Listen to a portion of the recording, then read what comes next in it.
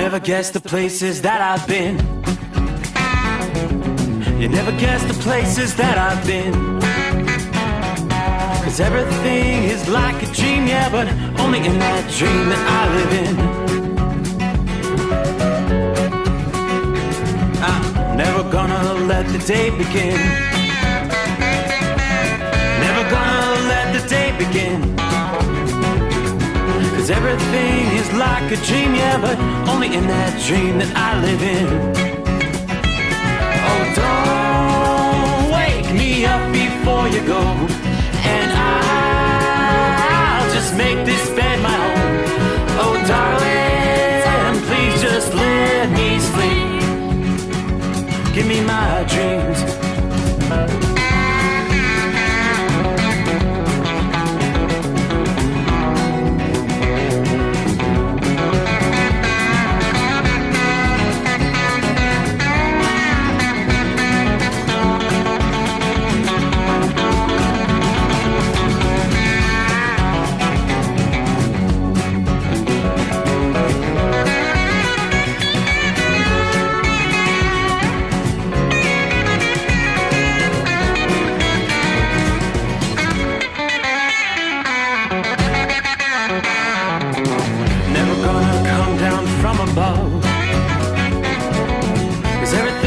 Better from above. Nothing's ever as it seems, yeah, except in that world that I dream of. Never gonna lose the ones I love. Never gonna lose the ones I love. 'Cause everything is like a dream, yeah, but only in that world that I dream of. Oh, don't wake me up before you go, 'cause I can't face this day alone. Oh, darling, please just let me sleep. Give me my dreams. Give me my dreams. Give me my dreams.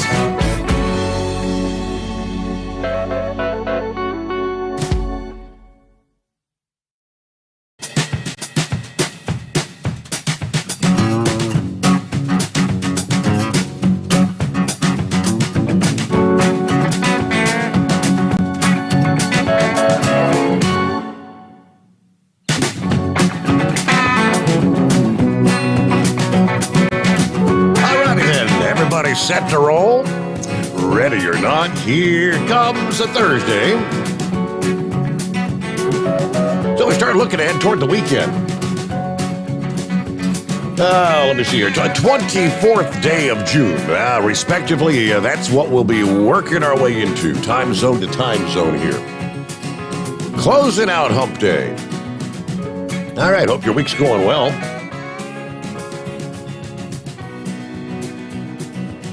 We're actually looking at, final weekend in the month of June, actually, because the following weekend we will be into the month of July and actually rolling into the 4th of July weekend. Seems like every year about that time. Summertime officially underway. You start having some really hot days. That's summertime. You can snap your fingers in the blink of an eye. All of a sudden, fall's here. And you start thinking about the cold weather again. Well, you're not going to be thinking about any cold weather if you're going to be in the Pacific Northwest.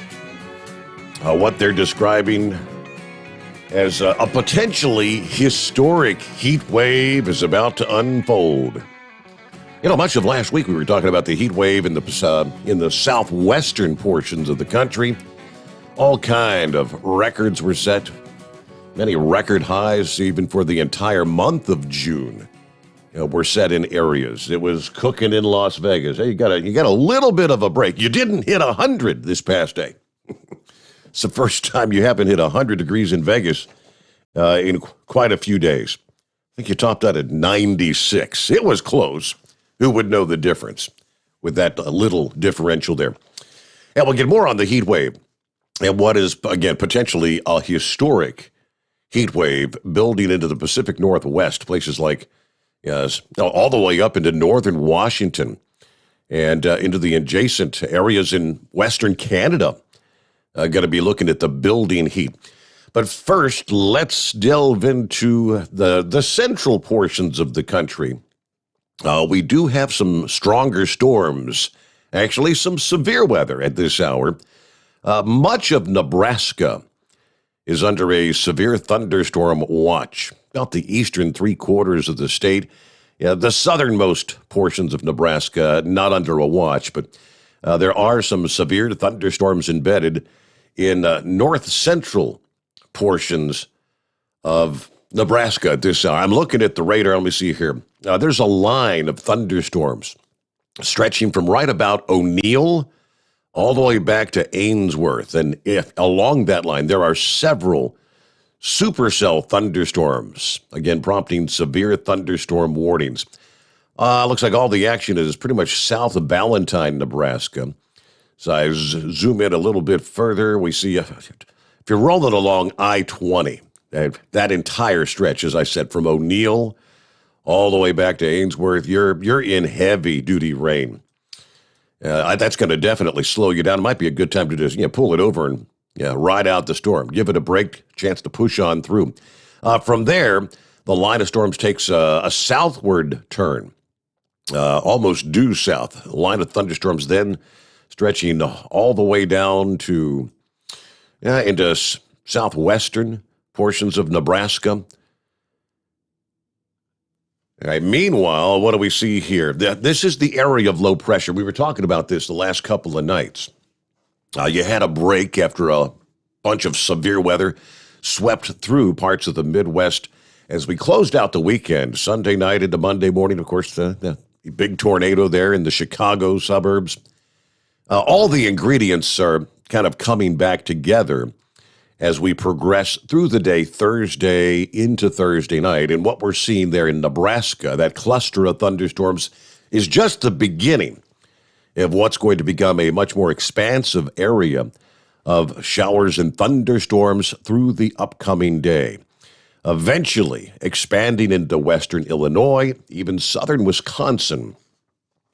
Areas, by the time we get to Thursday night, Des Moines to Cedar Rapids, Iowa, Kansas City, Missouri, up to Madison, Wisconsin, Rockford, Illinois, all areas and points in between that could be looking at some stronger thunderstorms. Large hail, damaging winds will be the threat today, with the severe weather hazard transitioning more or less to a line of strong straight-line winds as we move into the overnight hours, Thursday night into Friday morning. Unfortunately, as we progress through the day Friday, portions of northern and central Illinois, areas that have already been hit hard this week, will again be at the risk for some of these storms. Portions of Michigan, Indiana could face some strong thunderstorms Friday as well. Going to have to keep an eye to the sky. Chicago, Indianapolis to Grand Rapids, Michigan. That front's going to begin to fall apart as we head into the weekend. So we'll see a much less threat of severe weather. But what is left of that front's going to kind of stall out over the region. And when the front stalls out like that, it does leave the risk for some repeated downpours over an extended period of time for some areas. Now, that would raise the risk of flooding. Urban and small stream flooding is a concern between now and Sunday in that zone. From central Oklahoma all the way up into Michigan, even into central Ontario, Canada. In that area, from central Missouri to the lower peninsula of Michigan, generally, forecasters are saying we're going to see a good 4 to 8 inches of rainfall. That's a big-time soaking. Some localized areas may approach 12 inches of rain. Now, rain of that magnitude, even in areas that were previously abnormally dry in recent weeks, could lead to more general flooding problems. Could see some significant rises on some of the major tributaries in that zone. So obviously, we'll keep an eye on things. Aside from that cluster of storms, again, in north central Nebraska, most of the country, from there to the east, you're pretty much high and dry. There's still a few lingering thunder showers in parts of the Florida Panhandle region, the area pretty much smack dead center between Tallahassee and Destin. Again, a smaller cluster of thunderstorms, a little cell of thunderstorms in south central Georgia as well. Look a bit further south. Yeah, you had some rain coming in south of Tampa into south central Florida. You get out west, look at the bigger picture. There's a lot of scattered showers, nothing of severe magnitude. You've got some shower activity popping up in western Colorado, northwestern portions of Utah. There's a little cluster of thunder showers down in the southwestern corner of Arizona. They could sure use some rain down there. Not a whole lot to speak of, though, just scattered activity out west. That's with the heating of the day. The sun hasn't even officially gone down yet, and those will probably all just begin to fade away and dissipate as the sun sets. And again, you lose some of that instability from the heating of the day. Meanwhile, yes, the heat in the Northwest as we approach the weekend and into early next week. Dangerous triple-digit highs will be threatening, they tell us, all-time records in parts of Washington, Oregon, and Idaho. The West has already been one of the epicenters of the most intense heat in the month of June so far. 24 locations out there with at least 75 years of records actually set all-time monthly June heat records, most of those last week. According to NOAA's Weather Prediction Center, Palm Springs, California, Salt Lake City, Utah, tying all-time record highs for any day of the year, actually. Yeah, much of the hot weather this month has been centered in the northern plains, the Rockies, the Southwest, and California. That's all about to shift into the Northwest. That's because a hot dome of high pressure is going to build into the region as the jet stream takes a far north arc into western Canada, allowing the heat to surge all the way up into the northernmost reaches of the country. Yeah, that heat dome may be record strength for this area, for this time of year, or any time of year, they tell us. You get the sinking air under a high-pressure system that sends high temperatures soaring more than 20 or even 30 degrees above average by the time we get into the weekend, and it's going to continue into early next week. Let's start Saturday. Highs in the 100s will be common, not just in the dry interior of the Northwest, but also west of the Cascades, western Oregon, possibly parts of western Washington. Portland, you may see highs above the century mark, starting Saturday, then continuing through Monday. But that's not the whole story there.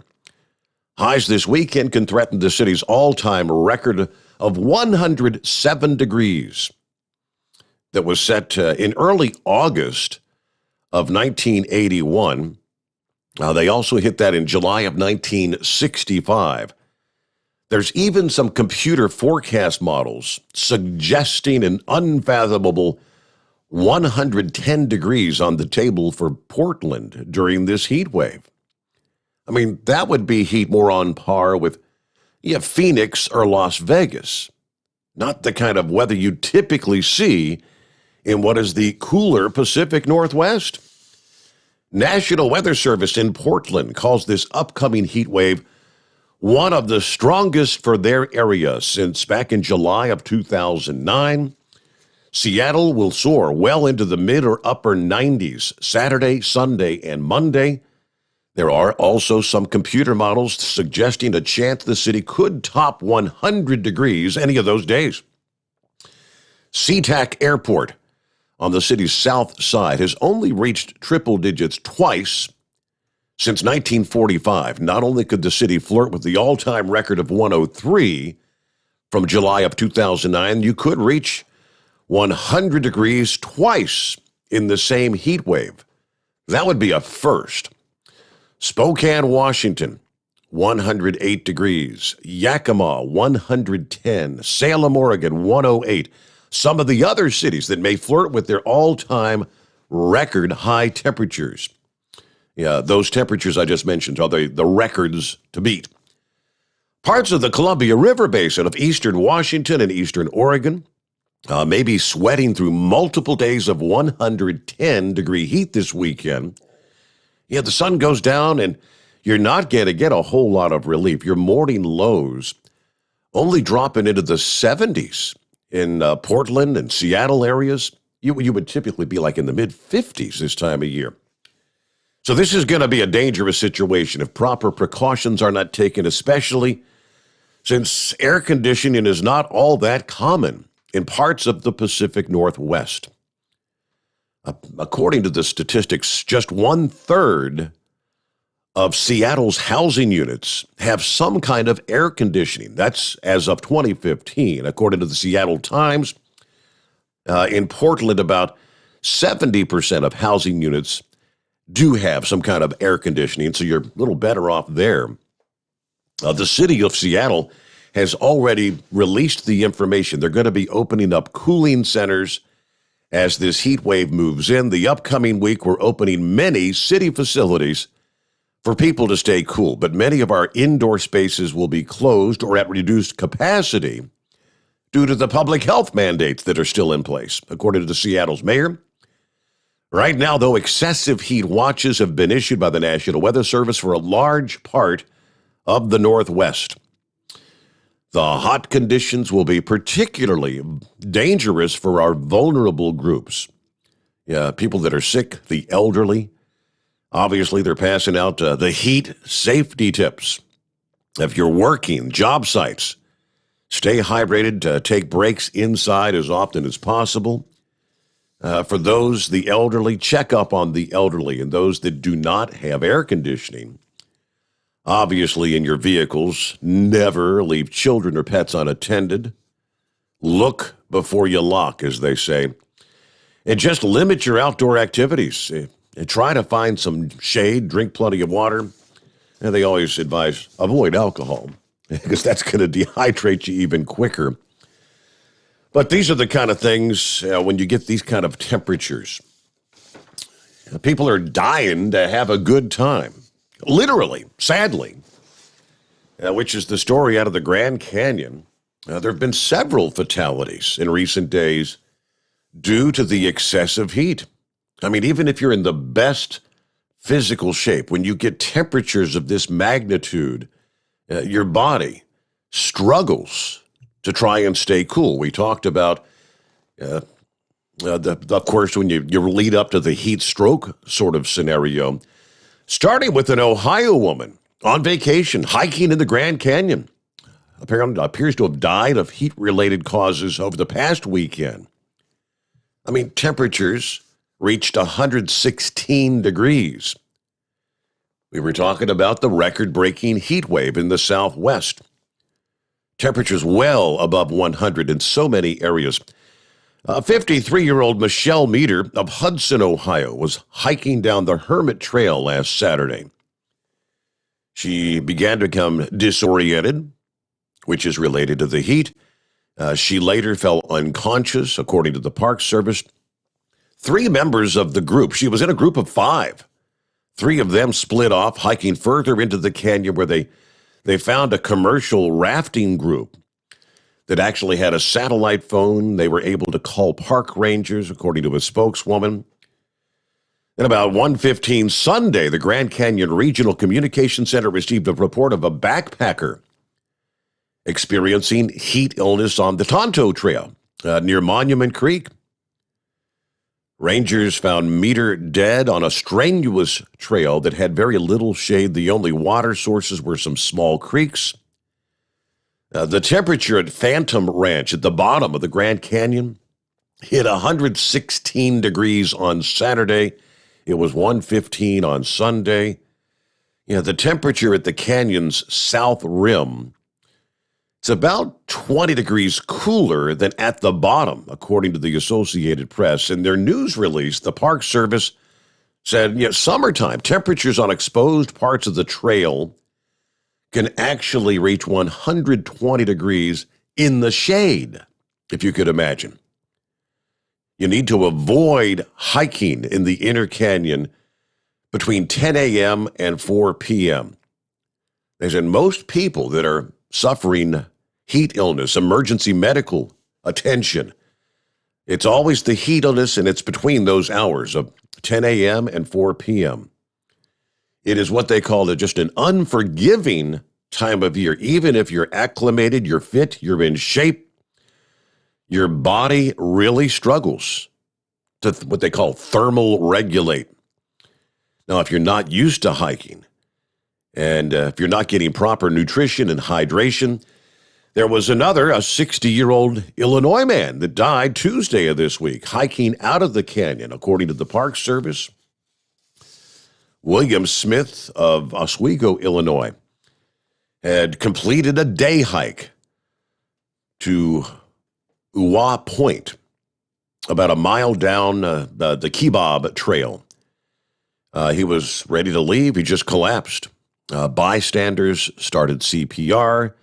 Park Service EMS personnel responded, but their resuscitation efforts not successful. You know, dying to have a good time, you gotta take the heat serious. So if you're going to be moving some freight there in the Pacific Northwest, boy, you just hope and pray you don't have any AC issues this weekend and into early next week. All right, meanwhile, it's 844-3388. As we get things underway here on a Thursday morning, great to have you with us. All right, the Restream, I don't get to check in because I don't have any of the messages. I don't know why it does that from time to time. So from this point forward, I'll see your messages if you want to recheck in. Wildfires in Arizona, beware, are shutting down highways. The Walnut Fire hopped over I-10 southeast of Tucson. Wednesday morning, the Arizona DOT was reporting numerous highway closures due to the wildfires. The Walnut Fire near Dragoon, Arizona, temporarily shut down a portion of I-10. As of 9:30 local time this past morning, that fire had grown to nearly 8,000 acres, about 7 miles northwest of Dragoon, about 50 miles southeast of Tucson, they tell us. Yeah, the exit ramp on I-10 westbound was closed. At one point, I-10 was actually closed in both directions. As of press time for this story, the interstate had reopened with only the exit ramp closure still in place there. This particular blaze started at like 6 a.m. Sunday. Evacuation orders are in place for Dragoon Road, East Dragoon Road, North Amarin Road, and several others. This particular blaze, 0% contained, according to authorities. Meanwhile, in other parts of the state, more wildfires are causing road closures about 16 miles from the New Mexico border. Hannigan Meadow. There's the Bear Fire burning that's about 7,300 acres now, 0% containment. Consequently, US 191 closed in both directions south of Alpine from mile marker 195 on the south to the 225 mile marker, Blue Vista on the north side. They, again, had no estimated time for reopening there. Then about 55 miles south of Flagstaff, the Backbone Fire burning more than 38,000 acres, 1% containment. Yeah, that blaze has shut down portions of State Route 260, State Route 87. Specifically, State Route 260 is closed in both directions between Camp Verde, mile marker 227, and State Route 87 at the mile marker 252. State Route 87 is closed in both directions as well between the 255 and the 290 mile markers there. There are some smaller fires closing highways elsewhere in the state, but caution traveling out west. All right, we'll get to some other industry headlines coming up here. You want to jump on board around the country? Our number is 844-3388. I had a chance to speak with Josh briefly a bit earlier this evening. He's all set and ready to go. They're in Wisconsin. Big tractor pull weekend that, actually gets underway today, Thursday, Friday, Saturday. It's the Budweiser Dairyland NTPA Nationals that'll be taking place. Coming up later on this afternoon, 1:30 Eastern Time. Josh will be coming your way live there from Wisconsin with your Hot Shot Secret Weekly live program. And, of course, on a weekly basis, they have different experts and whatnot taking your questions. They're going to be doing some giveaways. I believe the giveaways this week will be some Hot Shot Secret Stiction Eliminator, if I'm not mistaken. But again, tune in live, 1:30 this afternoon. Get a first-hand look at what's going on there in Wisconsin as they prepare for the big tractor pull weekend. Some of the best are going to be participating there. Meanwhile, Kyle would be set up he's probably going to be setting up today because the racing action that he'll be in attendance at over at Virginia Motorsports Park. This is going to be the big diesel drag racing event in Virginia, Saturday and Sunday, the 25th and the 26th, the Outlaw Diesel Super Series at the legendary Virginia Motorsports Park. World's fastest diesel will be there. That's the Hot Shot Secret Fire Punk Diesel S10, along with a number of the other Hot Shot Secret sponsored racers. And don't forget, Kyle mentioned last week that there's also an awesome truck show there, including some big rigs. You got all the different classes, truck show awards, the custom big rig awards. Always some cool trucks that'll be showing up on display there. Looks like gates open at noon Friday. Test sessions, qualifying rounds, they'll be running until about 10 o'clock in the evening. Saturday, up bright and early. Gates open at 8 a.m. Track goes hot at 11. Racing all day long. Only cost you $20 to get in there. And if you stop by the Hot Shot Secret booth, find Kyle and say, "Hey, I'm an Overnight Drive listener. I love that Steve Sommers Overnight Drive program. Thanks so much for bringing Steve." He'll give you a free quart of Hot Shot Secret Stiction Eliminator just for stopping by. So he's hoping to have some of the Overnight Drive fans checking in there. Okay, as I said, so for those checking in now, Big Moose, he says, "Heidi-ho, Steve Areno. Good morning, Big Moose." Norman checking in, 88 degrees here in north central Kansas. Well, at this time of the evening, 88? Making my coffee, getting ready to head out. Good morning to all. Eskimo Mom, it's beautiful weather tonight. Low to mid-60s, rolling through northern Kentucky. Yeah, we're at 66 outside the Hot Shot Secret bunker here in southwest Ohio at this hour. Buckeye Boy checking in from Georgia, 71 degrees, a little bit on the humid side. Just finish up getting the food prepped for my wife and my family. That'll be coming in tomorrow for Mom's surprise 80th birthday party Saturday. Yeah, most of the family coming in tomorrow is coming to the house, so we're cooking dinner. Been running some errands all day, getting stuff together. Really get into it Saturday morning as far as getting things decorated and setting up the tables and chairs, the drink station and all that fun stuff, the cake table and the buffet. Yeah, Kathy and I used to actually do catering, so we've got a little bit of experience with all that. I'm depending on you, Steve, and the AccuWeather gods to make sure the weather is good, please. Also, a shout out to my friend Donnie, who totaled his tractor today in an accident, and he was able to limp away. Could have been real bad. Anyway, everybody have a great night. Be safe out there. All right, hate to hear that. Good luck to Donnie. Fred checking in, 84 degrees under a big, bright moon tonight. Makes for a beautiful drive. And, hey there, Colton just checked in. Hi there, Colton. Good to have you with us. All right, meanwhile, it's 844-844-3388. What do we see here? Again, we get some of the industry headlines just ahead. And from our friends at OOIDA and Landline. addressing a question about what they call the Drive Safe Act. We've heard it many times before. You're familiar with that.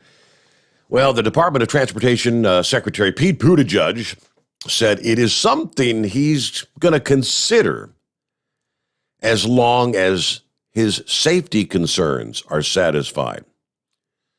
There was a Senate subcommittee hearing on transportation, housing, and urban development where Senator Mike Braun of Indiana asked Buttigieg if the DOT would consider implementing the Drive Safe Act. Just as a refresher, the Drive Safe Act is the one that would allow 18 to 20-year-olds become long-haul truckers. Pete said, I think it's something we can explore, provided we satisfy any safety concerns that arise. We know that experienced drivers are the safest drivers, but to your point, you have to begin getting experience at some point, which is very true. All right, the Drive Safe Act. Senate Bill 659, introduced by Todd Young of Indiana. They claim it's the solution to the shortage of truck drivers. Obviously, the current minimum age to operate a commercial truck in interstate commerce is 21 years old. This would allow, again, those 18 to 20-year-olds to cross state lines. Earlier this month, we had a coalition including OOIDA, the Teamsters, as well as advocates for highway and auto safety that sent a letter to leaders of that transportation subcommittee about their concerns, the dangers involved with lowering the age. To which studies of young commercial vehicle drivers show that the age of driver, as the age decreases, large truck fatal crash involvement rates tend to increase, according to the coalition. Now, they cited studies, they say, that indicate commercial motor vehicle drivers ages 19 to 20 are 6 times more likely to be involved in fatal crashes than other truck drivers, which to me, that sounds like a pretty significant jump, no doubt, 6 times. All right, we'll get to your calls ahead here. Jump on in as we roll into a Thursday. It's 844-844-3388. The Steve Sommers Overnight Drive, live from the Hot Shot Secret Studios. USA Radio News with Dan Naraki. California Governor Gavin Newsom will face a recall election. The state's Secretary of State confirmed Wednesday that her office had received more than 1.7 million verified signatures, enough to trigger the recall. That election is likely to be scheduled for this fall. If Newsom survives the recall, he would then be up for re-election in 2022. And a CDC advisory committee said Wednesday that there's a likely association between cases of heart inflammation in some adolescents and young adults and the Pfizer and Moderna COVID vaccines. The CDC's Advisory Committee on Immunization Practices says that the benefits of vaccination outweigh those risks, given the incidents are extremely rare and usually exhibit mild symptoms. The FDA does plan to include a new warning with the vaccines about the potential risk of myocarditis or pericarditis. You're listening to USA Radio News. Are you struggling with addiction or alcohol problems? If you're depressed, drinking, and using drugs, you may need help. And the Affordable Care Act guarantees coverage of substance abuse. I knew I could get myself out of this. I just needed some hope and some help. I took the first step to recovery when I made the call. Call the Addiction Hope and Helpline now for a free assessment with someone who cares. Call 800-854-1055. 800-854-1055. I feel like I'm losing control. I'm afraid I'll lose my job or even my family. Call now for hope and help with proven, gentle recovery programs. I never thought that I could be somebody who didn't drink and use drugs. I'm in recovery, getting the help I need. Call the Addiction Hope and Helpline now for a free assessment with someone who cares. Call 800-854-1055. 800-854-1055. 800-854-1055. You're listening to the Overnight Drive with Steve Sommers.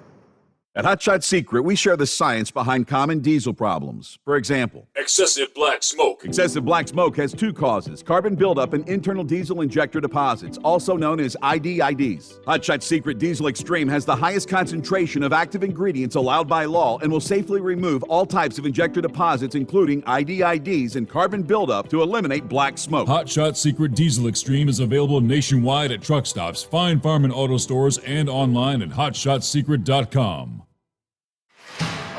Diesel Army is on duty 24 hours a day, 7 days a week. Burning the midnight oil with the best diesel coverage. All the tech, all the torque. Diesel Army, where there's smoke, there's fire. For the latest news and event coverage, as well as feature and tech articles, sign up for the newsletter and don't miss a thing. Visit dieselarmy.com from the Power Auto Media family of digital magazines. Again, it's dieselarmy.com. If computers are your problem, Cherry Digital Pros has your solution. We are a full-service computer sales and repair company. We can diagnose your problem and fix it quickly and affordably. We fix all models of laptops and PCs. We also offer custom-built PCs, servers to your specifications. From PC repair and laptop repair to online internet help to data recovery, we can handle it.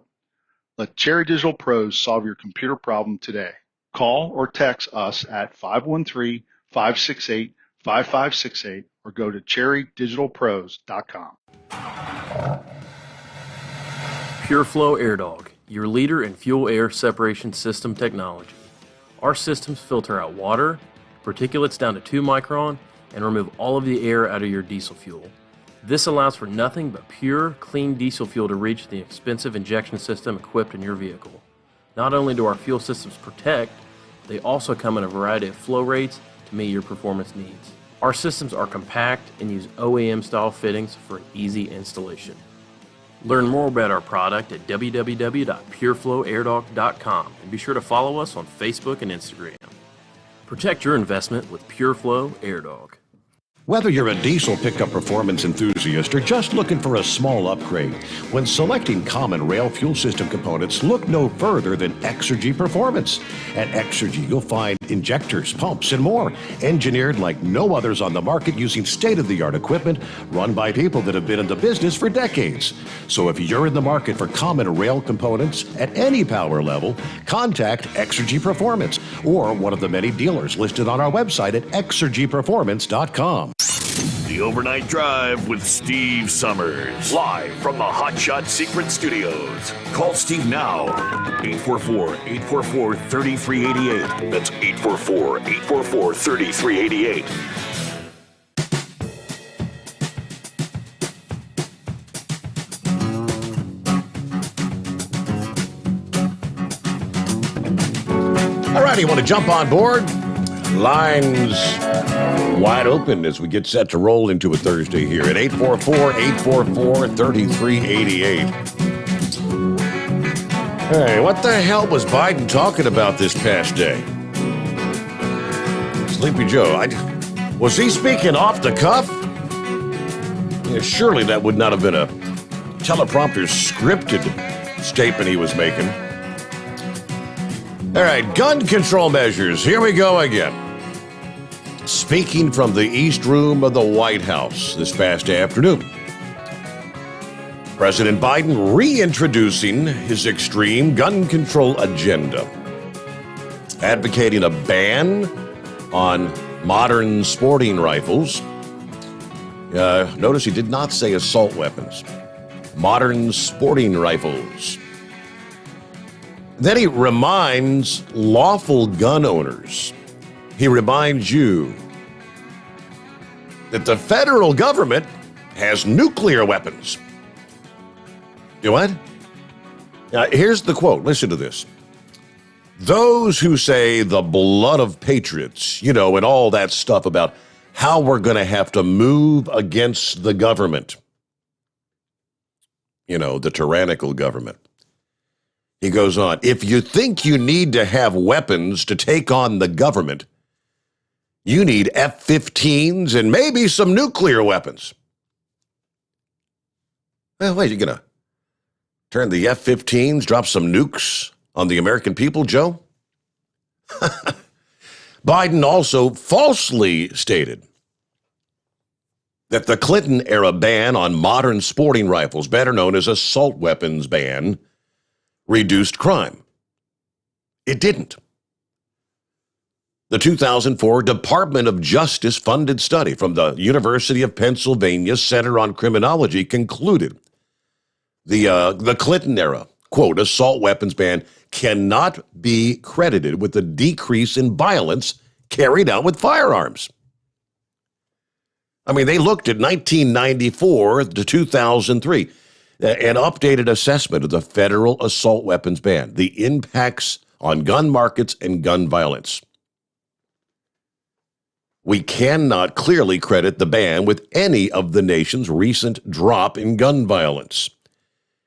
There's no discernible reduction in the lethality and injuriousness of gun violence based on indicators like the percentage of gun crimes resulting in death or the share of gunfire incidents resulting in injury. The summary of that report on the study's findings states the ban's impact on gun violence is likely to be small at best and perhaps too small for any reliable measurement. All right, assault weapons were used in no more than 8% of gun crimes even before the ban. There was another study from Quinnipiac University that showed exactly the same. The purpose of the present study is to determine the effects of state-level assault weapons bans and concealed weapons laws on state-level murder rates. Using data the period 1980 to 2009, and controlling for state and year-fixed effects. The results of the study suggest states with restrictions on the carrying of concealed weapons had higher gun-related murder rates than other states. It also found that assault weapon bans did not significantly affect murder rates at the state level. These results suggest restrictive concealed weapons laws may actually cause an increase in gun-related murders at the state level. You know what they call the unintended consequences, right? Joe then went on again to falsely state that cities with the highest crime rates, like Chicago, Baltimore, and New York, do not already have strict gun control laws. They do. Yeah, throughout his remarks, Joe failed to hold the defund the police movement accountable for the skyrocketing crime rates we're seeing around the country. But he did vow to bail out Democratic mayors with federal tax dollars to hire more police. All right, on the law enforcement side, Senator Josh Hawley this past day says he's going to introduce legislation to try to combat this rising crime nationwide by hiring 100,000 new police officers. Now, he released that prior to Joe's address to the nation concerning the increase in homicides and violent crime.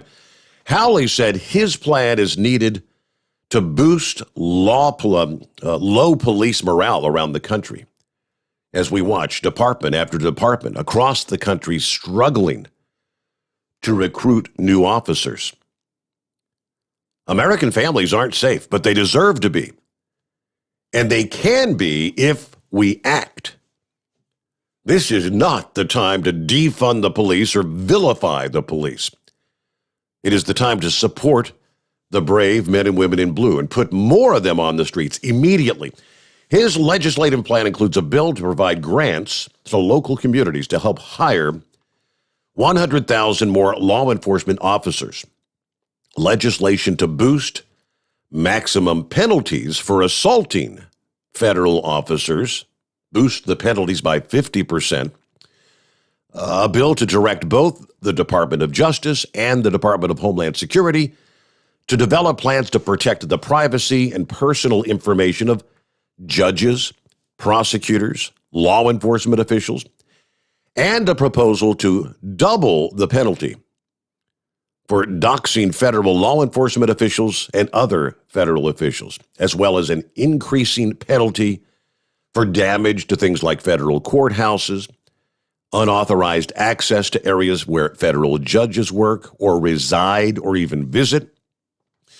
It will also include a bill to amend the Law Enforcement Officer Safety Act to extend concealed carry rights to federal judges and prosecutors, as well as a proposal to increase funding for family services, stress reduction, suicide prevention, and other programs for federal officers as part of the bill. This is all to expand what was the Supporting and Treating Officers in Crisis Act of 2019. That bill itself was actually proposed by the same Senator Josh Hawley. While we're on the topic, one other tidbit out of the state of Ohio, where Governor DeWine is pretty much saying the same thing, making good on his promise to professionalize policing in the state of Ohio. He's introducing what they're calling a college to law enforcement pathway program.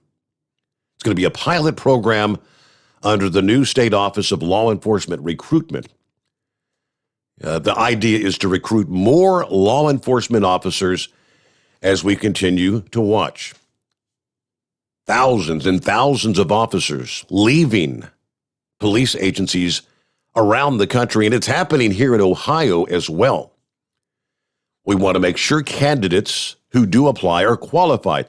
This is not an easy time to be in law enforcement, he said.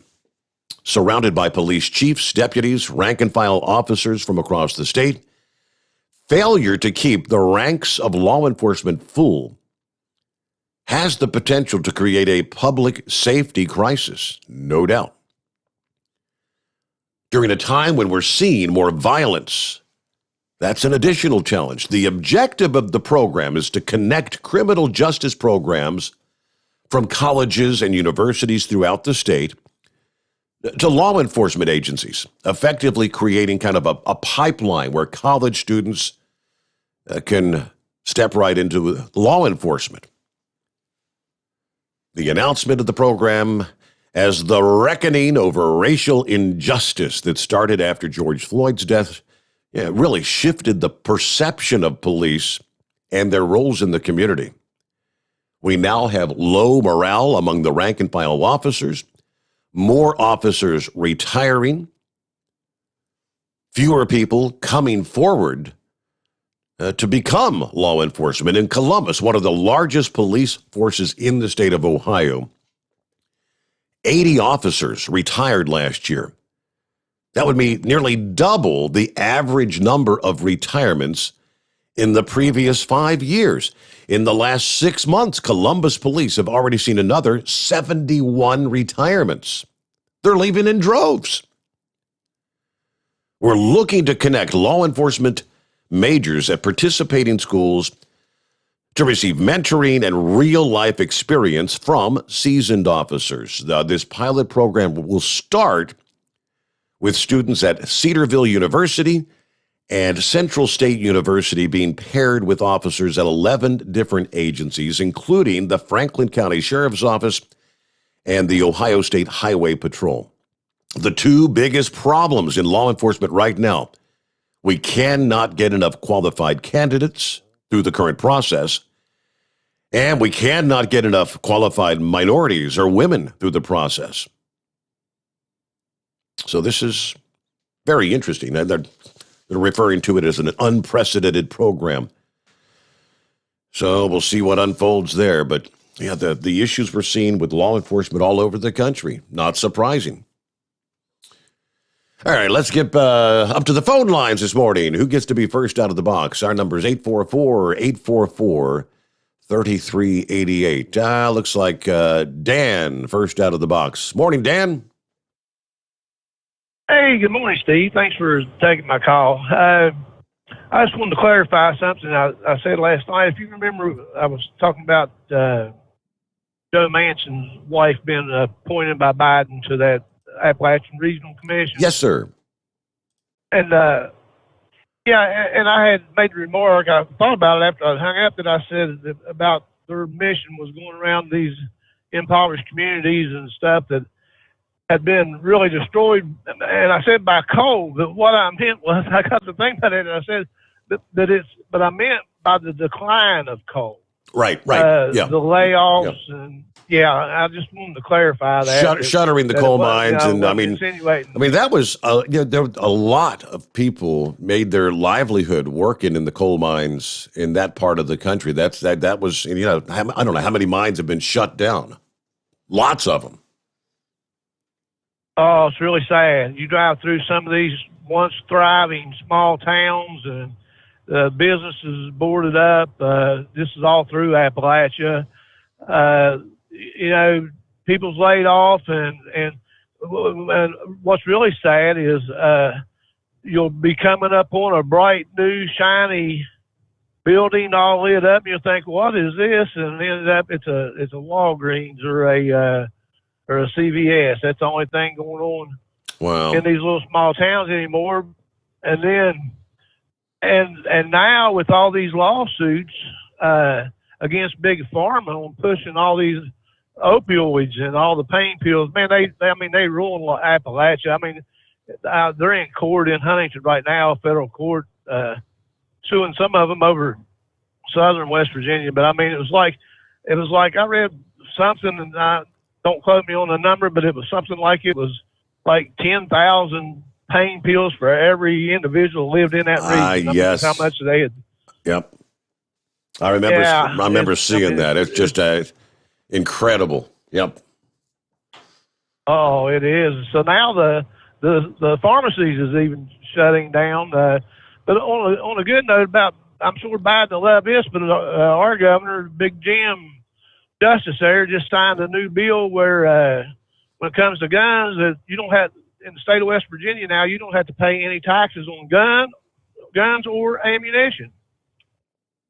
That's reiterating our commitment to the Second Amendment. It was my opinion of that. What do you think? I think that's a good thing. Yeah. Yeah, that's what I thought. No taxes, and they're also implementing a program. I haven't read the complete article yet, but just like you was talking about, DeWine doing in Ohio was about college courses to bring them out of college and go into law enforcement. So I'm glad to see people taking notice and figuring out that we need to do something there, and Lord help us as hopefully we can withstand. I don't know how much longer it'll be, but Biden, so we can get him out of there somehow. Last night, someone I think was talking about the VP if Kamala Harris would take over and all that. Yep. And you had mentioned that she gets to pick. The last rumor I heard was she was going to pick Spartacus. Have you heard that? Cory Booker. Really? No, I had not heard that. Well, wouldn't that be something? Oh my goodness! So you'd have the two individuals that were back in the Democrat primaries, the two individuals that were some of the earliest to drop out because they couldn't garner any support even from the Democrats. Kamala was one of the first to drop out. How she became the pick for vice president is incredible. Booker, he wasn't far behind her, I don't think. No, he was second or third, yep. I believe. You're right. I believe so. Yeah. It's crazy times. If you got time, I got one funny, and it is actually funny, not to mention no names about kind of not being funny, but his initials are Heat Wave. But I run into a guy yesterday, and an older gentleman, and he was telling me that him and his wife had celebrated their 50th wedding anniversary the day before. He said, for our 25th wedding anniversary, he said, I took her to Beijing, China. I was like, really? That's a heck of a trip. I said, well, what'd you do for your 50th to, kind of outdo that? He said, I went back and got her. He said, that's how you stay married 50 years. There you go. Yeah, left her in China. All right. Well, Dan, thanks for the clarification.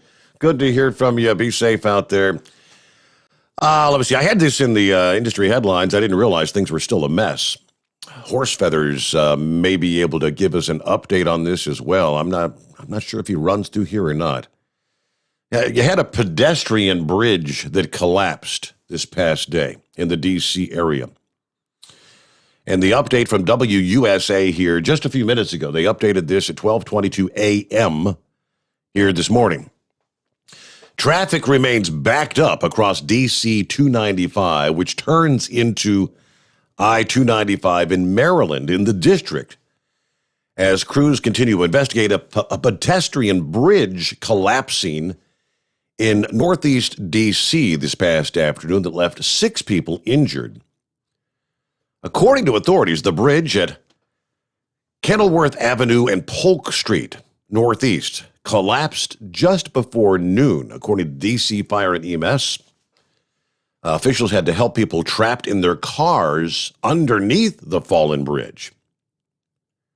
The impact of the collapse has closed D.C. 295 in both directions with no access to U.S. 50, New York Avenue split to the 695 interchange.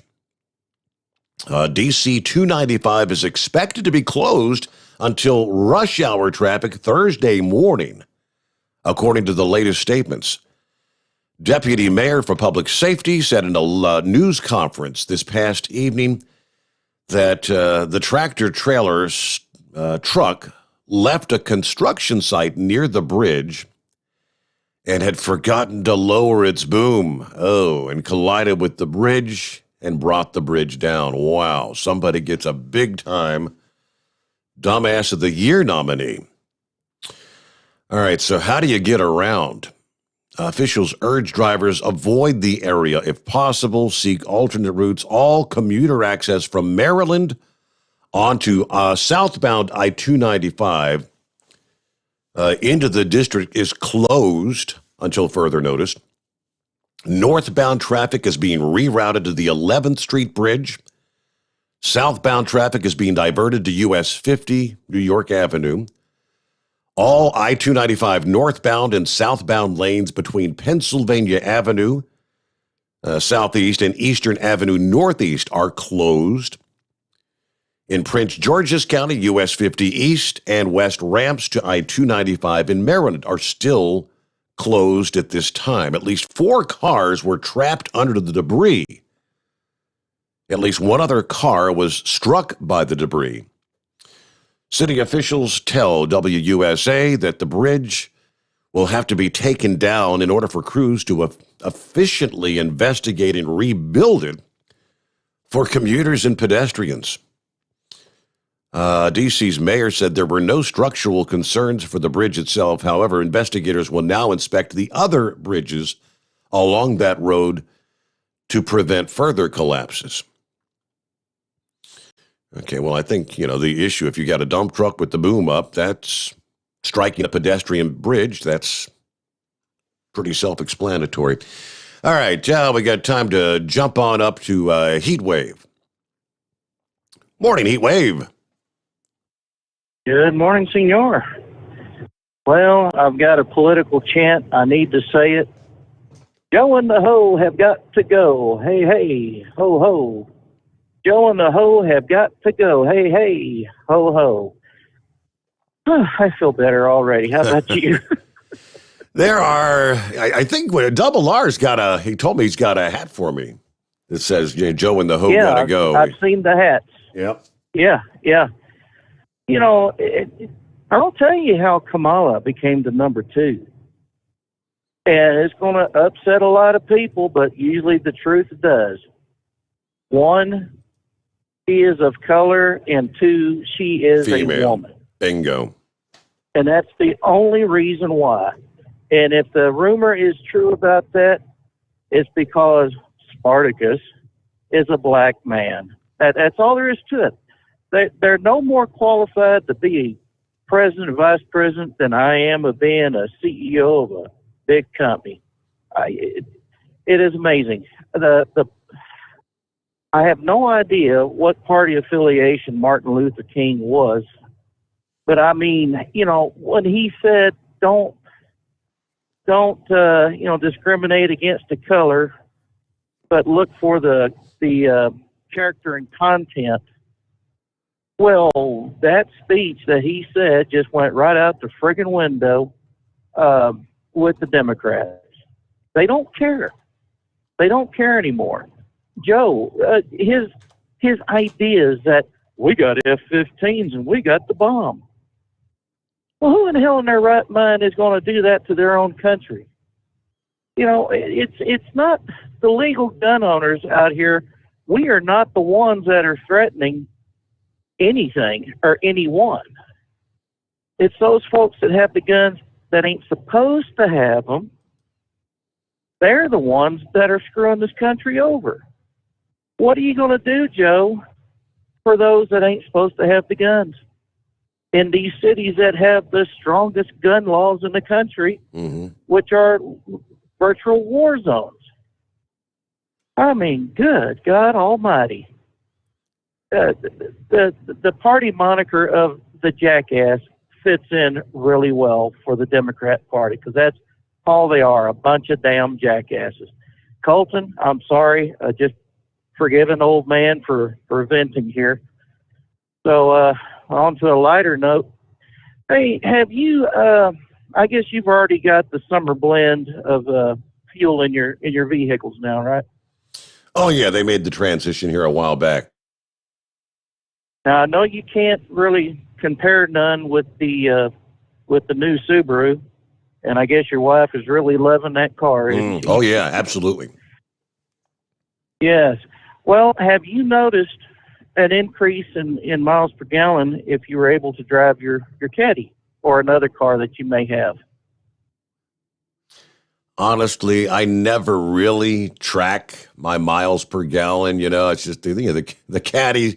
That's a V8 engine, and it doesn't get the best of mileage to begin with. So I wouldn't know. I haven't really driven the Caddy in several weeks anyway. So, hey, if you want to hold that thought. We got to get our news update here when we come back. Looks like kind of a developing story. Daytona Beach is kind of on lockdown right now.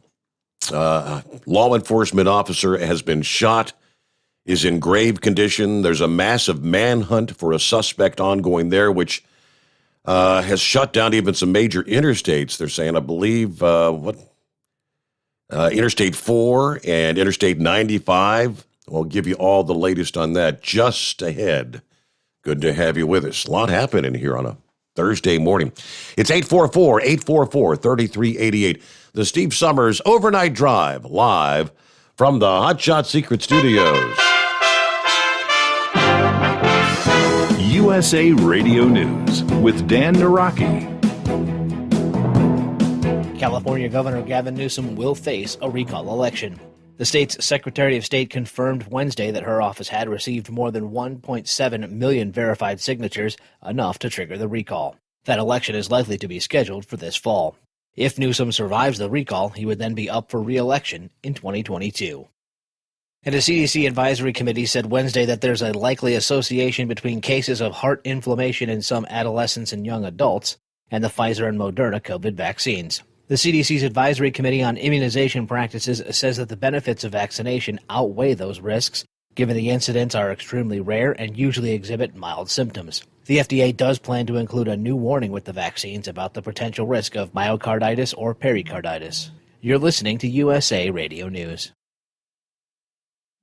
Hello, this is Wayne Alaroot for our newest sponsor, Asset Strategies, or ASI for short. ASI is a precious metals powerhouse. They sell gold and silver. Never in history has there been a more important moment to buy gold and silver. ASI has been in business for 39 years. They've served over 20,000 clients and sold $5 billion worth of gold, silver, and precious metals with zero complaints. Last year, gold saw gains of 25%. Silver nearly doubled gold's performance. Now Democrats are in charge. Green New Deal, open borders, free healthcare for illegal Eagles, bail out broke cities and states. The debt is about to go through the stratosphere. The time to buy is now.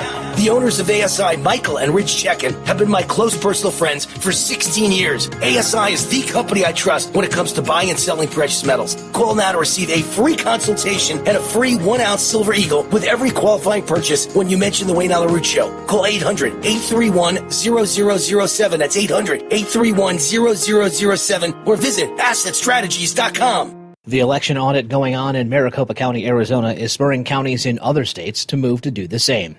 Lance Pry reports. As Arizona is wrapping up this week the audit of the 2020 presidential election in Maricopa County, Michigan's Sheboygan County voted Tuesday to authorize a hand recount of the 2020 election. Sheboygan County Board of Commissioners voted 4-3 to authorize a letter to Michigan Secretary of State Jocelyn Benson requesting the recount. Last month, Georgia was set to do an audit. More than 145,000 Fulton County absentee ballots will be reviewed as part of the audit in the 2020 presidential election. From the West Coast USA Radio News Bureau, I'm Lance Pry. And antivirus software company founder John McAfee was found dead Wednesday of an apparent suicide in his Barcelona jail cell.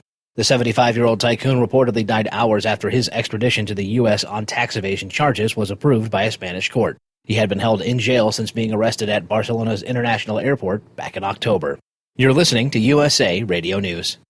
Look, bud, I said your money or your life. I'm thinking it over. The Great Gildersleeve. The new Edgar Bergen Hour with Charlie McCarthy. Now, if you say help me, I'll mow you down. 3 hours a day, 7 days a week of the greatest radio shows of all time. Classic Radio Theater. Available on many of these radio stations or available on demand anytime at any podcast app by searching USA Classic Radio Theater. USA Classic Radio Theater.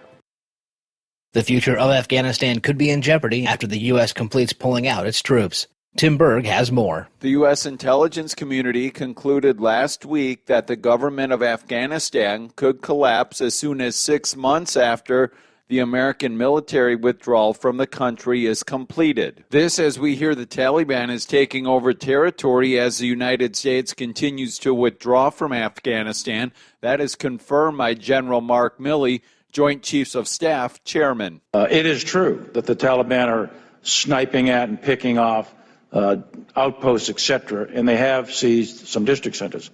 60% of the 81 were seized last year, and the others since the last 2 months or so. So, yes, we're concerned, we're watching it. But there's a 300,000 plus or minus military force, Afghanistan Army and police force. And it is their job to defend their country.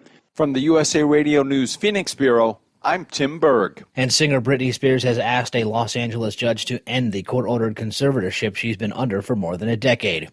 Calling the arrangement abusive, the 38-year-old pop star criticized the conservatorship of her father and others, claiming they have complete control over her life. During the hearing, the judge urged Spears to officially petition the court as a means to end the conservatorship. For USA Radio News, I'm Dan Naraki. At Hot Shot Secret, we share the science behind common diesel problems and their solutions. For example, ultra-low sulfur fuels. The primary function of diesel fuel is combustibility. One of the little-known aspects of fuel is its role as a lubricant to metal-on-metal moving parts. The introduction of ultra-low sulfur fuels diminishes the fuel's ability to lubricate because sulfur, which has been mostly removed, has lubricating properties. Hot Shot Secret Everyday Diesel Treatment with LX4 delivers unmatched lubricity. Third-party testing confirms that it takes 3 times the amount of leading fuel treatment to match the lubrication benefit of 1 dose of Hot Shot Secret. Everyday Diesel Treatment is a fully formulated 6-in-1 premium fuel treatment for every fill-up, every time. Everyday Diesel Treatment is available at truck stops, Tractor Supply, O'Reilly's Auto Parts, and online at HotShotSecret.com. Hot Shot Secret, powered by science. Because Channel 19's a little congested. Call Steve now at 844-844-3388. The Overnight Drive.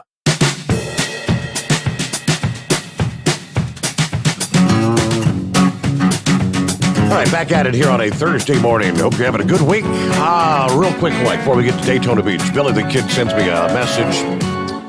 Right 2 lanes on I-75 southbound here in Ohio at the 52-mile marker. that'd be just south of Dayton, are blocked. Right 2 lanes are blocked. Just wanted to give a heads up. Chasing the tater to London as I'm heading to Sweetwater, Tennessee. All right, thank you, Billy the Kid. Now again, the breaking story out of Daytona Beach, Florida. Daytona Beach officer has been critically injured after a gunshot wound to the head, according to the police spokesman there. Shooting occurred as the officer was investigating a suspicious incident at a location on Kingston Avenue, according to the Daytona Beach Department on Twitter. After several minutes passed, the officer stopped responding to other units calling him on the radio, responding to his location where he was found lying on the ground, suffering from a gunshot wound, again to the head. The officer's identity not released. At this point, he was transported to Halifax Medical Center. Volusia County Sheriff describes the officer's condition as, quote, really bad. A $100,000 reward is now available for anyone who can help authorities locate the suspect in this shooting. Suspect believed to be 29-year-old Othal Wallace, who should be considered armed and dangerous. Wallace is believed to be driving a gray 2016 Honda HRV with California license plate 7TN X532. Now, spotting the California plate should be pretty easy in and around Daytona Beach, right? Multiple law enforcement agencies are conducting a massive search throughout Daytona Beach. Several roads are closed to traffic shortly before midnight, including portions of Interstate 4 and Interstate 95. During a brief news conference, the police chief said the entire county is under lockdown. They also released body camera video worn by the officer, which you get a clear view of the suspect involved here. So anyone with information urged to contact 911. So obviously, lots of police activity ongoing there, even along the interstates. They're in the Daytona Beach area. And yeah, it does not sound good for that particular officer. Wow. You know, there was another law enforcement officer killed this past day. I think I had printed that story up somewhere elsewhere in the country. It is a difficult time for law enforcement in this country. Prayers for the men and women in blue. All right, with that, let me get back to Heat Wave. All right, thanks for hanging in there. Oh, Steve, I tell you what, you really must be just fearful for your son when he's out there, because I mean, these guys and gals of the police, I mean, they go out there and they put their life on the line, not knowing if they're going to come back home to their loved every night. And I tell you what, that is a crime. I know I would be worried sick if my daughters were in the law enforcement area. So, Stephen, if you're listening, man, you stay safe out there, and the thoughts and prayers go to the family members of those who lost loved ones. You know, I would be interested in seeing what the background of this character is that supposedly did the shooting. You know, it always seems like that when they get done, they describe them to a T, and they always have a gun when they're not supposed to. So, well, how are they getting the guns, Joe? Why don't you take care of that issue first? I tell you, it ain't one damn thing, it's another with that old man.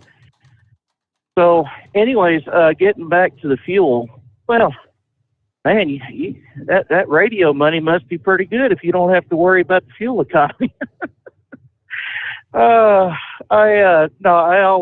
always kept track of my my vehicle fuel consumption, and especially with that little Camaro I got. You know, that 3.6 liter engine is really a good engine, and I've only put 8,000 miles on it since I got it last June or June of last year. So even when I went to Texas to visit my family and to go see Porn Star there in Dallas, the best I ever did was about 27 miles to the gallon, and most of that was highway driving.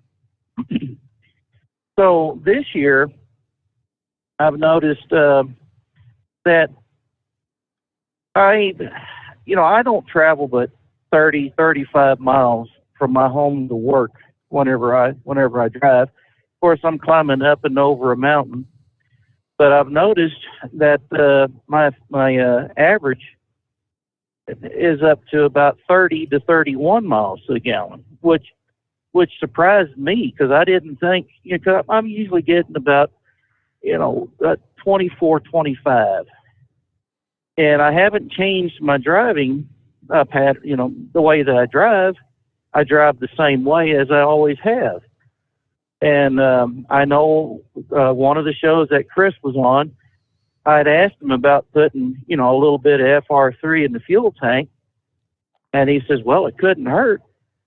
Well, I put a little bit of FR3 in the fuel tank, and my goodness, I really have enjoyed the extra boost in the fuel economy. I mean, something in there must have been dirty. Because, because I've never seen that kind of an increase in the MPG.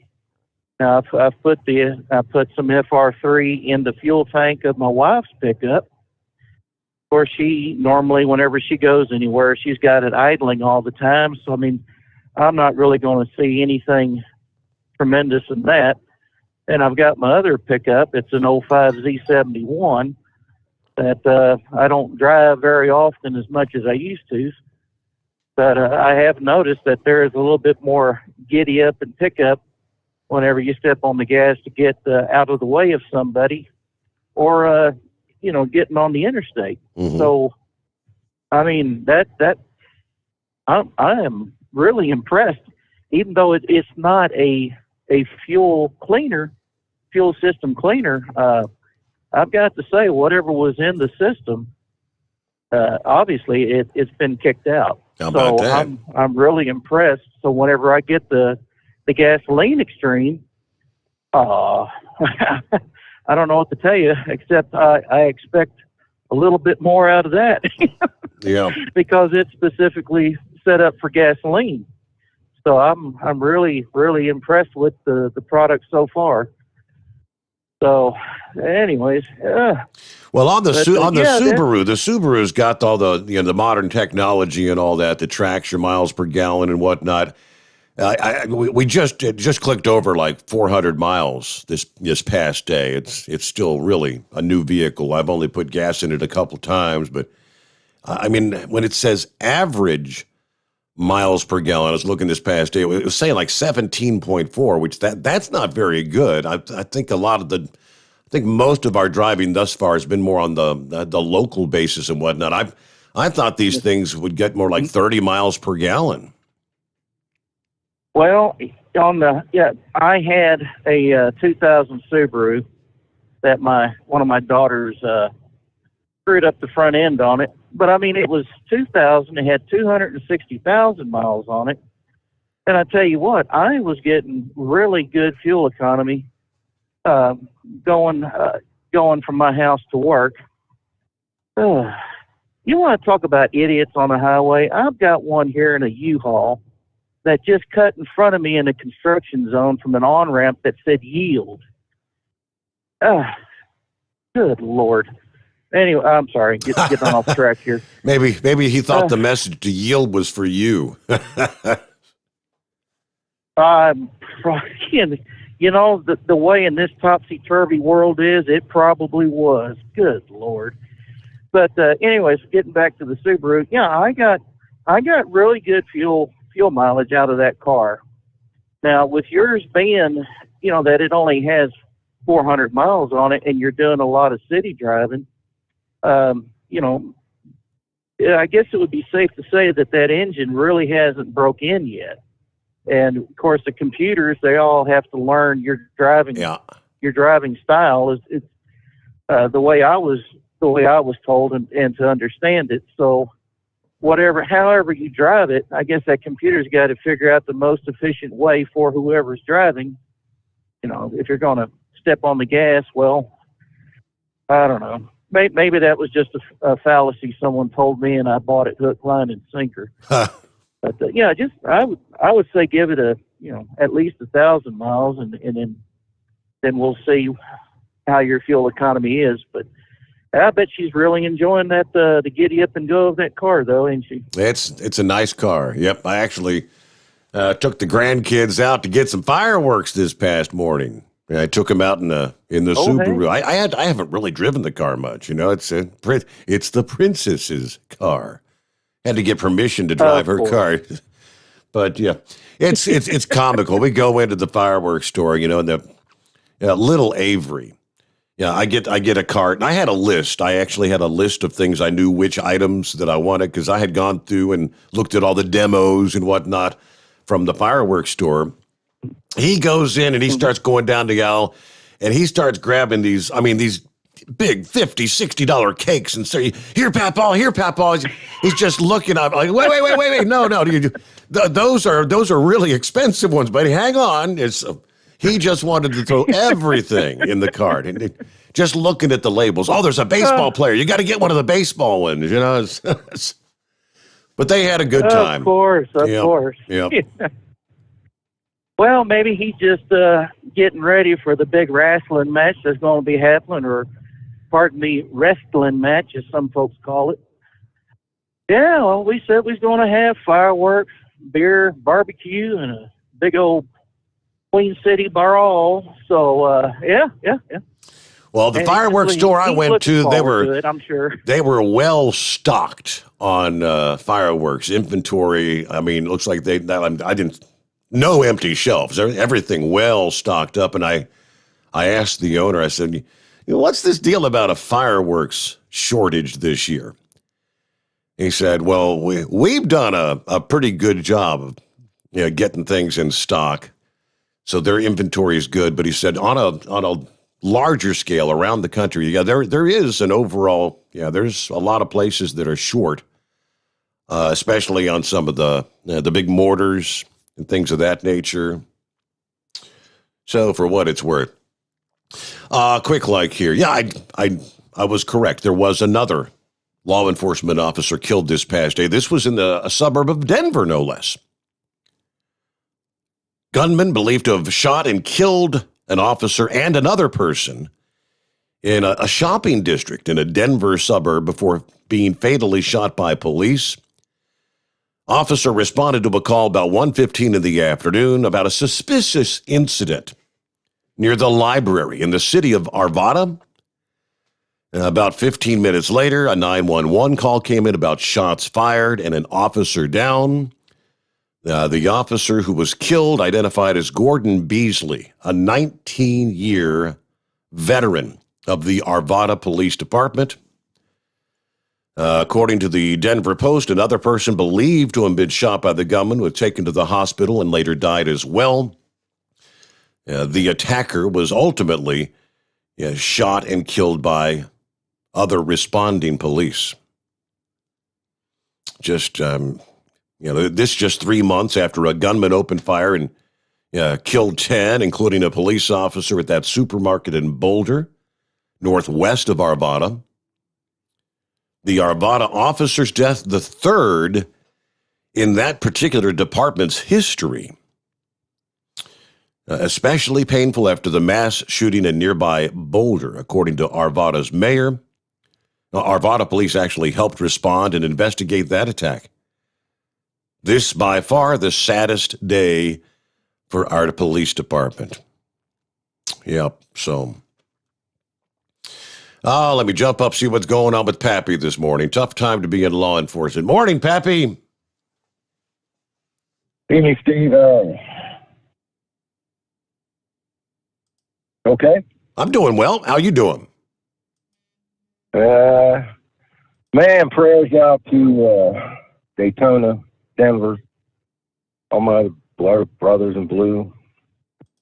Man, you know, a couple of years ago, Steve, I don't know what the stats are now, but 2 years ago, every 54 hours, a police officer was killed in this country. Every 54 hours. Wow. I'm sure that time frame has probably went down since then, if I had to guess. Mm-hmm. But, man, Steve, I'll tell you, you know, what you were talking about earlier, these departments struggling. Listen, man, here in Hamilton County, you know, it's not that bad. You know, it's not like these inner cities, you know, Detroit, Philadelphia. But I tell you what, Steve, we're having problems, man. We are having some problems keeping people, hiring people.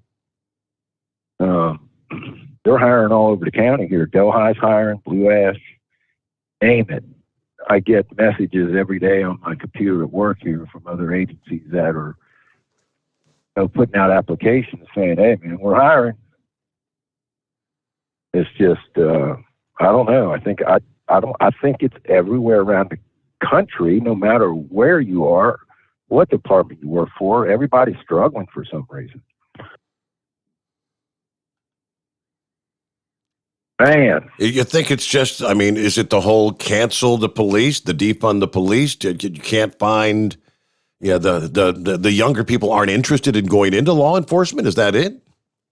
Well, Steve, I think that's a part of it, but I'll be honest, I think this goes back to Ferguson, you know, everything that's happened since Ferguson and Baltimore and Portland, you know, and through the years, after seeing all this crap happen, you know, people are kind of scratching their head and saying, man, do I really want to do this? You know? Wow.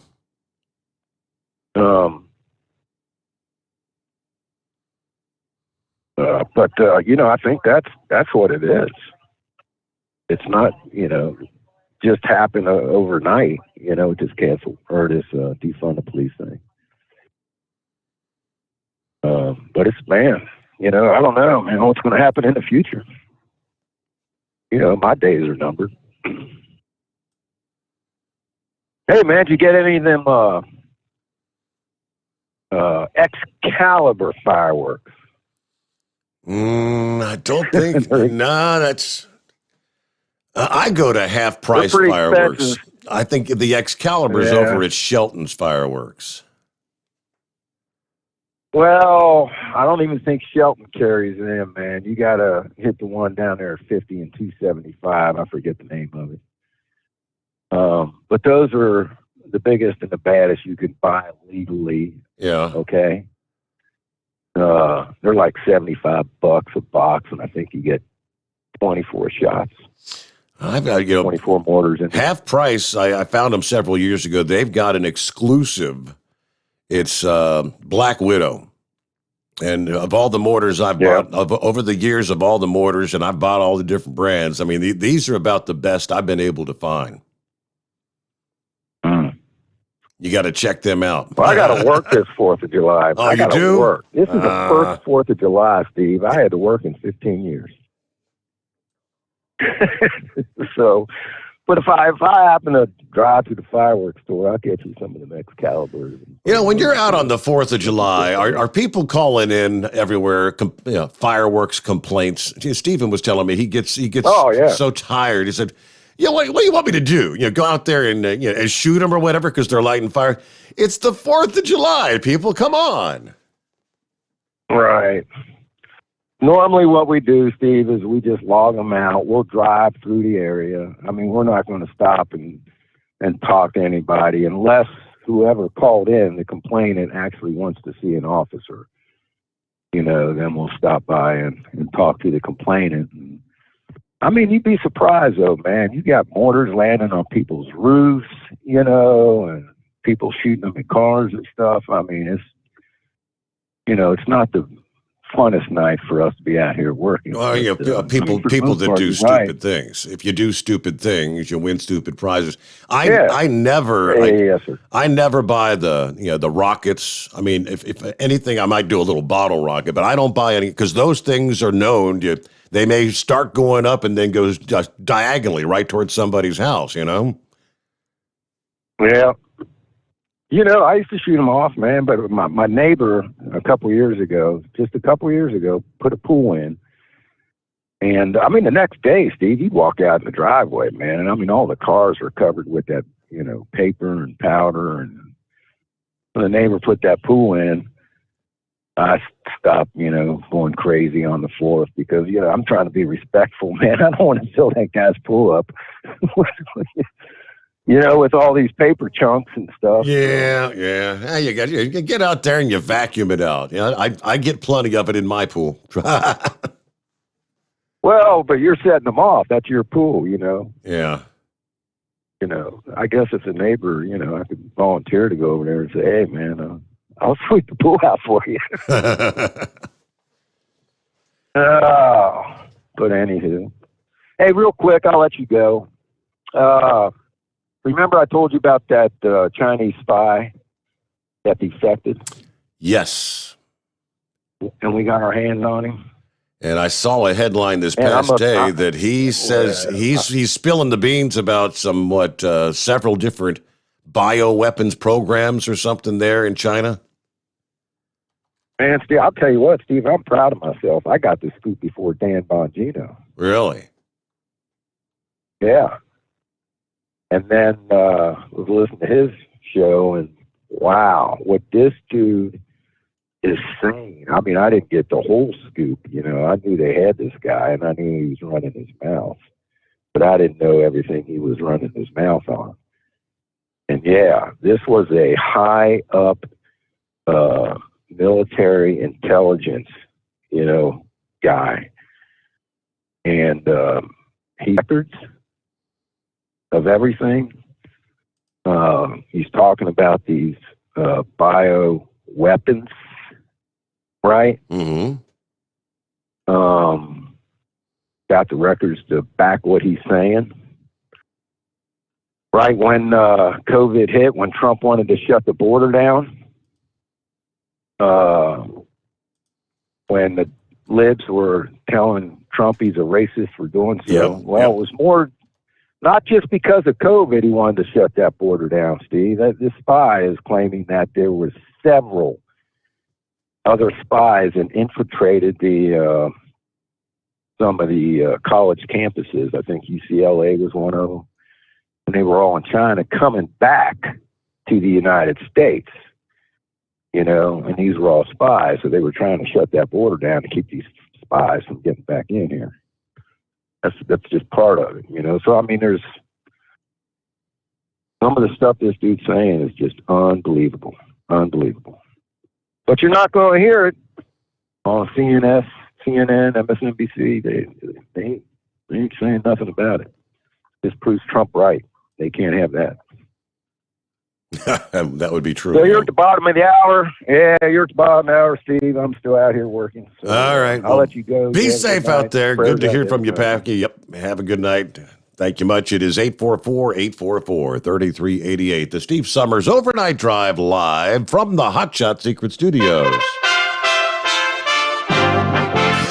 USA Radio News with Dan Naraki. A bipartisan group of senators have reached an agreement with senior White House aides on the framework of an infrastructure spending bill ahead of a Thursday meeting with President Biden. Maine Republican Senator Susan Collins told reporters that there are still details that need to be worked out, including how to pay for the $1.2 trillion package. The announcement on the framework comes as Congress prepares to take a 2-week recess for the Independence Day holiday, and as some Democrats work on crafting a $6 trillion package that would include spending for things like child care, changes to Medicare, and climate change, and will be paid for by tax hikes on the wealthy. And a CDC advisory committee said Wednesday that there's a likely association between cases of heart inflammation in some adolescents and young adults and the Pfizer and Moderna COVID vaccines. The CDC's Advisory Committee on Immunization Practices says that the benefits of vaccination outweigh the risks, given the incidents are extremely rare and usually exhibit mild symptoms. This is USA Radio News. Does your business spend $500 a month or more on gas and electric bills? Did you know by making a simple free phone call, you can save up to 25% on your bill every month? What could you do with a 25% savings on utility bills every month? Energy deregulation is now available in your state. Making one simple phone call will show you how we can lower your gas and electric bills instantly with no changes to your bill and no enrollment fee. This is a free service. The only thing you'll notice is a lower bill every month. Call U.S. Power and Light right now. Learn how easy it is to lower your utility bills for your business and save money. We promise. So if you spend over $500 a month on your gas and electric bills, please call right now and unleash your savings. 800-941-3381. 800-941-3381. 800-941-3381. That's 800-941-3381. You're listening to the Overnight Drive with Steve Summers. At Hot Shot Secret, we share the science behind common diesel problems. For example, Diesel fuel cetane levels. the cetane rating in diesel fuel is 42 to 45. Most diesel engines operate more efficiently with a cetane rating of 48 to 50. One treatment of Hot Shot Secret Diesel Extreme will raise your cetane 7 points, increase fuel economy, and improve cold starts. Hot Shot Secret Diesel Extreme is available nationwide at truck stops, fine farm and auto stores, and online at hotshotsecret.com. Hot Shot Secret, powered by science. For anything diesel, take it to Shy Diesel. They provide a wide variety of services and diagnostics to determine what the problem is with the latest technology. From simple oil changes and preventative maintenance to fuel system diagnostics and repairs, engine rebuilds and cylinder head repairs, and rebuilds with our in-house machine shop. They also have on-site DPF cleaning for exhaust issues and DOT inspections. If your diesel is asking for some attention, Shy Diesel has the specialist you need for anything diesel. Located in Terre Haute and Lafayette, Indiana, and Effingham, Illinois, Shy Diesel has you covered. Drivers, you demand that your equipment's reliable and dependable, and that also applies to your headset for communication. Well, our friends at Stellar Electronic have you covered. The Pluto Duo headset bundle is the best communication headset you can find in the industry. No matter the challenging environment you're driving in, the Pluto headset will make you sound crystal clear all the time thanks to their 99% noise cancellation. And the Duo's not only a stereo converter for the headset, but also a power bank so you can charge as you go. Learn more at StellarElectronic.com or visit them on Facebook. Attention all truckers, Dean Michael, the tax doctor here. I want to talk to you about those dreaded tax problems. I know you want to keep on trucking and not even think about them. Well, let's face it, they're not going away all on their own. You need professional help. I've been helping truckers put their tax problems in the rearview mirror for years. I can help you too. Call me for a free consultation at 888-632-4506 or go to mytaxhelpmd.com. It's like I always say, keep your eyes on the road, I'll keep mine on the IRS. 888-632-4506. Are you having trouble sleeping? Are you tired all the time? Growing older is a fact of life. Our skin starts to wrinkle, muscles get weaker, and our energy levels plummet. If there was a product that may help you slow down these symptoms of aging, would you be interested? I want you to go to getonthegel.com. That is getonthegel.com. Watch this 4-minute video that explains more about this amazing product. Or call us at Youth Fountain HGH today at 513-472-0699 for more information. The Overnight Drive with Steve Summers. Live from the Hot Shot Secret Studios. Call Steve now. 844-844-3388. That's 844-844-3388.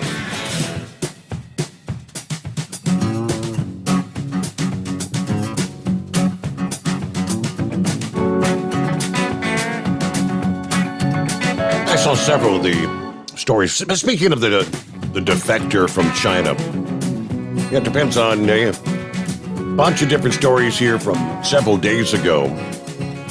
Yeah, that this guy's like spilling the beans, offering up intelligence about how the pandemic started.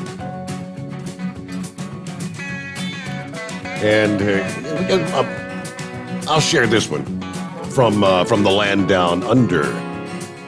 News.com.au from Australia. See, their headline is Chinese spy Dong Jinghui defects to the West offering COVID secrets. It's the question on the world's lips, just how did the pandemic really begin? The top Chinese spy has reportedly divulged the answer. See, now you go to this past day, from Newsweek and several other sources. Their headlines say, "Oh, no, the feds shoot down the rumor of China's missing spy master defecting to the U.S." Yeah, they're trying to say, no, we don't have this guy. Okay, now who are you going to believe? You're going to believe the U.S. media? Believe other media? Tell you who I'm going to believe. It ain't the U.S. media. Matter of fact, most people in this country, they just released a survey this past day. Most people in this country have very, very little confidence in the media here in the USA. But let me take you back to that report from the land down under a couple days ago now. Vice Minister of State Security Dong Jinhui is believed to have secretly flown from Hong Kong to the U.S. in February. Yeah, according to reports that have surfaced on Chinese media sites and social media, traveled alongside his daughter. According to Spy Talk, rumors are swirling that Mr. Dong has passed on important information about the Wuhan Institute of Virology at the center of the COVID lab leak theory, which, of course, has been dismissed as a conspiracy for the last year and a half. If the rumor is true, Mr. Dong would be the highest level defector ever from the People's Republic of China. His evidence may have even sparked President Biden's U-turn on the country's COVID probe. Of course, he announced in May a new review into the origins after having shut down a previous probe that had been implemented by former President Trump. He's now calling on the intelligence community here in the U.S. to redouble the investigation to find supposedly the truth. But Mr. Dong served as a prestigious counterintelligence head of China's Ministry of State Security. His intelligence is reported to include early pathogenic studies of the virus, models of predicted COVID spread and damage to the world, and financial records detailing which organizations and governments funded the research. Which we would have our hands in that, kitty. And that's what Fauci and others, it's not just Fauci, all those involved have been trying to keep that under wraps for a year and a half. He may also have information about the names of Chinese spies working in the U.S. and how the Chinese government gained access to a CIA communication system. Former Chinese foreign ministry official Dr. Han Lianchao, who defected after the Tiananmen Square massacre back in 1989, wrote a tweet this week that if true, Mr. Dong's defection is really a big bum. Now, he shared a photo of Mr. Dong claiming he was last seen in public September of 2020. That photo has since been removed from the Chinese search engine, with tensions between the U.S. and China so high, some false rumors have recently surfaced about defectors. All right. Also adding to the intrigue are reports from China that Mr. Dong hosted a national security meeting on June the 18th, aimed at catching spies and traitors. However, a convincing photo of him at the meeting is yet to be seen, sparking disbelief that he ever attended the event. If he was there, why don't you show us? Local reports have actually fired up the rumor mill even more with a photograph from the alleged security meeting showing a man who most believe is not actually Mr. Jingwei. This is not a photo of Dong Jingwei, says one Twitter user. You know, if he's not defected, why doesn't Beijing show him off in public? Since nobody, not even the MSS, head of counterintelligence, can be in two places, much less two continents at the same time, somebody's lying. Okay, yeah, so the plot thickens. Is it true? Or just a rumor mill? Let's see. Eskimo Mom checking in. I think you say you have a DA award nominee for us this morning? Yeah, yes, sir. I want to start off with Billy the Kid. He's mentioning about the 52 up there in the Dayton area with being down to one lane. Add to it over there by Westchester, that's down to the left-hand lane being the only thing opened up for road work. And then also, too, down there just past 275, just before the GE, right around the GE plant in Cincinnati, they've also got some road work there, and then the right lane's the only thing getting through. So it's a little bit of fun tonight coming down through 75 in Ohio. But the DA award is, I sent you the news story over there in New Carlisle, Ohio, which is a little town northeast of Dayton. There was a couple of guys that walked into a Papa John's restaurant here the other day, and they were thinking of robbing it. And one of them never walked out. He ended up in a body bag and ended up in the morgue and got shot by a good guy with a gun who has CCW, and they're searching for the other suspect. How about that? Yeah, well, you play stupid games, you win stupid prizes, right? So he actually gets a Darwin Award nominee. Yes, that too. It's like with Biden's gun control, he's barking up the wrong tree. You got to go after these folks that it's like the broken window syndrome. You start by fixing those broken windows and start punishing the small crimes.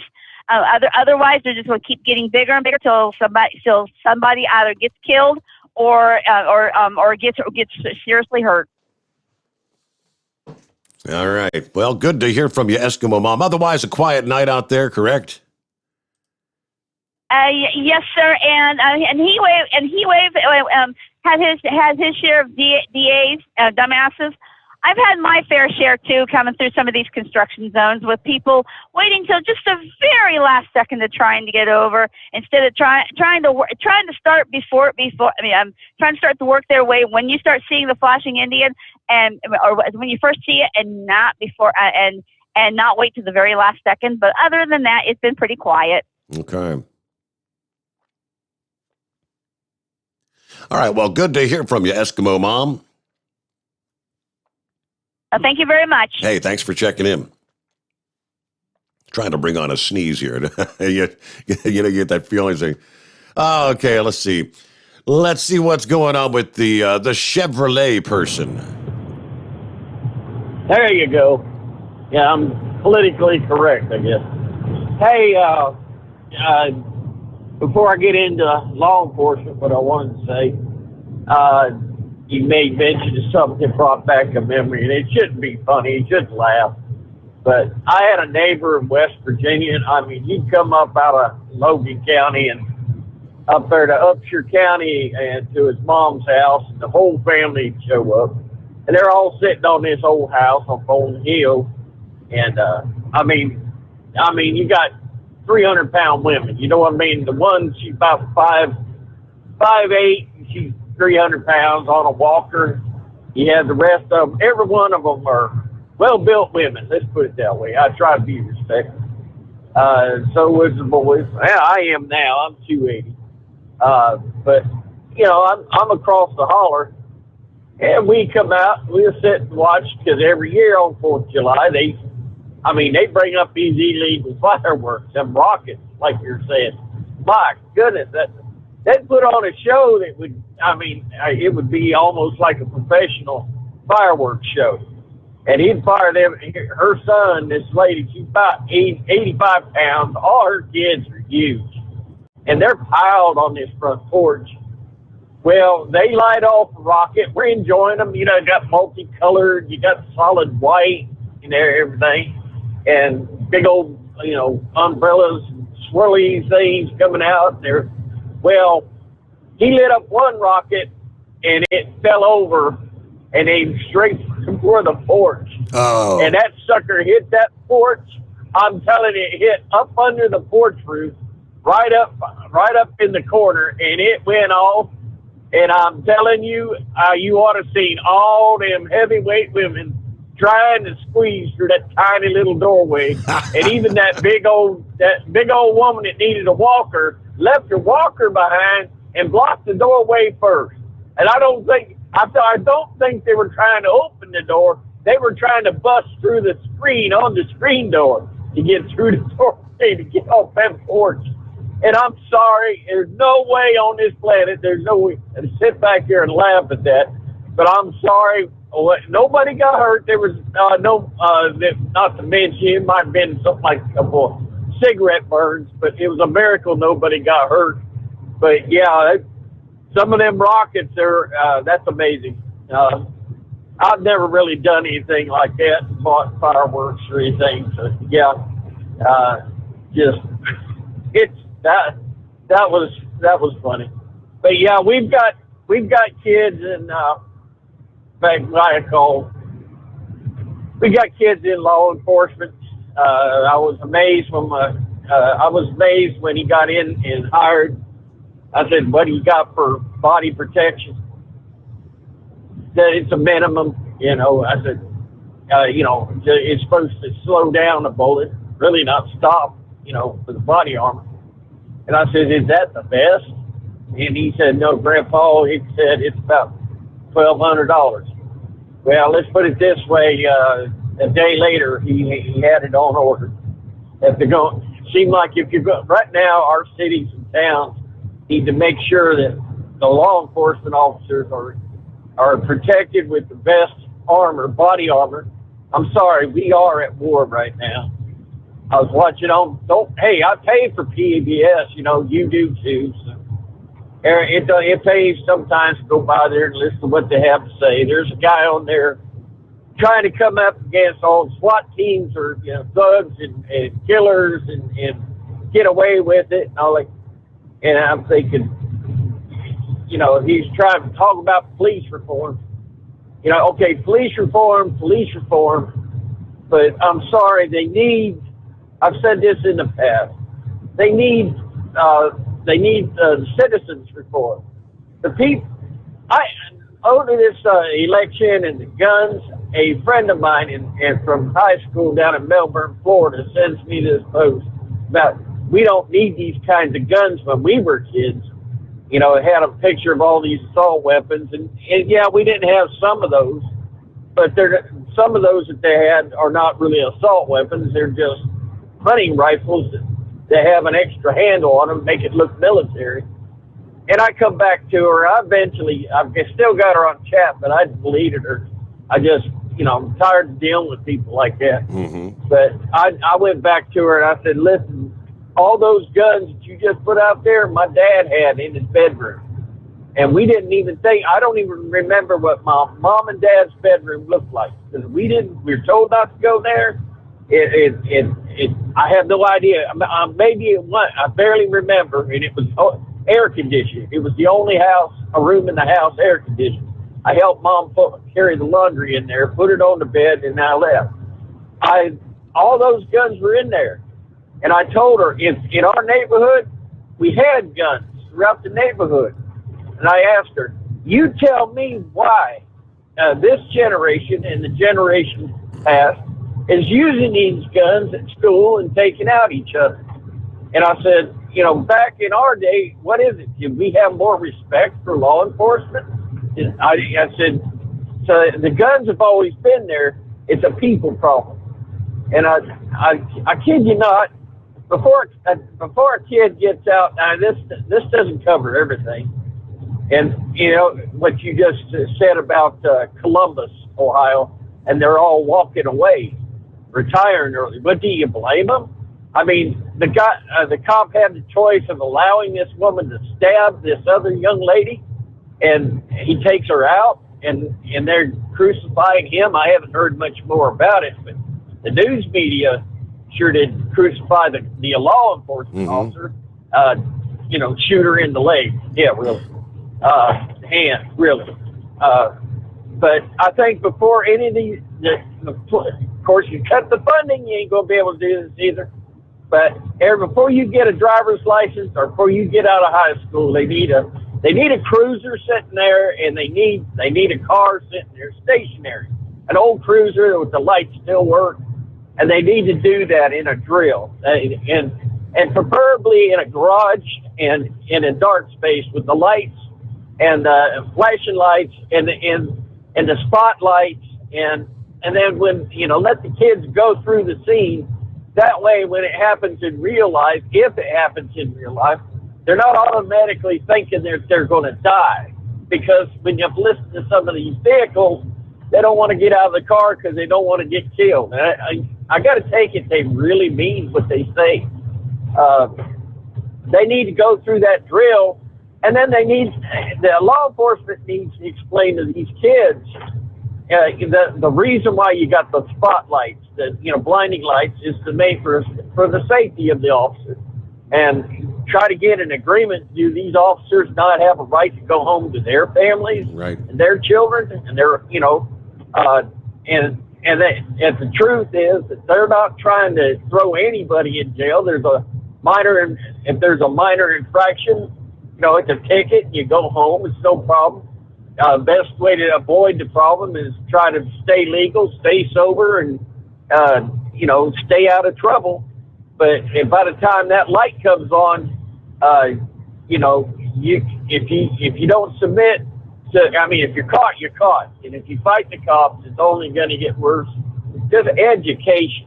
It's just, but after I'm sitting there listening to this guy talking about police reform, and it's just simple. It's just so simple. It's comply, don't die. If you're guilty of sin, comply, don't die. Hey, you might pay your debt to society, go on and live and have a beautiful wife and children and grandchildren, and live to have a wonderful life in this country. Or if it's a minor infraction, you're going to get in trouble with your parents, have to pay the speeding fine or something. But education reform, it's more than just this cop reform, and I'm going to leave it at that. Prayers for the families, prayer for Pappy out there. That's my grandson's working in a small town here in South Carolina. It's a sleepy little town. So yeah. Usually, if anybody's moving around past midnight, something, all he has to do is drive up, it ends. But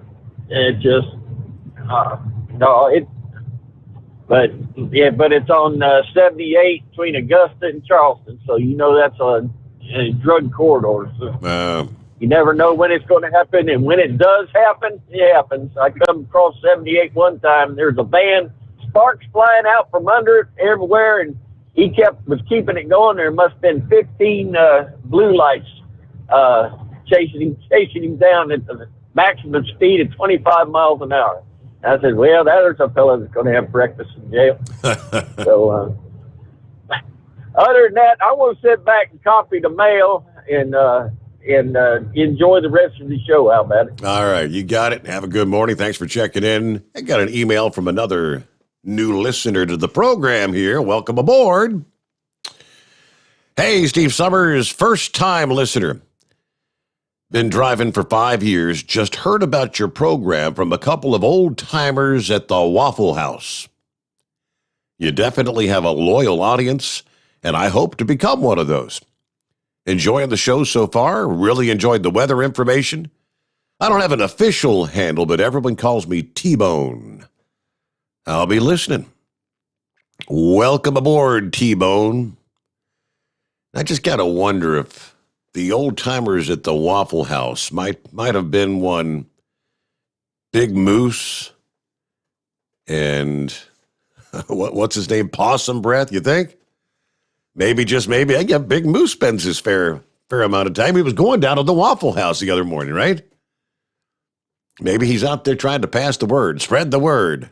Hey, you ever listen to this guy? You drive truck? Hey, you got to tune this in. Thank you so much. Whoever passed that on, though. Then got an email from Scooter. Said, Steve, did you catch one of Biden's other idiotic statements this past day?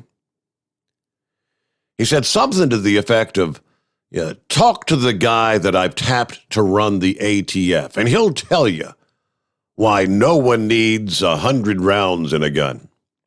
Come on, man. Are you afraid the deer's wearing a Kevlar vest? Come on, man. Scooter, he said, it's unbelievable that these idiot Democrats keep trying to tie the Second Amendment to hunting. It has nothing to do with hunting. All right. Thank you, Scooter. He says, great show as always. Yeah, it's always about, why would you need something with a bullet this big to go squirrel hunting? Right? It's not what it's about. The right to keep and bear arms is not about the right to hunt a damn deer. Let me see here. Who else checking in? Glenn checking in, rolling out of Delaware, tuned in. Vincent says, prayers go out to the driver that passed away in Tennessee this morning. Rick's with us here this morning. They're in Columbus, Ohio. Be safe out there. Scott says, I'll be back later. Are you taking a nap?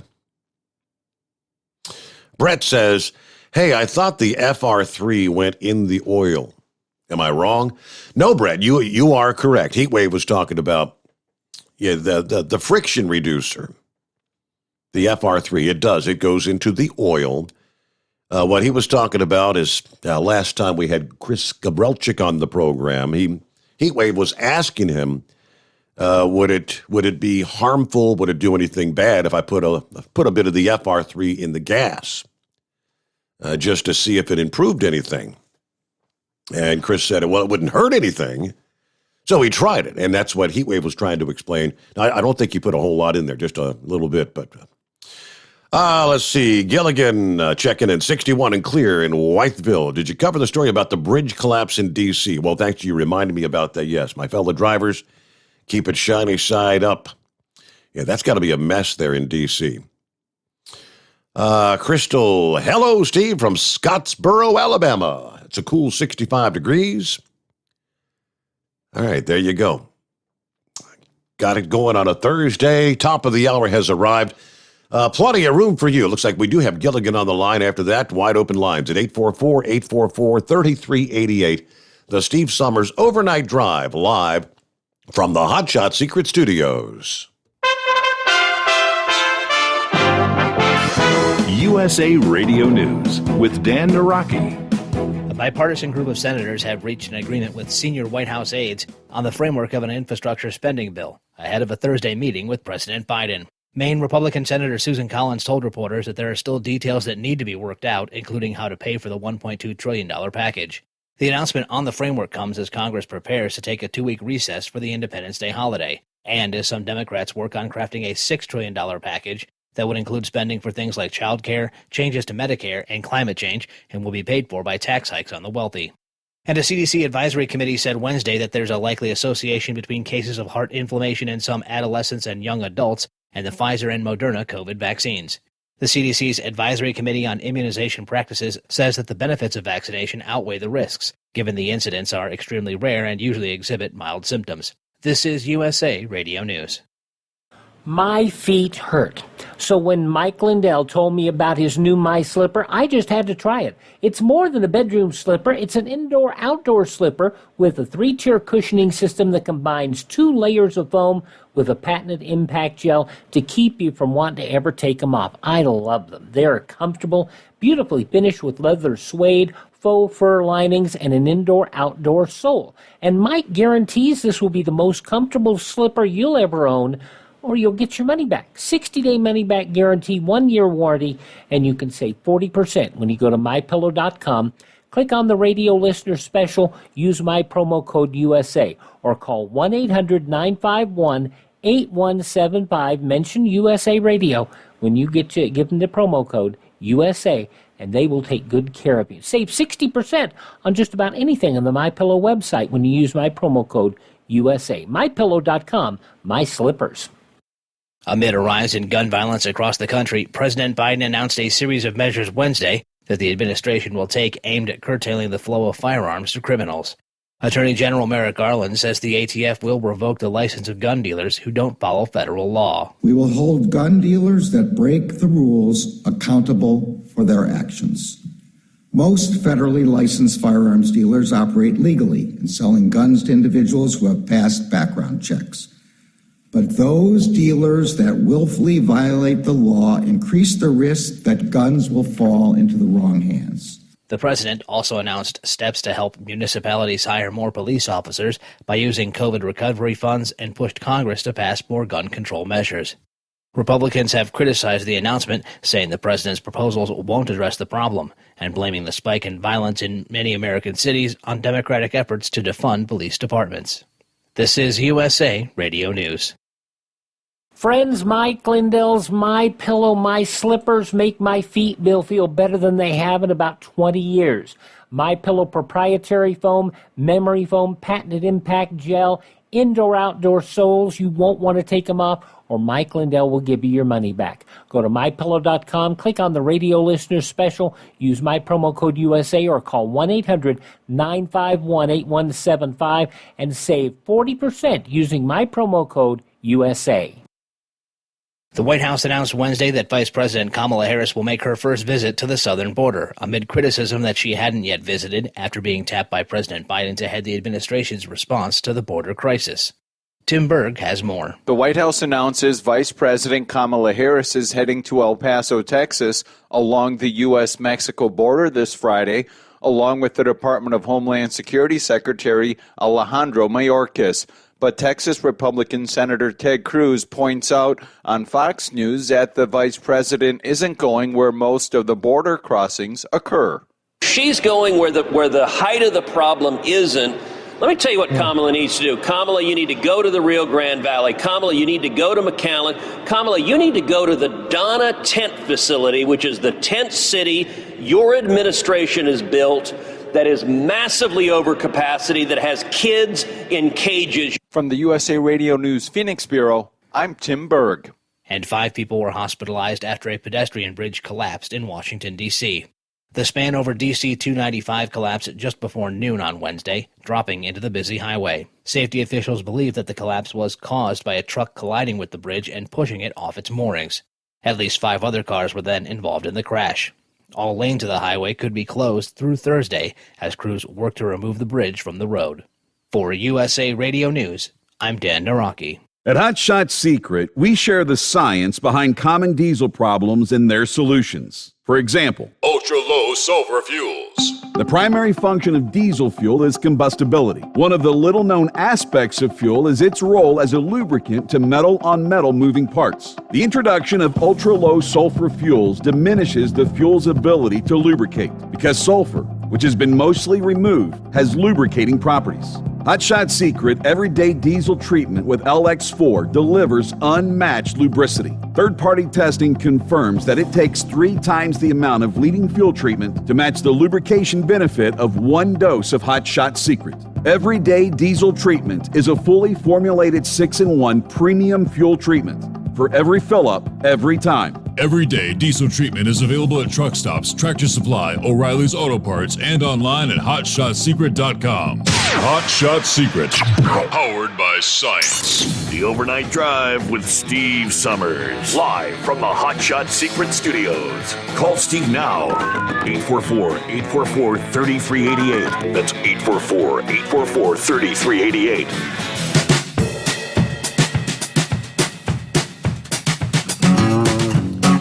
Once again, back at it for another hour here, talking to Pappy here last hour.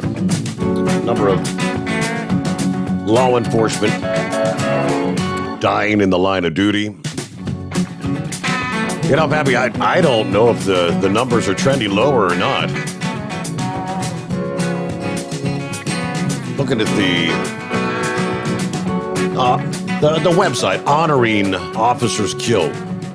That's the officer down memorial pages, they call it, for the year 2021. To date, 155 deaths. That includes the officer that was shot and killed in Arvada, Colorado, yesterday or day before. Have my doubts whether the officer in Daytona Beach will survive his injuries, described as in grave condition. 155 total line of duty deaths in 2021. There's a whole bunch of those that are actually COVID related, supposedly. 73, it says. Let's see. Death by assault, 4 officers. 10 dying in automobile crashes. 2 drowned. 2 duty-related illness. 28 from gunfire. Aside from COVID, that's the biggest category. Gunfire. Shot in the line of duty. 3 fatalities, motorcycle crash. Yeah, the motorcycle officers. They're dangerous out there on 2 wheels. 2 officers stabbed to death. 10 officers killed being struck by vehicles. Most of those, I'm sure, would be incidents where the officers were probably on the scene of another incident or accident, or maybe issuing a citation, being hit by other vehicles. 1 fatality in a training accident. 12 officers killed, vehicular assault. But that number of 28 dead from gunfire may very well be 29 later today. We can only pray it's not, but... All right, trust in the media, or lack thereof. I am not one little bit surprised. The United States ranks last in media trust. 29%. Now, this survey encompassed 46 countries, released on Wednesday. We are behind as far as trust in the media. We're worse than Poland. We're worse than the Philippines. We're worse than Peru. The most trusted media in the world is in the country of Finland, where 65% actually have trust in the media. The annual news report from the Reuters Institute for the Study of Journalism at Oxford also found some improvement in trust in nearly all the countries surveyed, probably because of the COVID coverage, but not in the U.S. That low rating was pretty much flat year to year. Yeah, one explanation, not necessarily the only one, is the extreme political polarization in this country. Absolutely. This study found extremely high levels of distrust. 75% of those who identify as being conservative or on the right believe coverage of their views is unfair. Local news, both print and broadcast, did fare better than the national news. The findings for the struggling print outlets, not good at all. Interest in local news and the willingness to pay for it, not strong at all. Only 21% of the U.S. said that they would be willing to pay for news online. Of those who are willing to pay, 31% said they would pay for the New York Times, 24% for the Washington Post, and only 23% for local or regional news. So for those that are willing to pay for the news, an awful lot of them, you're still getting what, those on the right would consider not really trustworthy news. The most popular local news topic by a wide margin was actually weather. Staples of local newspaper coverage like politics, 33%. Education, 16%. Those surveyed indicated a preference for local broadcast versus print. 52% would rather have broadcast versus 16% getting it from the newspaper. Study raised several questions. What definition of trust is being used, though? And what strategies could news outlets here in the U.S. pursue to improve this? By email, I received detailed answers from the director of the Institute and one of the authors of the report. We leave it to the respondent to define what trust means for them. Ask a general question about trust in news without specifying a means of delivery. The term is kind of intuitively meaningful for people. At least, we've never had any query it. The basic survey question, though, I think you can trust most news most of the time. That's the question.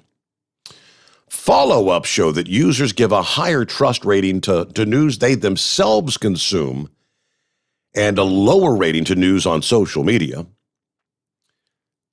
Nielsen suggested 3 potential solutions to the low trust in the U.S. news. Many Americans do not feel the news organizations are covering people like them fairly, and those who say the media are treating them less fairly are less likely to trust the news. This includes, for example, younger people, young women in particular, Black Americans, Hispanic Americans.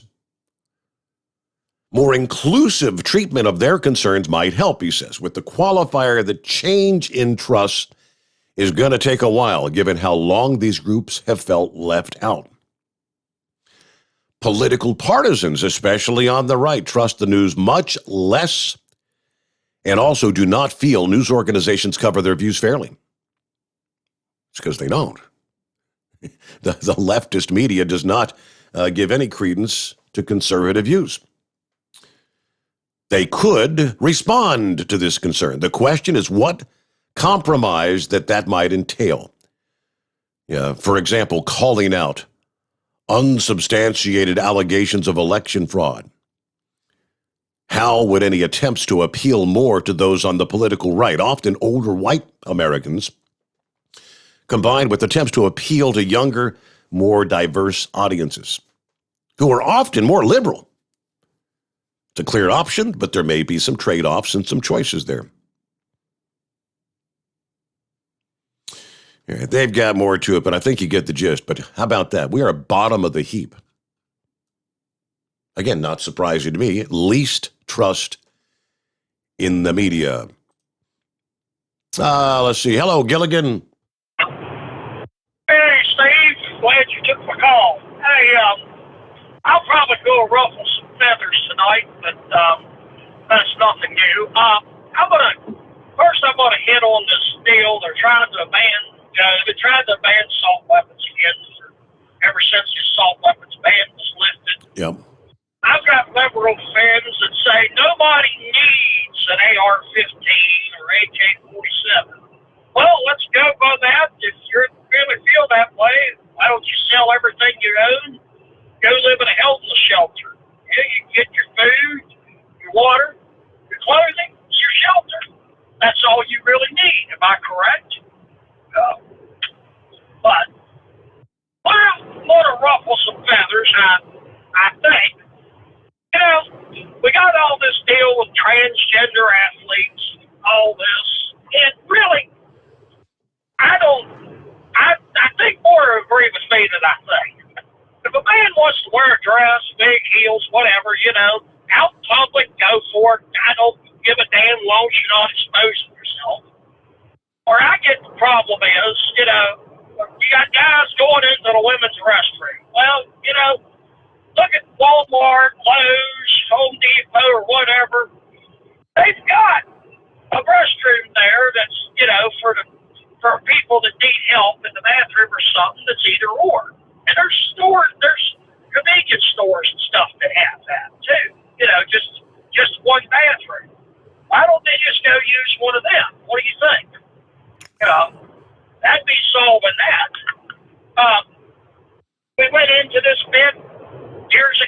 for the gay marriage. I solved that problem back in the 90s, and I really made some money.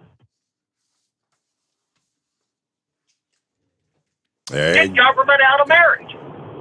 Well, get government out of marriage. What's government have to do with two people joining together?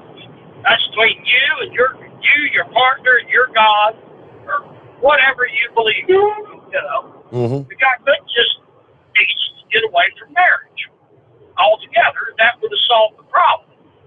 Now, doesn't that sound reasonable to you? For the most part, I mean, I think most of us would agree. I don't care what you do behind closed doors. I don't care who you sleep with, red, yellow, black, white, man, woman, whatever it's going to be. Just not kids. Right. Just not kids.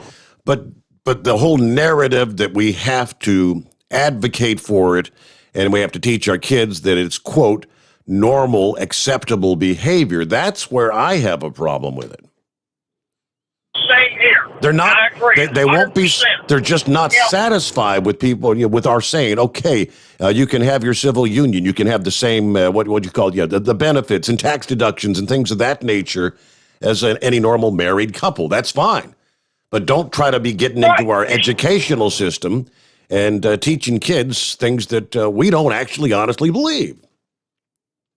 Why are they teaching kids about sex to begin with? Kids that don't even understand this, you know, that irks me to no end. Yeah. I got a friend that's actually transgender. He told me just a couple of years ago he was going into this. I told him, I said, you know, you're a friend of mine. I don't care. Do what you want. But, you know, you can get your thing cut off, get boobs done or whatever, you know. But deep inside, you're still male, you know. I mean, but if that makes you happy, go for it. You know, I don't care. But, you know, that's like this deal with the transgender athletes. It's like the one you covered last night. Yeah. You know, the bodybuilder. You know, why is that even allowed? I don't care what their testosterone levels have been dropped to. They're still basically male. You know, they're dominating women's sports. It's, you know, I just don't understand why this is keep on going on. You know, they talk, you know, now there's the National Organization of Women still in existence. I think they are, aren't they? Why aren't they up in arms about this? You know, because really it's taken away from young women trying to compete in these sports. You know, but then again, I'm just a dumb old West Virginia hillbilly. You know, I just think for myself. You know, I consider myself a conservative libertarian. But, well, that's about all I got for tonight, Steve. Thank you for taking my call. Hey, Gilligan, thanks for checking in. Since you brought it up, I'll go ahead and share the story. Yeah, we talked about the transgender weightlifter going to be in the Olympics there. Now she's a she. Spent most of her life as a male, participating in male weightlifting. And actually, Brett Favre had something to say about that this past day, speaking out against these athletes competing in the Olympics as women.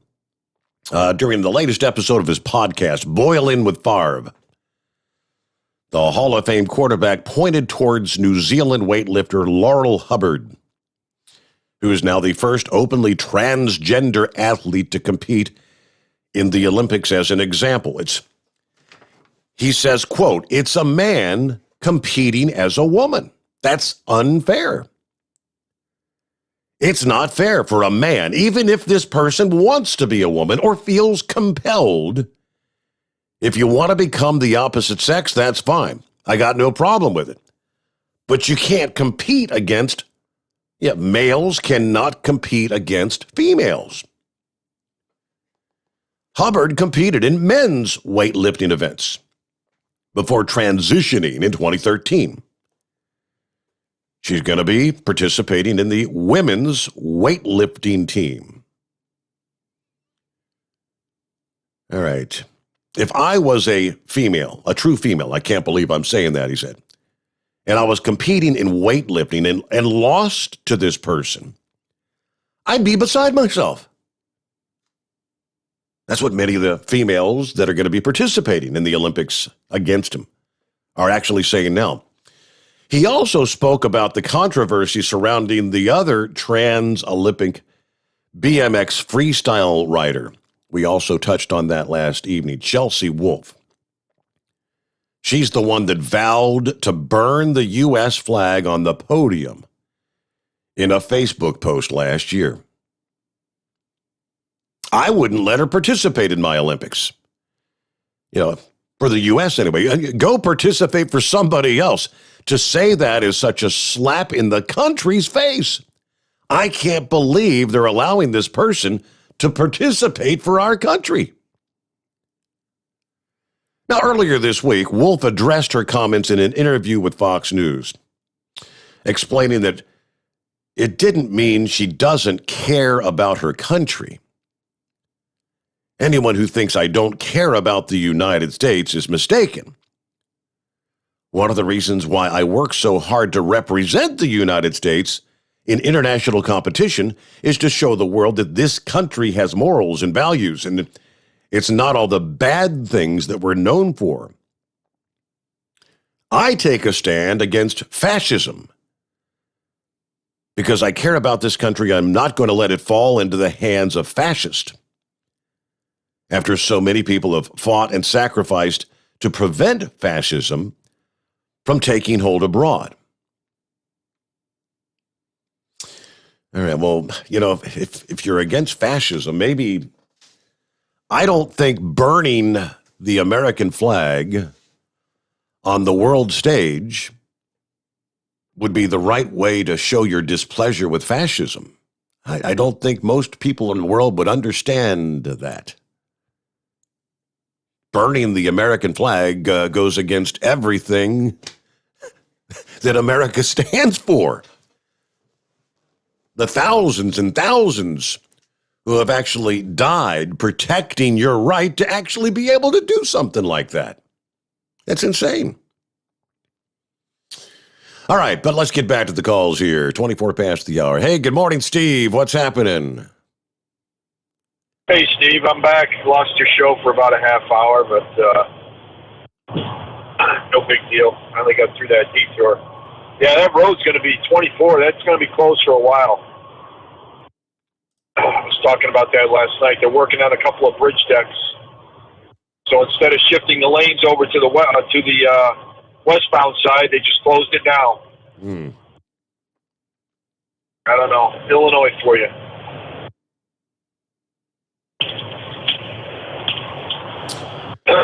So what's going on tonight? Go ahead. I said, what's going on tonight? Anything happening? I really just driving back to Nashville on my way home. That woman, man, whatever it is, that trans cyclist, if she doesn't support fascism, then why does she hate Donald Trump and the conservative party in this country? It doesn't make any sense. That's what I'm saying, Steve. These people are not intelligent. They're idiots. They're morons. They don't know what they're talking about. This majority party that's trying to take over this country is a bunch of fascists. That's what they are. You've heard a lot of your callers talk about, things that went on in Nazi Germany in the 30s before Hitler took over. It's the same kind of crap, Steve. It's the same crap. With Antifa, with BLM, having them do their dirty work in the streets, with the CRT theory, all of it. With the guns. Yeah, speaking of the guns, Steve, I really didn't read the whole thing about what Joe Biden said today, but I read some of it. Isn't this the second or third time that he's threatened American citizens? Yeah. I think he did it during the pandemic. He said something about, if you want your freedom, you got to get a vaccine. It was something to that effect. But this year, basically who he was talking about, Steve, was law-abiding conservative Americans who believe in the Constitution, Second Amendment, and so forth, that if you try to overthrow the government, which he thinks, I guess that's what we're trying to do, by protecting the Constitution and protecting our Bill of Rights, our God-given rights, that, we're a bunch of criminals and he's going to send some, F-15s and throw a couple of nukes our way. I mean, this guy is really something. I mean, that was, of all the bizarre statements, yeah, we have F-15s and nuclear bombs.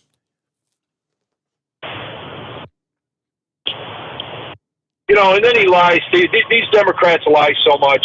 Here's the thing about these leftists, and I'm sure you've noticed this. When they talk in Congress or on the Senate or this buffoon that we have in the White House, they never put out facts. They never tell the American people exactly what they want to do.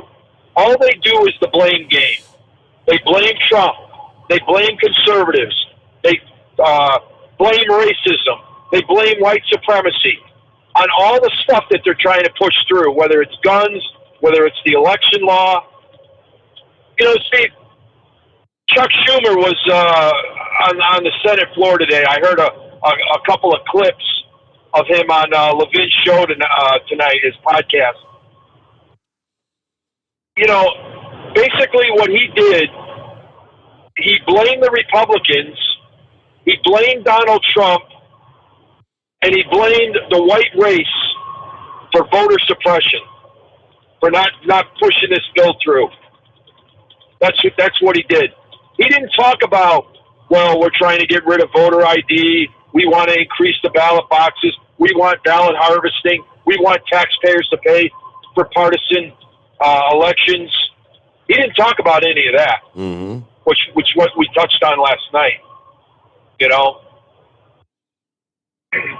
Steve, I've got quite a few black friends. I know quite a few black people. They've all got IDs. They're all pretty intelligent. They all have a job. They can read, they can write, and they can decipher what's going on. They're not stupid. They're just like me. They know what's going on. And it's a slap in the face to them. It really is. This is all a bunch of crap that they're pushing. But this thing with the guns, Steve, it's just more hot air in the balloon. Like Biden lied about the Clinton ban. Crime hasn't gone down. I think, Steve, I could be mistaken, but aren't more murders in this country committed by people with knives and hammers and fists than AR-15s? I believe that is 100% correct. Yeah.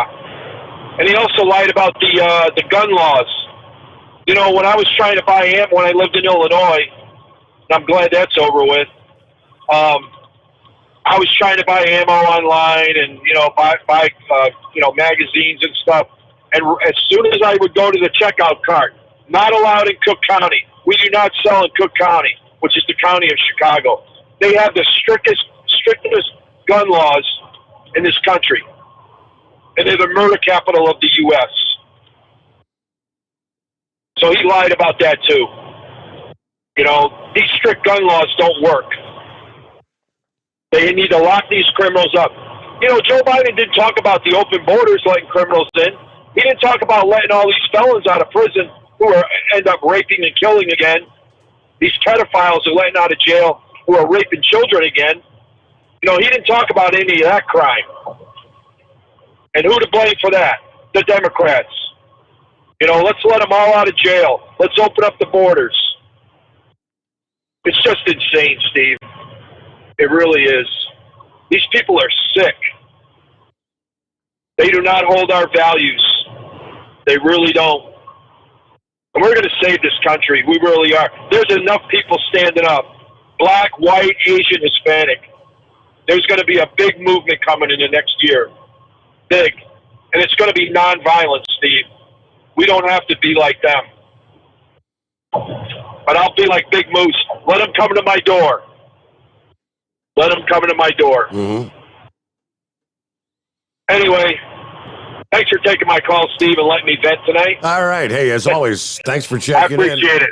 Be safe out there, Steve, and we'll chat again. We get a news break here. Hey, by the way, there's actually some former and current members of the Bureau of Alcohol, Tobacco, and Firearms, the ATF, who are opposed. They don't like Biden's pick to lead the agency. What do they have to say? Got that coming up. It is 844-844-3388. The Steve Sommers Overnight Drive, live from the Hot Shot Secret Studios.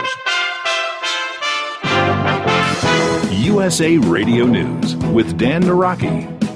Amid a rise in gun violence across the country, President Biden announced a series of measures aimed at curtailing the flow of firearms to criminals. The ATF will crack down on gun dealers who break federal laws, and COVID relief funds will be made available to municipalities to help them hire more police officers. But critics say the president's focus on guns won't address the crime issue. Florida Republican Senator Marco Rubio tells Fox News that any policy should focus on the criminal first. Well, guns are the instrumentality that's being used, but the real target should be the criminals. It's the criminals who are stealing guns, and then they're selling them in the street to one another, and then they're committing these acts of violence. I mean, what we have seen all over the country just in the last few months really are things out of a Hollywood movie, except it's real and it's tragic. I mean, shootouts on highways. And I think it is the inevitable consequence of when you take crazy, nonsensical ideas and then get elected on them and then try to implement them into policy. You're listening to USA Radio News. Hi, this is Wayne Allen Root from my great friends at Freedom Fest. Have you ever been to Mount Rushmore in South Dakota? Well, here's your opportunity. This July 21st through 24th, thousands of liberty lovers are headed to South Dakota for the greatest libertarian show on earth, Freedom Fest. This time held at the Rushmore Civic Center in Rapid City, South Dakota, with a record-setting crowd. Here's your chance to make new friends and meet the country's top political and business leaders, authors, and filmmakers in the land of the free and the home of the brave. Some of the star speakers this year: South Dakota Governor Kristi Noem, Dr. Drew, Larry Elder, U.S. Senator Mike Lee, U.S. Senator Cynthia Lummis, the CEO of Whole Foods, John Mackey, Steve Moore, John Funn, Grover Norquist, Tom Woods, and the infamous pandemic mock trial. Go to freedomfest.com. Use promo code WAR50 to get $50 off the registration fee. That's freedomfest.com with promo code WAR50. Fly there, drive there, bike there, RV there, be there. Freedom Fest in South Dakota. Get your tickets now at freedomfest.com. Live from the Hot Shot Secret Studios, the Steve Sommers Overnight Drive. At Hot Shot Secret, we share the science behind common diesel problems and their solutions. For example, Hot Shot Secret Diesel Extreme. Today's ultra-low sulfur fuels are cleaner, but they leave injector deposits, causing frequent DPF regens and low throttle response. Hot Shot Secret Diesel Extreme is a 6-in-1 fuel additive recommended for all diesel engines. It is formulated with the most concentrated detergent on the market, a top-tier level cetane booster, lubricity enhancer, water demulsifier, rust and corrosion inhibitors, and a fuel stabilizer. Diesel Extreme is a once every 6-month treatment that will clean your entire fuel system, starting at the fuel tank and traveling throughout the fuel lines and fuel pump, and finally completely cleaning your injectors. Hot Shot Secret Diesel Extreme improves your diesel's fuel economy and eliminates excessive black smoke. Hot Shot Secret Diesel Extreme is available nationwide at truck stops, fine farm and auto stores, and online at hotshotsecret.com. Hot Shot Secret, powered by science. Drivers, you demand that your equipment's reliable and dependable, and that also applies to your headset for communication. Well, our friends at Stellar Electronic have you covered. The Pluto Duo headset bundle is the best communication headset you can find in the industry. No matter the challenging environment you're driving in, the Pluto headset will make you sound crystal clear all the time thanks to their 99% noise cancellation. And the Duo's not only a stereo converter for the headset, but also a power bank so you can charge as you go. Learn more at StellarElectronic.com or visit them on Facebook. Are you having trouble sleeping? Are you tired all the time? Growing older is a fact of life. Our skin starts to wrinkle, muscles get weaker, and our energy levels plummet. If there was a product that may help you slow down these symptoms of aging, would you be interested? I want you to go to getonthegel.com. That is getonthegel.com. Watch this 4-minute video that explains more about this amazing product. Or call us at Youth Fountain HGH today at 513-472-0699 for more information. Diesel Army is on duty 24 hours a day, 7 days a week. Burning the midnight oil with the best diesel coverage. All the tech, all the torque. Diesel Army, where there's smoke, there's fire. For the latest news and event coverage, as well as feature and tech articles, sign up for the newsletter and don't miss a thing. Visit dieselarmy.com from the Power Auto Media family of digital magazines. Again, it's dieselarmy.com.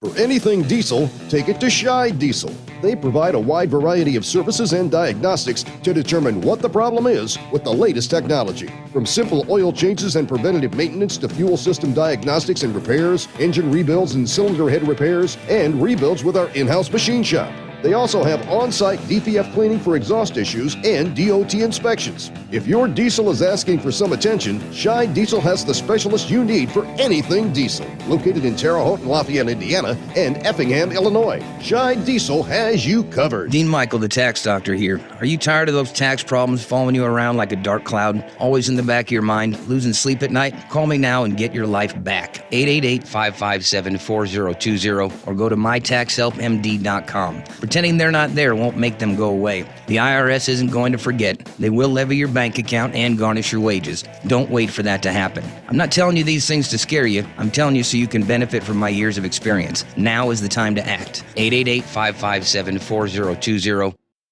At Hot Shot Secret, we share the science behind common diesel problems and their solutions. For example, Diesel fuel cetane levels. in many states, the cetane rating in diesel fuel is 42 to 45. Most diesel engines operate more efficiently with a cetane rating of 48 to 50. One treatment of Hot Shot Secret Diesel Extreme will raise your cetane 7 points, increase fuel economy, and improve cold starts. Due to a cleaner burn, there are less hydrocarbons and particulate matter in your exhaust. This reduces the blockage of your diesel particulate filter. Using Diesel Extreme generates 83% less DPF regeneration. The 6-in-1 Diesel Extreme formula also includes the most concentrated detergent on the market, lubricity enhancer, water demulsifier, rust and corrosion inhibitors, and a fuel stabilizer. Hot Shot Secret Diesel Extreme is available nationwide at truck stops, fine farm and auto stores, and online at hotshotsecret.com. Hot Shot Secret, powered by science. Keep the bugs off your glass and the smokies off your ass. This is the Overnight Drive with Steve Sommers.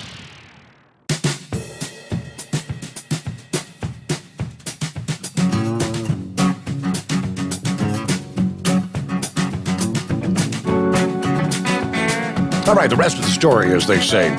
Several former and current members of the VATF not much in favor of David Chipman, Biden's choice to lead that agency.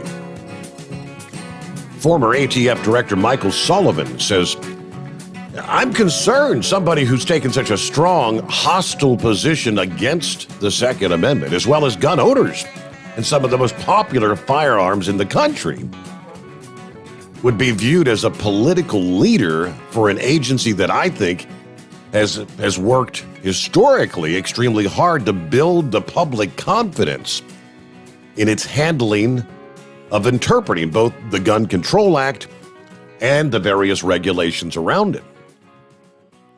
Now, this David Chipman guy, all right, an ATF special agent for 25 years, currently serves as senior policy advisor to gun violence prevention group Giffords. He has made it clear over the course of his time as a lobbyist with organizations that are anti-gun and one that has a very restrictive view of the Second Amendment would suggest a hostility toward both the Second Amendment and the American people's right to exercise their constitutional rights under the Second Amendment to be firearm owners.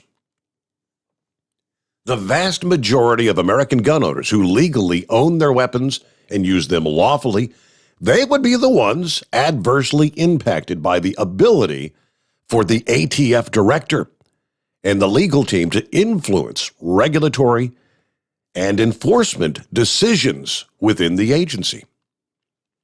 There's one current ATF member, speaking on the condition of anonymity, that described Chipman as a bully during his tenure at the ATF in Detroit. His reputation is as an activist more so than anything. I've only known 2 ATF agents out of hundreds, whom I would describe as being anti-gun. And this guy, Dave, is one of them. The current ATF member pointed out that unlike the Drug Enforcement Agency, which regulates commodities that are always unlawful, guns owned by Americans are more often than not legal. They are legal. A former ATF deputy director who also spoke to Fox News said it's not for ATF to determine pro or anti-gun issues. That is for Congress and the public and the people they elect. It's not ATF's mission. Putting someone in charge of that agency that's coming in with an agenda that's politically based for the organizations that's charged with managing and overseeing that business, it's just not appropriate. He also said if Congress fails to pass gun reform policy, the administration then is going to turn to the ATF and expect them to execute regulatory functions that are probably beyond the scope of their legal authority. Chipman, however, insists that he's a proud gun owner. I've been mischaracterized as a gun grabber. In an op-ed in the Roanoke Times last year, that he backs firearm safety regulations that would save lives but not take guns away from law-abiding citizens. Anyway, that's the guy there. Now remember, this is the guy in a Senate confirmation hearing when directly asked, Dave, what's your description of an assault weapon? Actually, the first question was, Mr. Shipman, do you support a ban on assault weapons? Which he said, absolutely. Yes, sir, no question. Well, what is your definition of an assault weapon? Well, it's not my job to define. No, just give me your definition. He couldn't. He could not give a definition. He tried to say, well, you would be making the determination. Congress would make the determination of what an assault weapon is, and then my duty would be to enforce whatever you tell me to do as far as banning said weapons. But he couldn't even give the slightest interpretation of what he even thought would be described as an assault weapon. You know, he had to have something in mind. Is it any weapon that contains more than maybe 10 rounds? Which most of the guns in this country do. Handguns, long guns, you name it. Yeah, well, what's your definition? Is it based on the caliber of a weapon? Is it based on if it kind of looks like a scary gun, like something that the military would carry? Is that your definition? He didn't have an answer. All right, let me get up to, I believe Curtis is on the line there in Maryland. Hello, Curtis. Hi, sir. Well, me and you were about the same age, 57, 56, and then born in 64. You were talking about fireworks earlier. We're talking low-tech fireworks. Do you remember black snakes? Black snakes. Yeah, I got the kids some of those yesterday. Yeah. Yep. So they're still around. Yep. They sure are. Yep. Because I remember as a little kid, lighting them and they just burn off into like a 3-foot thing of. Just fascinating how that little bitty thing could get so grow. So it's a snake. Yep. But yeah, I didn't know if they were still around, and I figured where you've been buying the fireworks lately, you might actually spotted them. Always get the kids some of the little stuff, the snakes and the party poppers, the snappers, and stuff they can do. What about bottle rockets? I didn't buy any bottle. Like I said, since I'm in an area like a subdivision, I tend not to do rockets. I try not to do things that are going to come down on the neighbor's house and all, on the roof and stuff. They don't like that. Yeah, probably not. As a call fire company going, Steve's doing it again. Yep. Yep. Well, like I said, I was just wondering if black snakes were still around because I haven't delved in that area in a long time. But yep, there's where you were talking about doing it, I'm going. Let me ask. You may know. Sure enough. Yep. They were on the bottom shelf. I don't think they're not all that popular anymore. But yeah, they've got actually they have different. They've got neon snakes and colored snakes. The traditional black snakes. Fun for the kids. It's amazing the little things that can fascinate you in life, isn't it? All right, it is 844-3388. Philip's on the line there. What's going on this morning, Philip?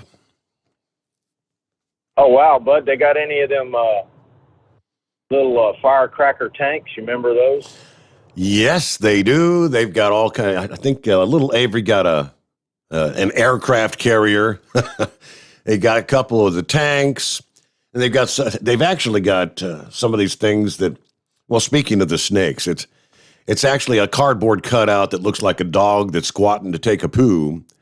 And when you light the fuse, it actually it's got one of those black snakes that's going to start, coming out of the back of the doggy cutout. It's doggy do fireworks. Oh, right. You didn't buy any M80s, did you? Yeah, they don't make the real ones anymore. No. Yeah, no, they don't make them anymore. So, but anyway, getting back to what you were talking about, the ATF. There's one thing that you've touched on there, and it's never really been brought up. I mean, nobody has given an outright definition to an assault weapon. Every time you hear the inference to an assault weapon, it's either an AK-47 from Russia or China or an AR-15 from over here. But you never ever hear the definition. They don't give a clear-cut definition, like you said, of what caliber it is, if it's because it looks that way. It was kind of funny. Ted Nugent did a video one time on assault weapons, and he said, why is everybody down in an AR-15? It's a single shot. It's a semi-automatic gun or rifle that you have to shoot one shot at a time. Mm-hmm. And a pump shotgun is more dangerous than an AR-15 is, or just a shotgun in general. You can change your rounds on a shotgun and go with the spread and everything totally different than you can with an AR-15. AR-15 is a 223, and it's basically like a souped up 222, the same thing as a 22 rifle, but it's a little bit more higher tech and whatnot. Yep. But it's just funny how, there has never been a clear definition of an assault rifle, and they will not give you the caliber or anything like that. Now, if somebody goes out and buys a 50 cal, would you be more scared of somebody running around with a 50 cal or a 223, Steve? I don't know. I think the 50 cal is going to be those are pretty badass. A 50 cal put a hole in the side of a car, a big hole, and it'll shoot it a long way. And if someone told me if with a 50 cal that the bullet doesn't even necessarily have to hit you if it I guess the round is powerful enough if it goes within a matter of like inches from your arm or something, it'll take your damn arm off. I don't know if it's true or not, but that's a lot of velocity. I don't know, but I've seen them shooting a 50 cal at a range it's been about 7-8 years ago, and it was a long distance range, and I'm not sure what the distance was they were shooting these things at. It was up there. It was way up there. But that thing, it traveled a long way. I mean, shoot, I would say at least a half a mile mm-hmm. that round could travel with that much energy. And I wouldn't want to be near that. I mean, now if a weapon is automatic, that's a different story. You're talking machine guns and stuff like that. That's a different story. Have you ever heard of a street sweeper, Steve? Not. Is that something like that the drug cartels would carry, or what? It's a fully automatic shotgun. Oh, okay. Okay, so would you really want to be out there with something like that going? That's why they call it a street sweeper, because it sweeps out everything. When they shoot it, it's just a bunch of stuff going through the air that's tearing up everything. So, I mean, would you really want something like that? But the thing is, they've never given a definition of that stuff, and that's what gets me about assault rifles. The first thing they go to talk about, the AR-15 and AK-47. You know? Well, you know, all know the AK-47s have got to be imported because it's a Russian design. And it's only, there's none of them that are built in the United States. The AR-15 is made over here. But I don't know. I never could understand the point. And Steve was talking about earlier about blame. You know, today's society, that's all it is. It's about blaming. Nobody can take responsibility for their actions anymore. And he was also talking about violence.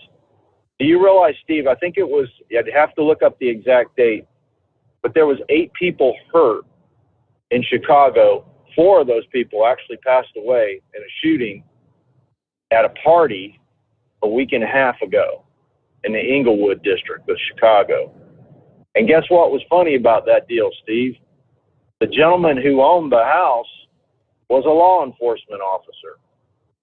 Okay? Mm-hmm. And then also, the city was suing him because this is not one thing that's happened before, but many things. They were gambling and had dice and all kinds of stuff going on, a lot of illegal activity going on at this house. It was well known, and the city was suing him, and then these people did. The gentleman lost his job. Well, he's not lost it, but he's on suspension from the city of Chicago because he's one of their law enforcement officers with their police. I mean, what kind of craziness goes on like this in America, man? You know? So that's Steve's right. There's a lot of violence out there. I don't get it where, you know, it's like, how can a law enforcement officer own a place where there's so many people? Well, people now have got killed there, and he's having parties and all this other stuff, and nothing's been taken care of it. So I guess it just shows you how the corruption is in the country. Yeah. Help me out. You were talking about the shotgun being potentially just as deadly as an AR. Yeah, several years back, it may have been when Obama was president and Joe was vice president.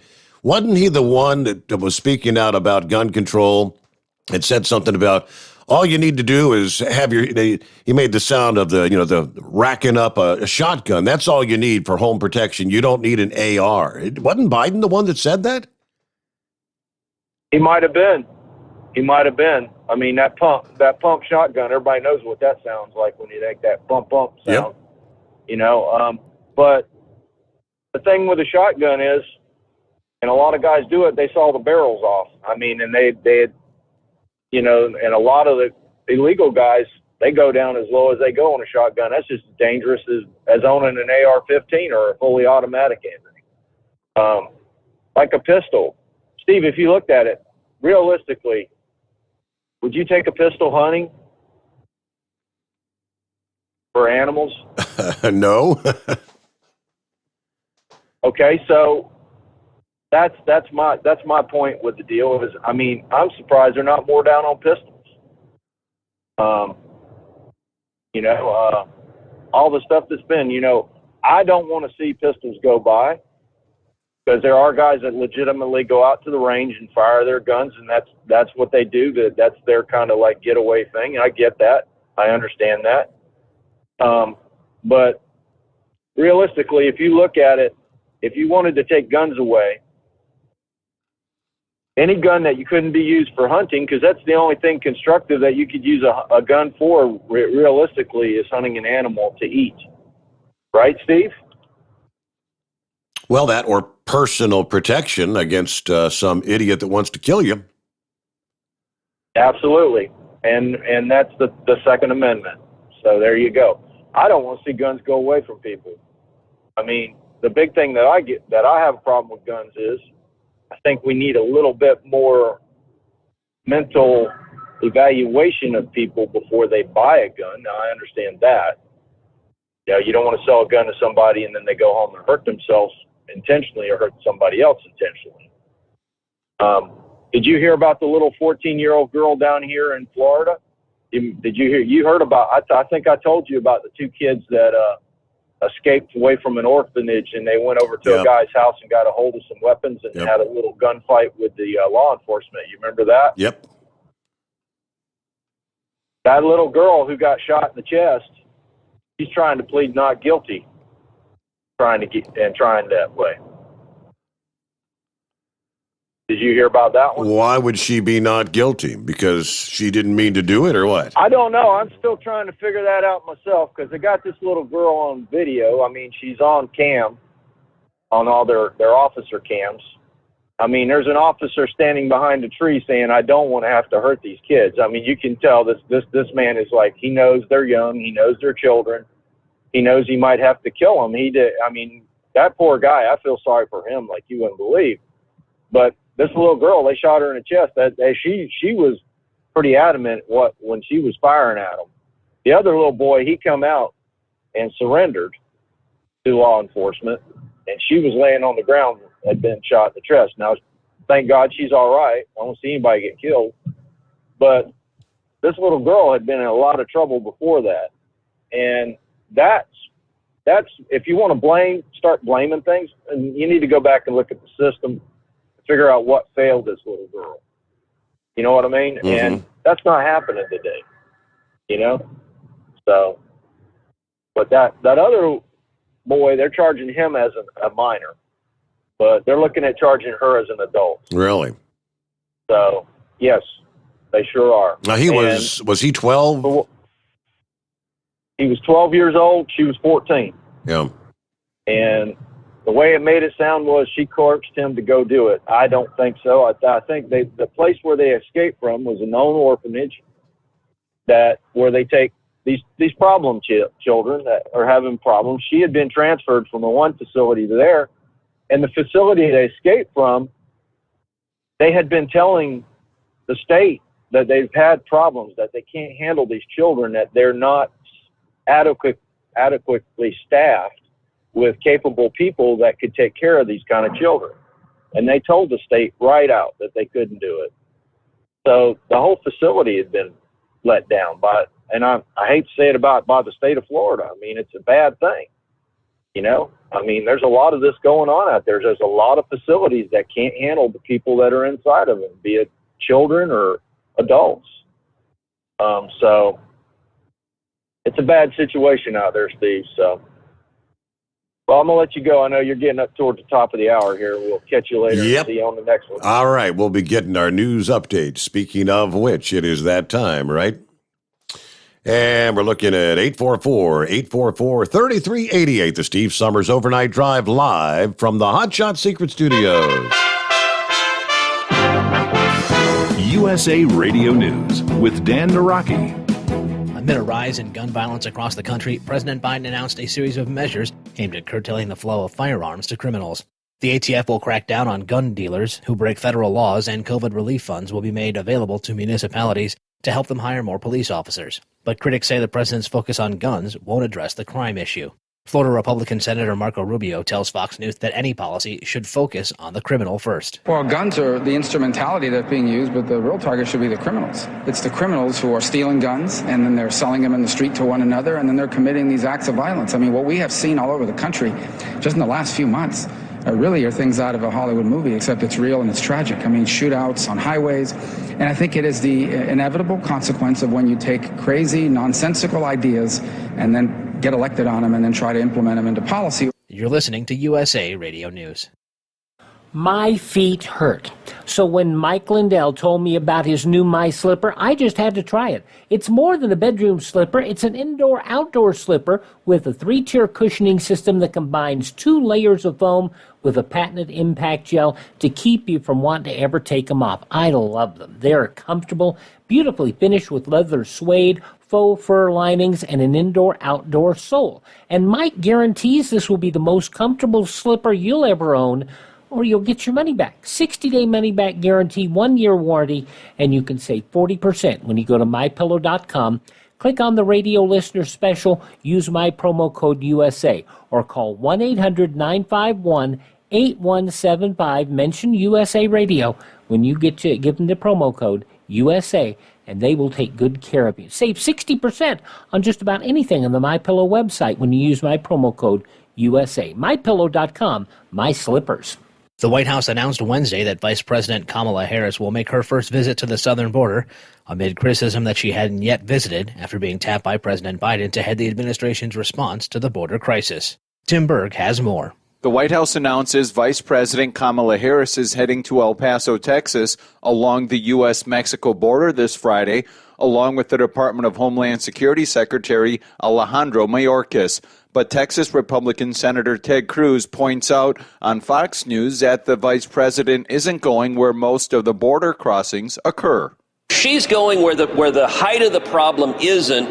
Let me tell you what Kamala needs to do. Kamala, you need to go to the Rio Grande Valley. Kamala, you need to go to McAllen. Kamala, you need to go to the Donna Tent Facility, which is the tent city your administration has built that is massively over capacity, that has kids in cages. From the USA Radio News Phoenix Bureau, I'm Tim Berg. This is USA Radio News.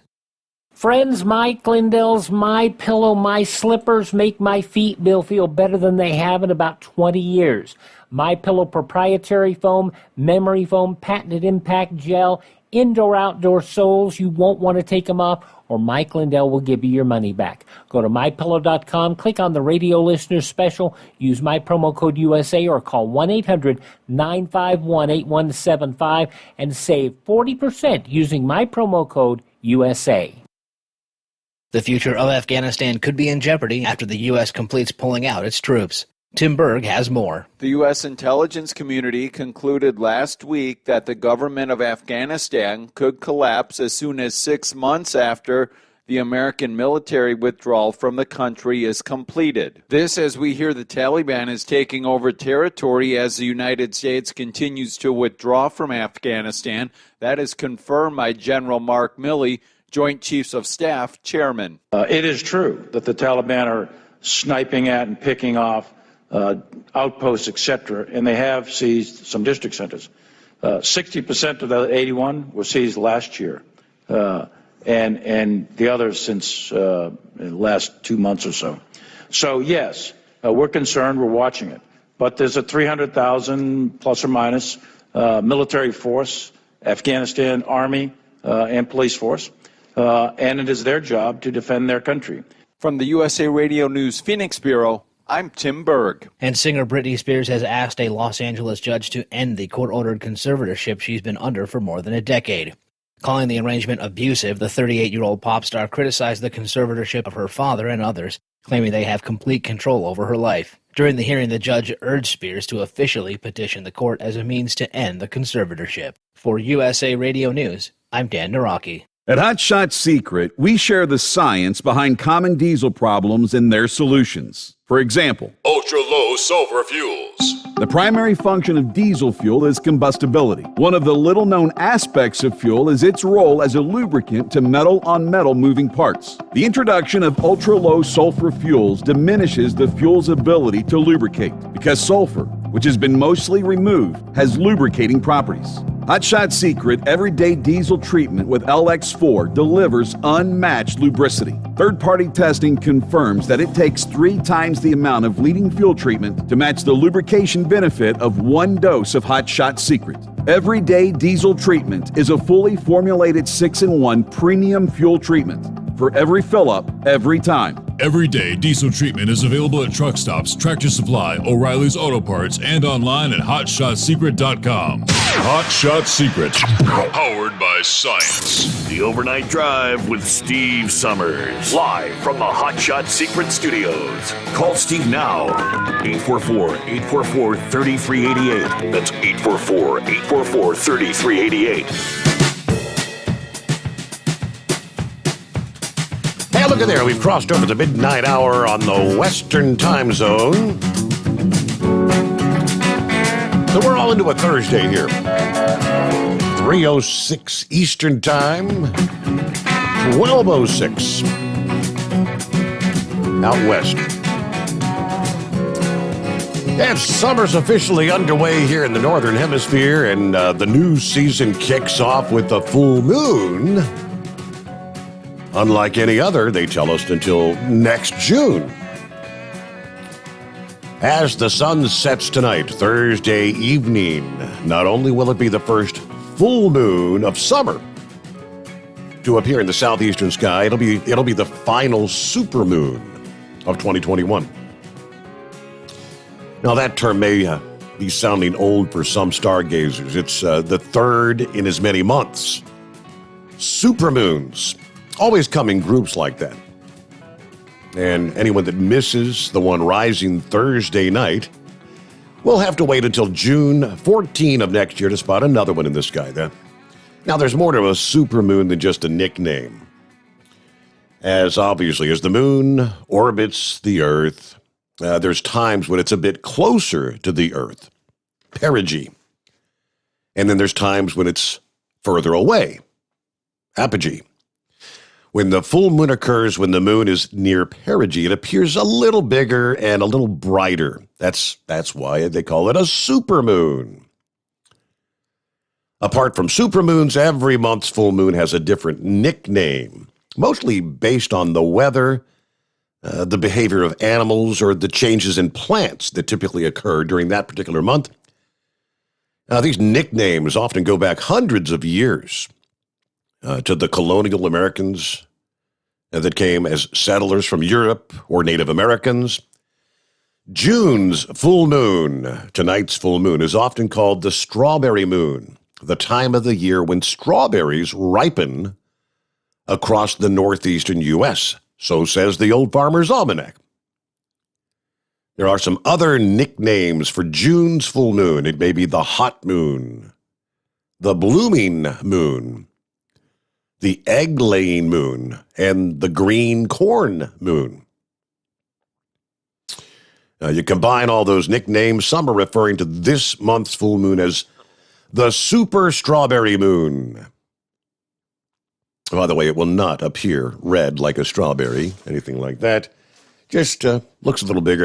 If you step out at this hour, right outside the Hot Shot Secret Bunker, as I was getting the smoke there a few minutes ago, moon is shining bright tonight. Looks full, but yeah, again, technically, full moon coming up when the sun sets and the moon rises Thursday night into Friday morning. Oh boy, we get to look forward to a full moon for our Friday morning show. Oh, that's when the freaks come out. Quickly, going back to Philip's conversation there, I'll be the first to admit I'm not a hunter. I've never been hunting, believe it or not. Yeah, I've done a lot of fishing in my life, but never been hunting. I guess if you want to call being out there with my BB gun, trying to shoot squirrels, never got one, but they weren't the most accurate of BB guns, but yeah, if you want to call that hunting. So several people chimed in and said, hey, tell this guy lots of people hunt with handguns. Another guy said, somebody tell this DA that I and others like me do hunt with pistols. Did someone confiscate his brain? So I'll leave it at that. So I had no idea. I thought hunting was out there with your .22 rifle or your shotgun, whatever it's going to be, depending on what you're hunting for. So I would stand corrected for not realizing maybe a lot of people do hunt with pistols. Thanks for the correction. And all right, back to the calls here. What's happening with the Roadmaster? How you been? How you doing, Steve? I'm doing all right. Laying around 2-3 days. How's your? I ain't felt the best in the world. I was gonna say, how's your health? So yeah, not doing the best, huh? Well, I don't know whether you all believe in this or not, but a buddy of mine, he told me about this herb doctor. You need to go see her, and she she's weird. I walked in, talked to her just a second, didn't tell her nothing, and she shuts her eyes and lifts her fingers and does like that. She looked at me and said, "You got something going on in that lung right there." How she knew that, I had no idea. Ooh. And I said, "What do you think?" And she said, "You've had cancer before, haven't you?" I said, "Yeah." She said, "I think it might be trying to come back." She gave me some medicine. Said, "Here, take this." And I'm taking it. It must be doing something. I feel pretty good, a little bit weak, but boy, it'll knock you down. I'm telling you, it'll take your strength away from you for a day or two. But I don't know. I feel pretty good. You have any idea what the heck you're taking? Do you know what you're taking? Go ahead. I have no idea. It's got a word about a foot long. I have no idea. Some kind of herbs or something. I don't know what it is. Wow. But anyway, you dump it in a glass of water, mix it up, and drink it. So that's all I know. It don't have no taste. It just, but you can tell it's working because after you take it, you feel funny for about an hour. I don't know. I can tell that I'm not as short of breath as I was. But a buddy of mine recommended I go to her, and he told me, he said, "I know a guy that was on his deathbed, and he had stage 4 lung cancer." He said he was done, and said he went to her, and 2 weeks later he was out mowing grass with a push mower. Okay. So I'm very optimistic, about that. Whatever happened to the big moose? Did he come through his surgery okay? Everything went well. He's trying to get back on his feet again, as they say. So still off the road, but what was that? I haven't listened in the last 2 or 3 days. What's that one guy's name? I can't think of his name. Monkey Spanker, Monkey Gouger. Monkey Gouger, yeah. Monkey Gouger, that's it. Has he been on the last day or two? No, he's not been on. I think he's down at the home 20. I know he'd been at the Marina Del Rey. I saw he had a couple of posts. I think he may be in Myrtle Beach right now with his better half. Okay. I got there's something I don't know. I don't mean to be out of line when I say this, but I've got a friend of mine. Her grandson is in Shriners Hospital in Lexington. Little fella's 3 years old, and they found 2 of the growths like mine in his lung, and he's in good spirits and all that. They're still trying to figure out what's and how bad it is. But the little fella is scared to death. He's 3 years old. His mommy and daddy's with him there at the Shriners Hospital, and his grandmother.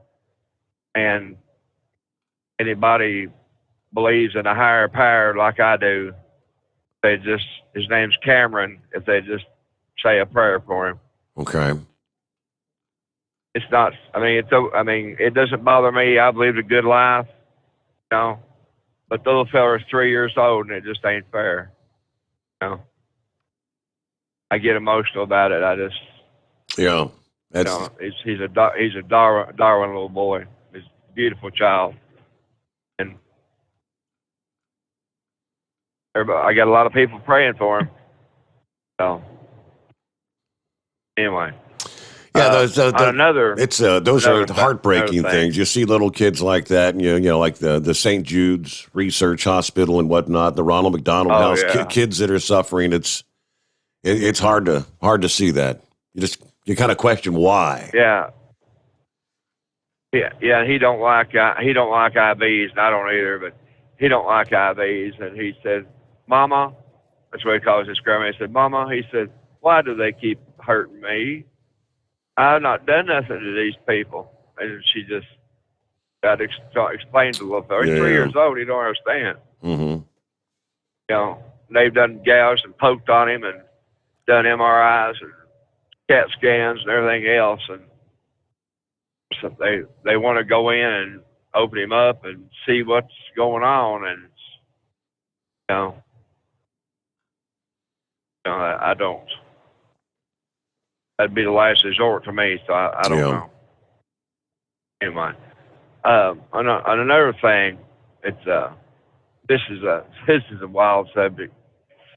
Of course, we know about the election, how the government, what they done to, during the election, so many shenanigans they pulled and stuff. They've got 2 law enforcement officers there at home. They were constables, both of them was.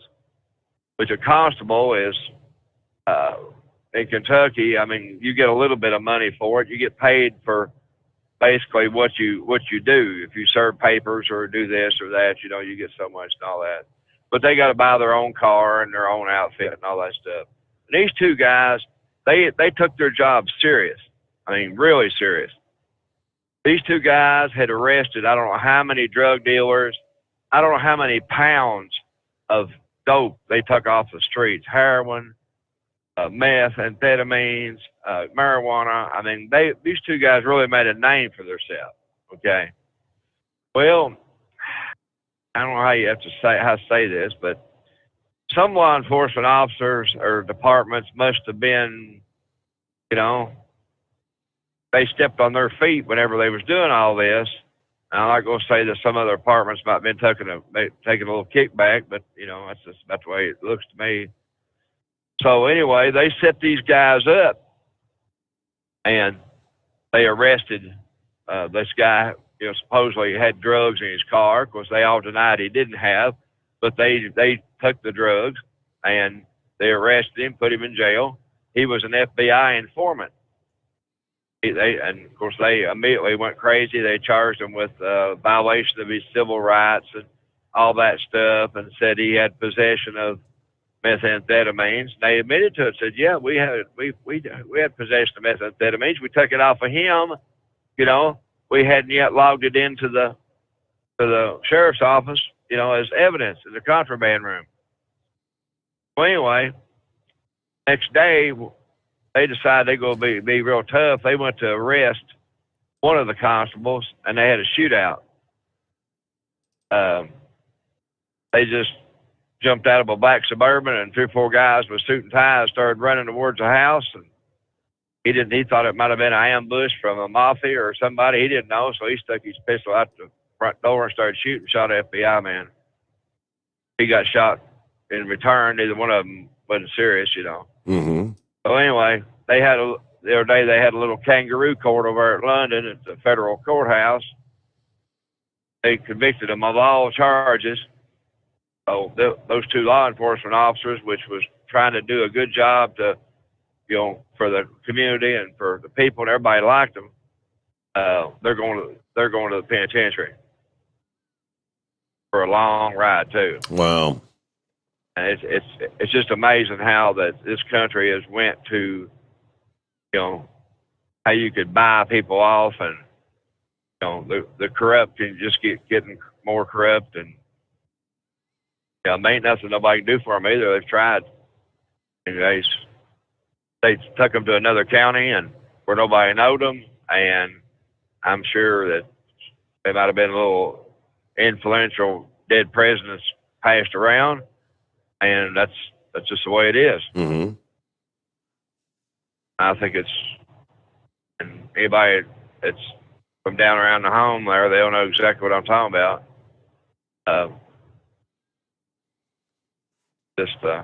And these were guys, I'd say they were in their 50s, or late 40s, early 50s, I guess. They wasn't just kids trying to make a name for themselves.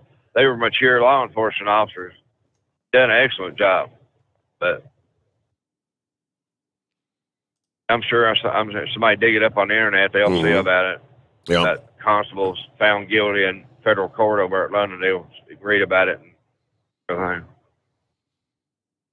But I'm sad. It's 72 degrees. I'm cruising through Ackworth, Georgia, headed to Tifton. 72 degrees. Beautiful night to truck. there are days I feel pretty good. You take this medicine 3 days in a row and then lay off of it 4 and take 3 more and like that. And I'm on my 4-day deal now where I don't have to take it, but it seems like I feel better now than I did 3 days ago when I started taking it. But as far as the actual medical community is concerned, though, they've said nothing more. You're still in they don't think there's anything they want to do any more testing on or anything. I got to go back the second day of July. I got to go back for a checkup. Right now, we're fighting my sugar. I don't know where some of this medicine is making my sugar stay up, but it is. Higher than what I wanted, higher than what the doctors want. My actual next checkup, I go back for my lung is September the 20th, I think it is. Then they're gonna do blood work, and they're gonna see how everything looks, and then I'm gonna have to have another MRI and CAT scan. And they said that at that point we'll see what's going to happen. Okay. Well, when you go back in after having a round of your herbal stuff, maybe they'll say, hey, things look a little different than they did last time. Maybe. Well, I know this friend of mine who told me he's one of the few guys in the world that I've never heard him tell a lie he's straight as a string. And him and his brother both, they told me, they said, we're serious. So we know more than one person that's went to her and they beat it. Another one of their friends, his wife had a big knot come up on her neck, kind of like a thyroid, but looked like a small baseball, they said. And they told her that it was cancer. And they said usually in that where it's at, it doesn't spread to your lymph nodes and all that. So the outlook does not look real good. And she went to her, and in about 2 months, the knot went down, and she went back for a 90-day checkup, and doctors just looked at her and shook her head and said, what happened? It's gone. So I'm optimistic. I'm trying it, Like I said, it can't hurt. Yeah, it kind of gives you the heebie-jeebies when you go in and she don't know you from Adam, and there's something going on in that lung. That would kind of freak me out. Yeah, I went to her years ago, and you walk in and she talks to you just a minute, and she does her little thing by snapping her fingers and shutting her eyes, and sometimes she'll lay her hand on your forehead. Wow. She'll tell you your blood pressure. She'll tell you your sugar. She can, I don't know how, no one knows, but she's just one of these people that was gifted like that. Yeah. And, sounds like something out of a movie, a Hollywood thing, but is she a witch doctor? What is that? All right. Well, thanks for the update, Roadmaster. I hope you get to feeling better, and let us know how your checkup in July comes back there. Yeah, I mentioned our first-time listener earlier who had sent me an email, T-Bone. I guess he heard me mention that, and because I said I wonder who was at the Waffle House to introduce him to the show. He says, he responded to me here about an hour ago. He said, I didn't catch their names, but the one guy was about 9 feet tall, looked like a bouncer, and the other guy looked like he was maybe 200 years old. You know what that means? That means it was Big Moose and Possum Breath. I called that one.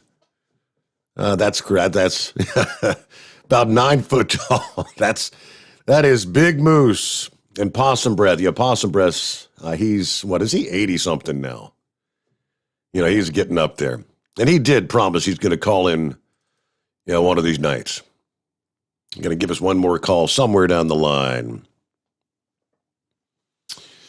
Let's see. Got a couple minutes before we hit news break there at the bottom of the hour. What's happening with Big Sexy this morning? Oh, out here, all these papers around. When you said that, I figured it was Big Moose. Yep.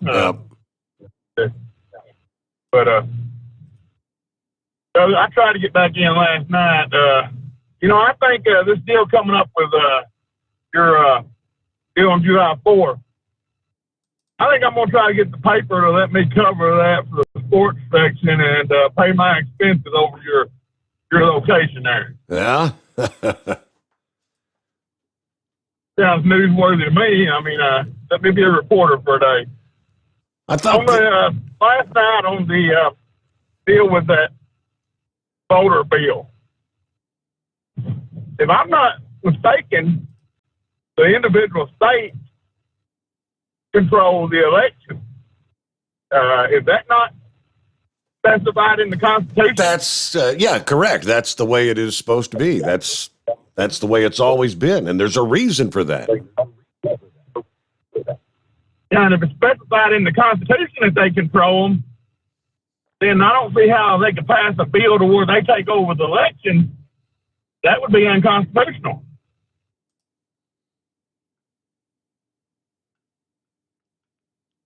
I'd say that's correct. That's Big Sexy. It's pretty much exact.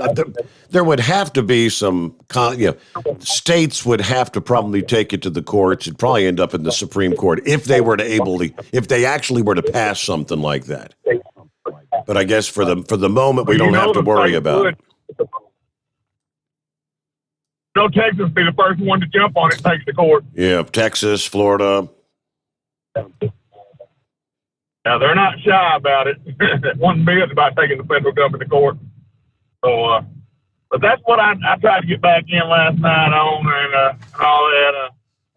I'll just get off here and, as Big Moose would say, keep it between the spotted and the solid and step back and copy the mail.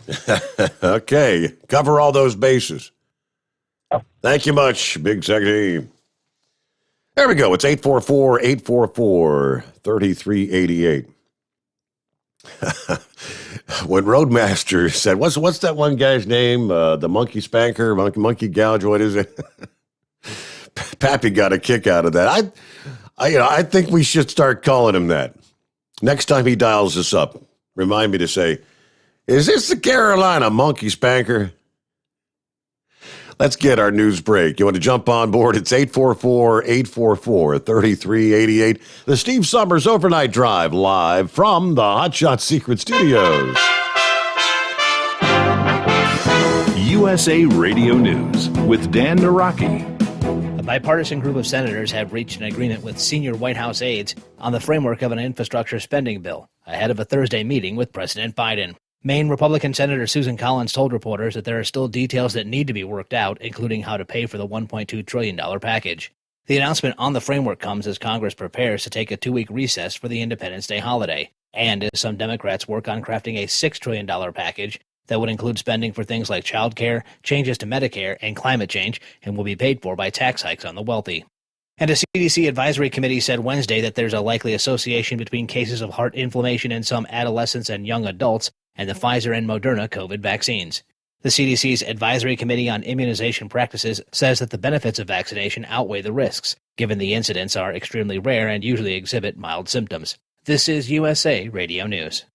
Are you struggling with addiction or alcohol problems? If you're depressed, drinking, and using drugs, you may need help. And the Affordable Care Act guarantees coverage of substance abuse. I knew I could get myself out of this. I just needed some hope and some help. I took the first step to recovery when I made the call. Call the Addiction Hope and Helpline now for a free assessment with someone who cares. Call 800-854-1055, 800-854-1055. 1055. I feel like I'm losing control. I'm afraid I'll lose my job or even my family. Call now for hope and help with proven, gentle recovery programs. I never thought that I could be somebody who didn't drink and use drugs. I'm in recovery, getting the help I need. Call the Addiction Hope and Helpline now for a free assessment with someone who cares. Call 800-854-1055. 800-854-1055. 800-854-1055. You're listening to the Overnight Drive with Steve Summers. At Hot Shot Secret, we share the science behind common diesel problems and their solutions. For example, Diesel particulate filter regeneration. the DPF catches particulates left over from combustion. The DPF regeneration cycle cleans the filter with temperatures exceeding 1,000 degrees Fahrenheit. A computer sensor triggers the DPF regen, which is often accompanied by a loss of power and fuel economy. The frequency of DPF regens are in correlation to the cleanliness of the fuel burn. Under heavy operation with the dirty burn, DPF regens can occur multiple times per day. Hot Shot Secret Diesel Extreme Fuel Additive promotes a more complete combustion, creating fewer emissions and therefore fewer DPF regens. Vehicles using Diesel Extreme experience 83% less DPF regens. Hot Shot Secret Diesel Extreme is available nationwide at truck stops, fine farm and auto stores, and online at hotshotsecret.com. Hot Shot Secret, powered by science. Do you have a Dodge pickup and hate your automatic transmission? Of course you do. LaVon Miller at Firepunk Diesel here, and we specialize in heavy-duty and performance transmissions for your 3/4 or 1-ton Cummins-powered truck.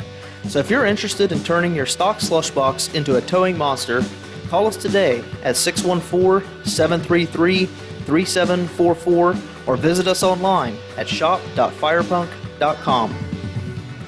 You work hard. You deserve a seat that works just as hard as you do. The Bostrom T-Series seat has provided drivers with comfort for millions of miles over the past 3 decades.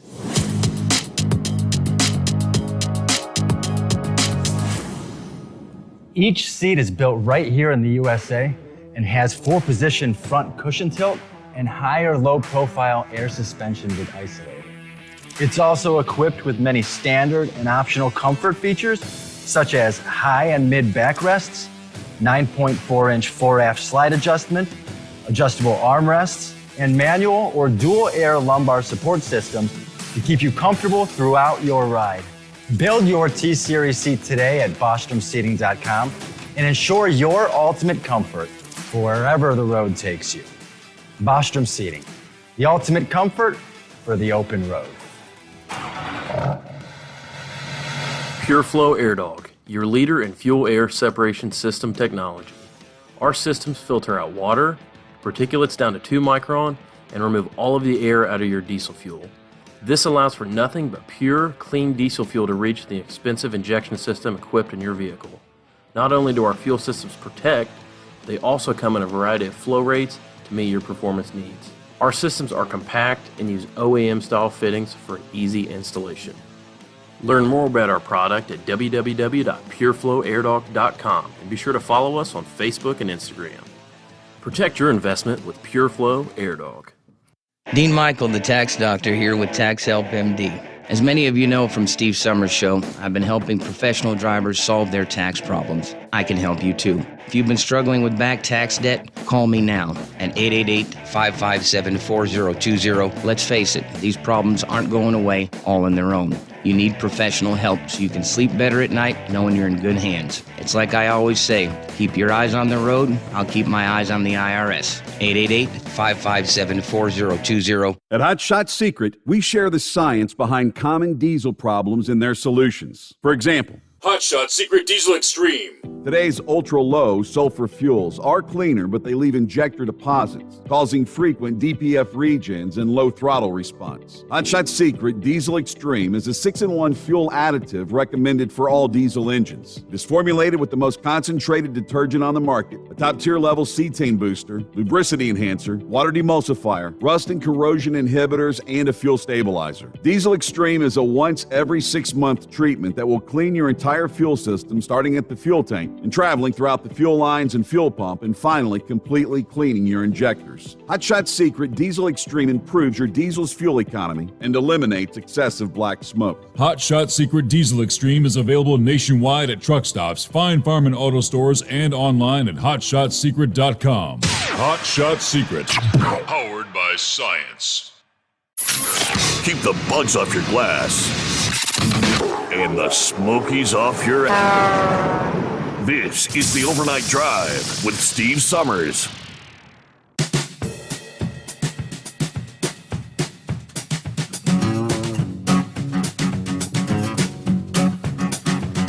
All right, back at it here. I'll get back to the calls. A couple of friends checking in. John says, morning, everybody. 53 feet of recliners and couches and end tables from Ashley Furniture. Unloaded solo will wear a fella down. No doubt about it. So, yeah, that's not a load of no-touch freight, is it? You're working for a living, John. Dave checking in. Morning, everybody. 66 degrees. It's still dark outside. Thanks for the update. Let's see. Fred says, Democrats don't care about the Constitution. Truthfully, it seems like nobody in D.C. does. Or Obamacare would have never been passed. All right. With that, let's see, who's next up here? Let me get, someone was asking about Eagle last evening. Hadn't heard from him in a few days. Good morning, Eagle. Yeah, you say somebody asked about me. Yeah, they was asking, have you heard from Eagle recently? And I said, yeah, I think he checked in Monday morning. You did check in earlier this week, but yeah, they hadn't heard from you in a few days. Yeah, well, I had to call in tonight, man, because I heard some news about the so-called vice president. I'm not going to even mention her name because it's not worth mentioning.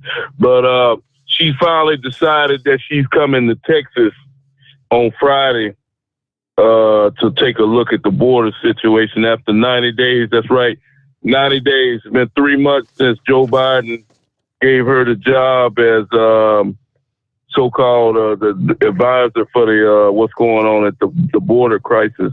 It's been 90 days since she got that job, and she finally decides that she wants to take a visit down to Texas. You know why she made that decision, Eagle? You have any idea why she made that decision? I say it's because last week Donald Trump announced he was going to the border, and she's embarrassed by that fact.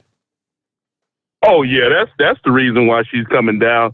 And plus all the heat that she's been catching from the trip that she took down to Guatemala and Honduras, and she didn't even bother to come to Texas.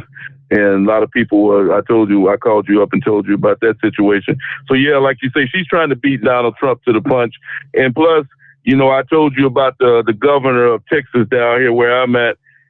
He said that he's going to finish the wall that Donald Trump started down on the Texas border. He's talking about Greg Abbott, talking about continuing the wall. So, like I say, this is nothing but a publicity stunt for Kamala. She doesn't care. It's been 90 days. If she cared, she would have already been down to the border to check it out. This is nothing but a publicity stunt to make people think that she cares about the situation. She's not going to do nothing. She's not going to do nothing but take a photo op just to say that she showed up to the border. But I promise you, she's not going to do nothing to stop these people from coming to the country, and she's not going to do absolutely nothing. The same thing she's been doing for the last 90 days. So like I say, they still insist that it's not a crisis.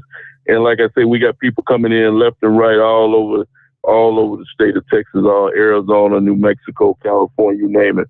They coming in droves, and then nothing's going to be done about it. So, like I say, Trump had the right idea, and they put a stop to it, and it just made the situation worse. And Joe Biden, he's supposed to so-called president. He should have been the one to come down to the border. He should have came down a long time ago. Mm-hmm. But you don't see Joe Biden. But he can go to Russia and he can go overseas and talk to those people. But he can't check out the situation in his own country. So And that tells you all you need to know about him and his vice president when it comes to the border situation. But something, Steve, something else I wanted to talk to you about tonight was the situation with the crime. Good old Joe Biden was running his mouth again today, talking about the crime rate in America and all the violence that's taking place in cities all over the U.S. In Baltimore, Maryland.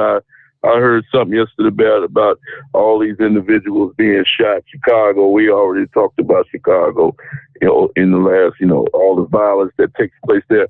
And yet these idiots are saying that they want to defund the police and get rid of police officers and then they can't. And these people, it's hard to believe that these people are actually that stupid, Steve, but I'm starting to believe that they are. How can somebody in their right mind think that by eliminating the police force, that's going to make the crime go down? I don't understand these people's logic. If you get rid of police officers, that means that the criminals are going to have a free for all to do whatever they want to do. How anybody in their right mind can say that we need to defund the police and start eliminating police officers off the streets of America? There's something they're completely brain dead as far as I'm concerned. And I don't even waste my time trying to argue with somebody like that because there's no argument to be made with a situation like that. So if they're dumb enough to defund the police and start eliminating police jobs, then they better be ready to deal with the consequences, which is going to be more death and more murder in the streets of America, because then the criminals will control the streets of America, not the police. And if that's what they want to see, that's what they'll get. And I thank you for taking my call tonight, Steve. All right, Eagle. Thank you for checking in. Good to hear from you. Be safe out there. Yeah, they had to. Yeah. The irony. I said it last week when the announcement that Governor Abbott had invited Donald Trump to come down to the border, and former president accepted the invitation. Yeah, did I not say at the time, Kamala Harris, in all likelihood, is going to make the decision, I better get down there. This is embarrassing, But rightfully so. She's been taking all kind of flack. They announced yesterday that she's going to be going down Friday, as a matter of fact, this Friday. And she'll be attended by Secretary of Homeland Security Alejandro Mayorkas. Countless media outlets, there's actually 56 Republican lawmakers that have chastised her for not going to the border, despite being given the task of dealing with the border by the president. Well, it appears to have taken Trump's announcement to light a fire under her. Yeah, right? Former President Trump slamming Harris for the late announcement in a blistering statement. He says, quote, after months of ignoring the crisis at the southern border, it's great that we got Kamala Harris to finally go see the tremendous destruction and death that they've created. If Governor Abbott and I weren't going there next week, she would have never gone. I think he's probably 100% correct. It's all about him. Really, I mean, could the mainstream media ignore former president being there with the governor of Texas? And no doubt they're going to be front and center showing what's going on.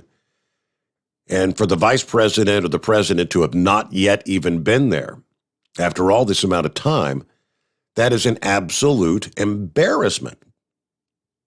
Could the mainstream media actually turn a blind eye to that? Well, they'd probably try. But there you go. Let's get back to the calls here. Jolly Green Giant, what's happening this morning? Good morning, Steve. It was good to hear from Eagle. I really, really enjoyed that. The man of reasoning. I've got a complaint. It seems that Flyrod has been playing hooky for 2 days. He says because his truck has broke down. I don't believe it. I think it's because he's got this new puppy and he's been wanting to spend time with that new puppy. And that's what it is. Sex Maniac blew a turbo tonight, and he's working. But Fly Rod, oh no, he's been playing hooky for 2 days. All because of that new puppy. Well, I don't know what to say, man, but something needs to be done. Hey, something needs to be done. That's a cute puppy, though, you got to admit. Yes. Yes. Yes. and by the way, I don't think that woman is a witch doctor, Steve. I personally, I think that woman is a faith healer of some kind. And yes, there are people out there that have those kind of gifts. Yeah, I believe in healing, faith healing. But at the same time, not everybody is healed. But I definitely believe in it. There are some unexplained things that the doctors cannot explain, that only maybe the man upstairs is the one that takes care of it. I feel that our life is in his hands anyway. Mm-hmm. But I also want to thank our president. I want to thank him for the high fuel prices. I want to thank him for that, because I'm definitely putting more gas in my pickup truck. Now, I want to get on my soapbox. Let's talk about guns. Yeah, let's blame the guns for all the violence in this country, the assault rifles. But yet, why don't we be realistic? Doing away with these assault rifles is not going to solve this problem. What's the real problem, Steve? I'll tell you what the real problem is, but they don't want to talk about it. It's called mental illness. That's the real problem. It's because these individuals are mentally ill. You don't walk into a school and kill a bunch of kids because you got all your marbles. Let's just blame the guns. Let's do away with the guns. Mm-hmm. But you want to know something? That violence is not going to stop. They will not stop until they deal with mental illness. And that is it's Jolly Green's opinion. And as Paul Harvey used to say, that's the rest of the story. So either way, Steve, have a good night, and I'll check in with you maybe tomorrow night. Have a good night. Yes, mental illness. It's demented people, right? Sure. Okay, what else did we have in the mix here? Oh, yeah, maybe when Kamala goes to Texas. Fred said she's going to El Paso, that she's not even really going to be anywhere near the where the true crisis area is. Maybe that's what I was hearing. Was it Ted Cruz saying that she needs to go to the tent city that this administration has built and is so overcrowded and whatnot? I did catch some of that in the news break there a few minutes ago. So is it really just a photo op kind of thing? Yeah, to where now she can tell Lester Holt, I've been to the border. Yeah, she tried to say that a few weeks ago, and he said, no. She said, we've been to the border. No, you haven't been to the border. Photo op, right? I wonder if she'll be discussing anything with the chief of the Border Patrol, who announced yesterday he's leaving his job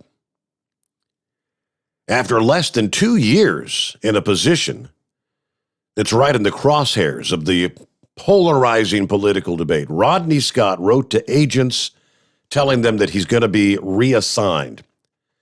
I will continue working hard to support you over the next several weeks to ensure a smooth transition, he says. Now, this guy, Rodney Scott, is a career agent. He was appointed chief in January of last year. He enthusiastically embraced then President Donald Trump's policies, particularly on building a wall. Of course, Joe canceled the wall.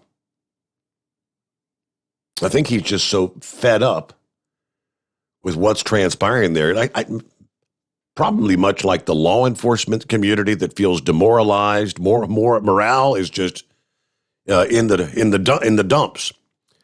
I think is the chief of the Border Patrol right now. They've got to be feeling the same way. The chief and all the agents. What a demoralizing job. You can't do the job you were hired to do. That you actually applied for a job to do. Your hands are tied. What they're doing right now is playing babysitter and diaper changer and lunch maid to all these thousands of people in these facilities. They're taking care of them. There was no comment from the Department of Homeland Security, and Scott himself did not immediately respond to a text message asking for further clarification there. But there you go. Maybe he'll get the opportunity to tell Kamala why he's leaving that post. You haven't been here. Nothing's being done. Our hands are tied. I'm pretty much throwing up my hands in disgust and saying to hell with it. Let somebody else handle it. You've been playing hooky with that dog? Is that what you've been doing? No, sir, I have not. Greetings and salutations, Mr. Sommers. Thank you for taking my call. Hello, I Fly assure Rod. you, despite, Jolly Green Giant and Sex Maniac, they need to go back to what they do best. That's haunting houses and trying to take over little foreign countries. That's what they do best, instead of trying to get into the big leagues with the big boys. Uh-huh. Now, do you have a question for me, Mr. Sommers?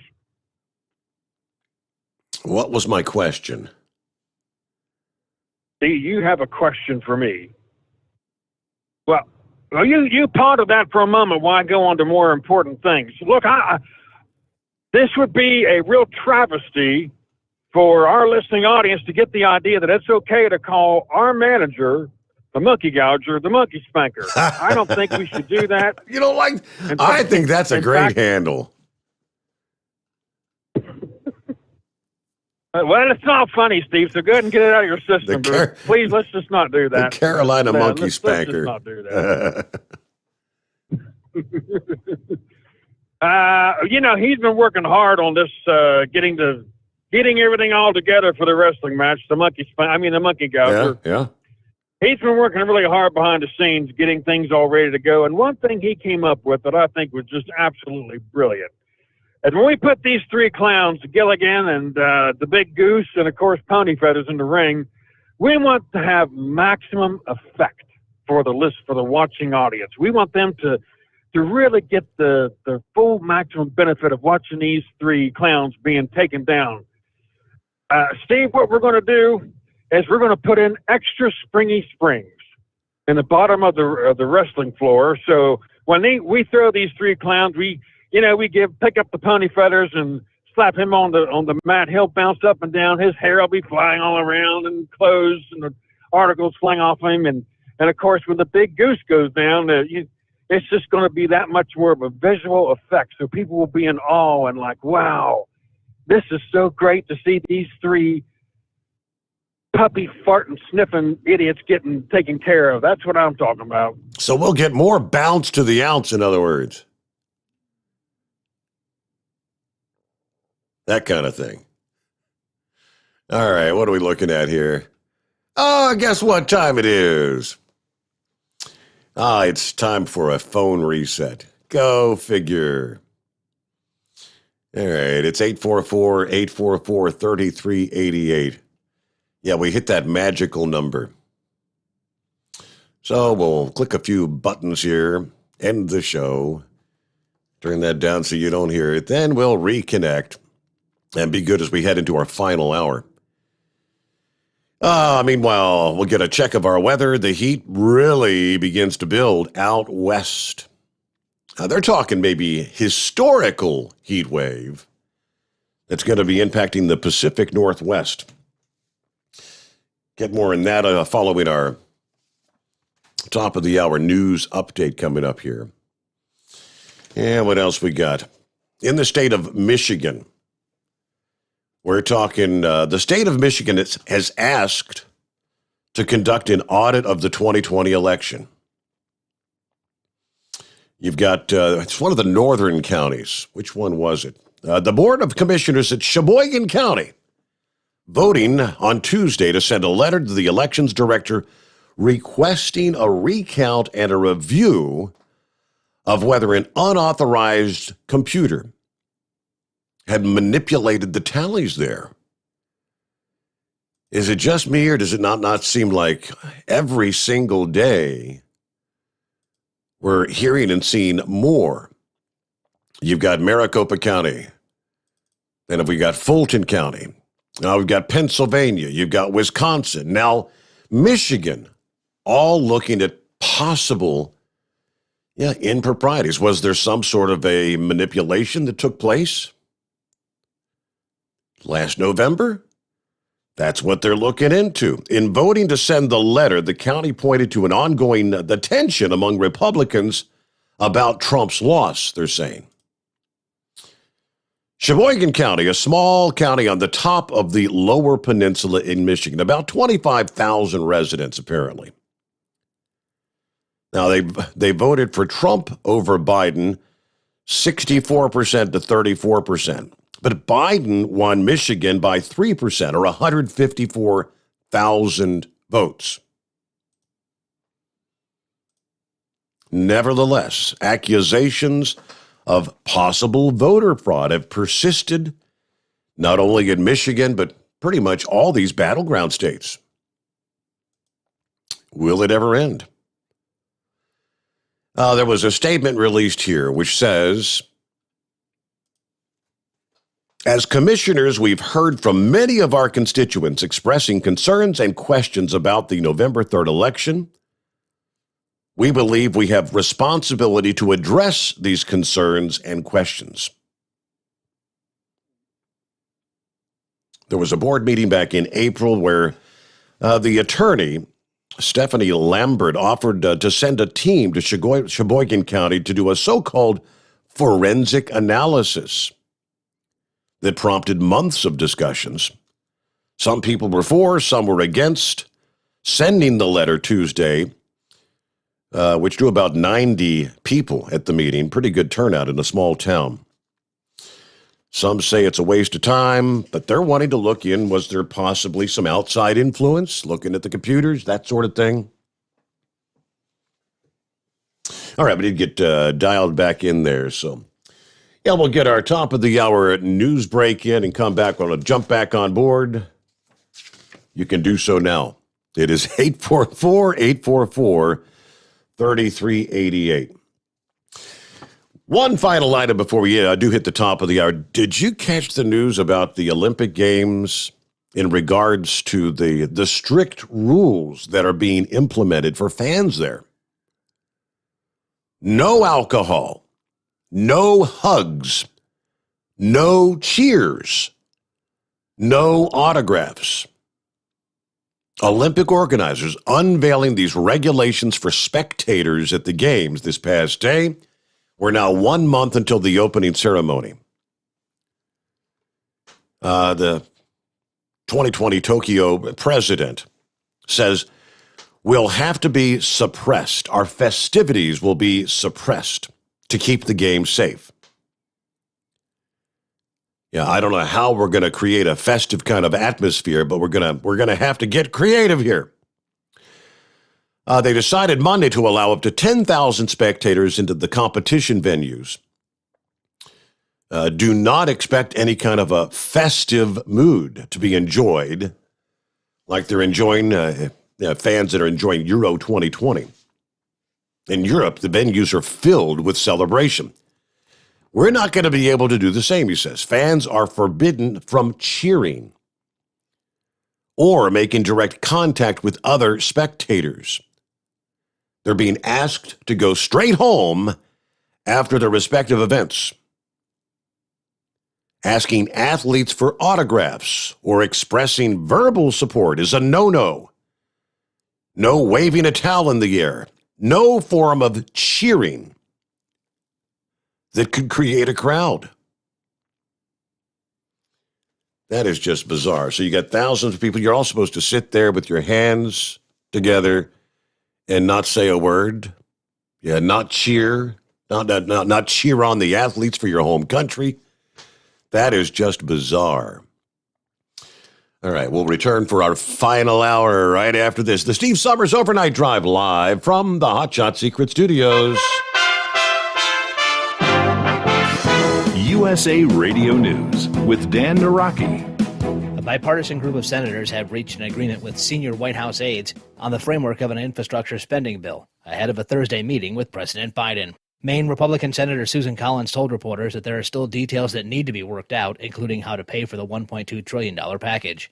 The announcement on the framework comes as Congress prepares to take a 2-week recess for the Independence Day holiday, and as some Democrats work on crafting a $6 trillion package that would include spending for things like child care, changes to Medicare, and climate change, and will be paid for by tax hikes on the wealthy.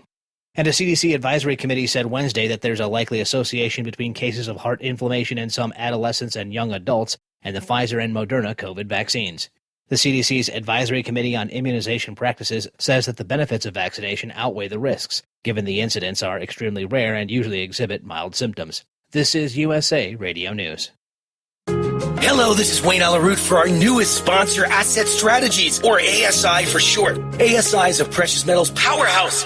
They sell gold and silver. Never in history has there been a more important moment to buy gold and silver. ASI has been in business for 39 years. They've served over 20,000 clients and sold $5 billion worth of gold, silver, and precious metals with zero complaints. Last year, gold saw gains of 25%. Silver nearly doubled gold's performance. Now Democrats are in charge. Green New Deal, open borders, free healthcare for illegals, bailout broke cities and states. The debt is about to go through the stratosphere. The time to buy is now. The owners of ASI, Michael and Rich Chekin, have been my close personal friends for 16 years. ASI is the company I trust when it comes to buying and selling precious metals. Call now to receive a free consultation and a free 1-ounce silver eagle with every qualifying purchase when you mention the Wayne Alaroot Show. Call 800-831-0007. That's 800-831-0007 or visit AssetStrategies.com.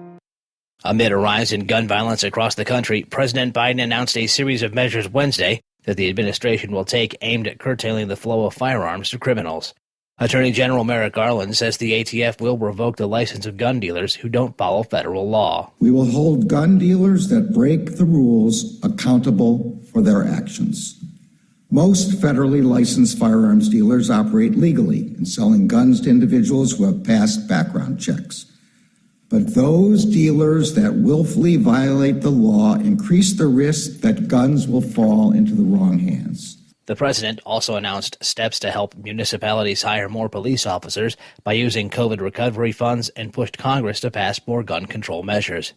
Republicans have criticized the announcement, saying the president's proposals won't address the problem, and blaming the spike in violence in many American cities on Democratic efforts to defund police departments. This is USA Radio News.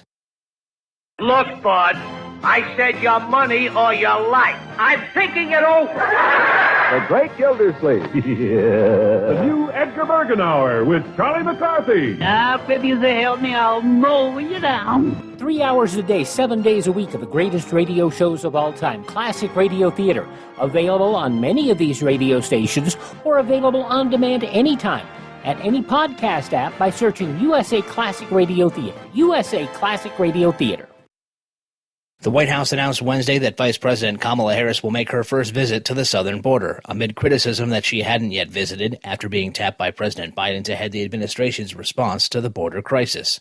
Tim Berg has more. The White House announces Vice President Kamala Harris is heading to El Paso, Texas, along the U.S.-Mexico border this Friday, along with the Department of Homeland Security Secretary Alejandro Mayorkas. But Texas Republican Senator Ted Cruz points out on Fox News that the vice president isn't going where most of the border crossings occur. She's going where the height of the problem isn't. Let me tell you what Kamala needs to do. Kamala, you need to go to the Rio Grande Valley. Kamala, you need to go to McAllen. Kamala, you need to go to the Donna Tent Facility, which is the tent city your administration has built that is massively over capacity, that has kids in cages. From the USA Radio News Phoenix Bureau, I'm Tim Berg. And 5 people were hospitalized after a pedestrian bridge collapsed in Washington, D.C. The span over D.C. 295 collapsed just before noon on Wednesday, dropping into the busy highway. Safety officials believe that the collapse was caused by a truck colliding with the bridge and pushing it off its moorings. At least 5 other cars were then involved in the crash. All lanes of the highway could be closed through Thursday as crews work to remove the bridge from the road.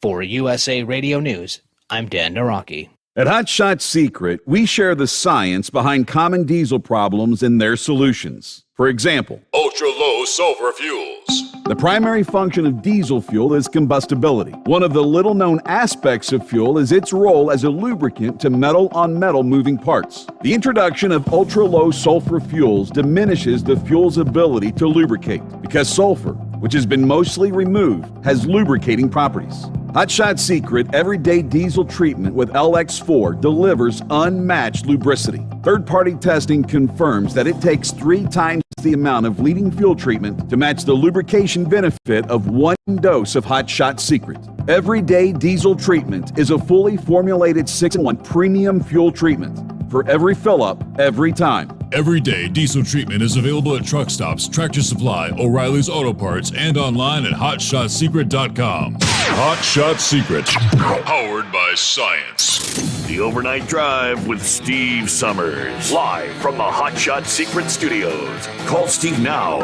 844-844-3388. That's 844-844-3388. There we go. Final hour underway. Here we go. Don't forget, join Josh Steinmetz. Yeah, he's more or less like, he's the tech guy. Computer whiz. Someone to set up all the equipment in here. Yeah, got everything streamlined as much as possible so I can log into this and log into that.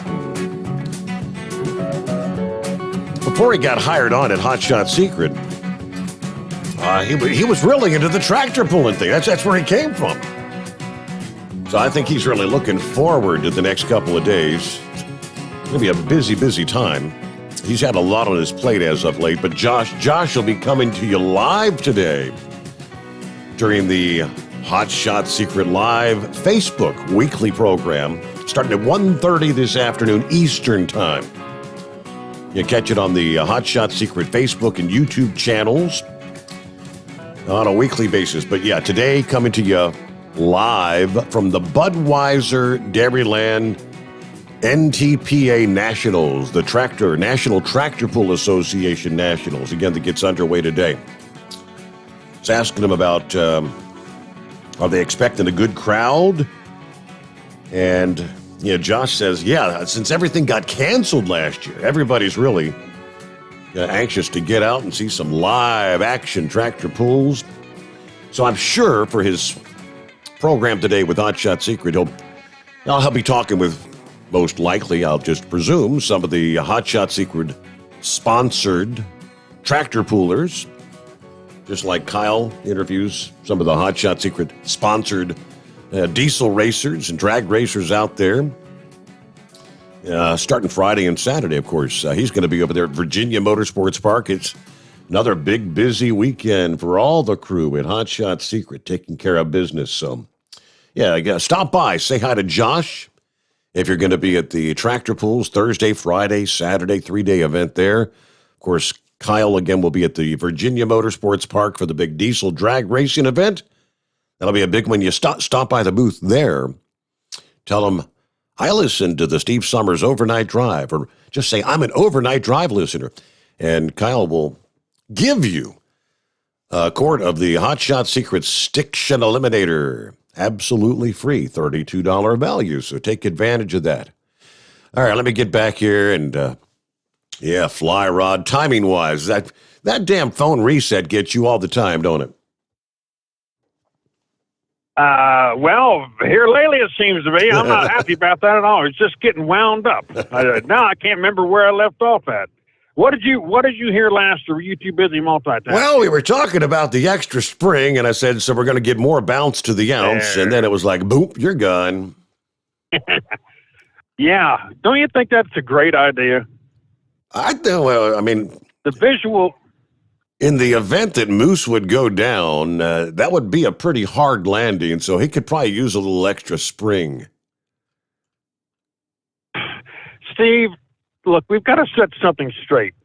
Now, you don't need to broadcast this all over the air because I don't want to embarrass anyone, but Steve, the buck's got to stop here. There are many who are propagating the propaganda, and sir, I think you are helping the matter when you call Big Moose. He's not big, Steve. It's all a fiasco, the whole daggum thing. Many, this is hurting children across this country. People have this false hope, this false identity that he's some great big mountain of a man when we know for a fact he's not. In fact, I might as well just go ahead and let this out on the air this morning.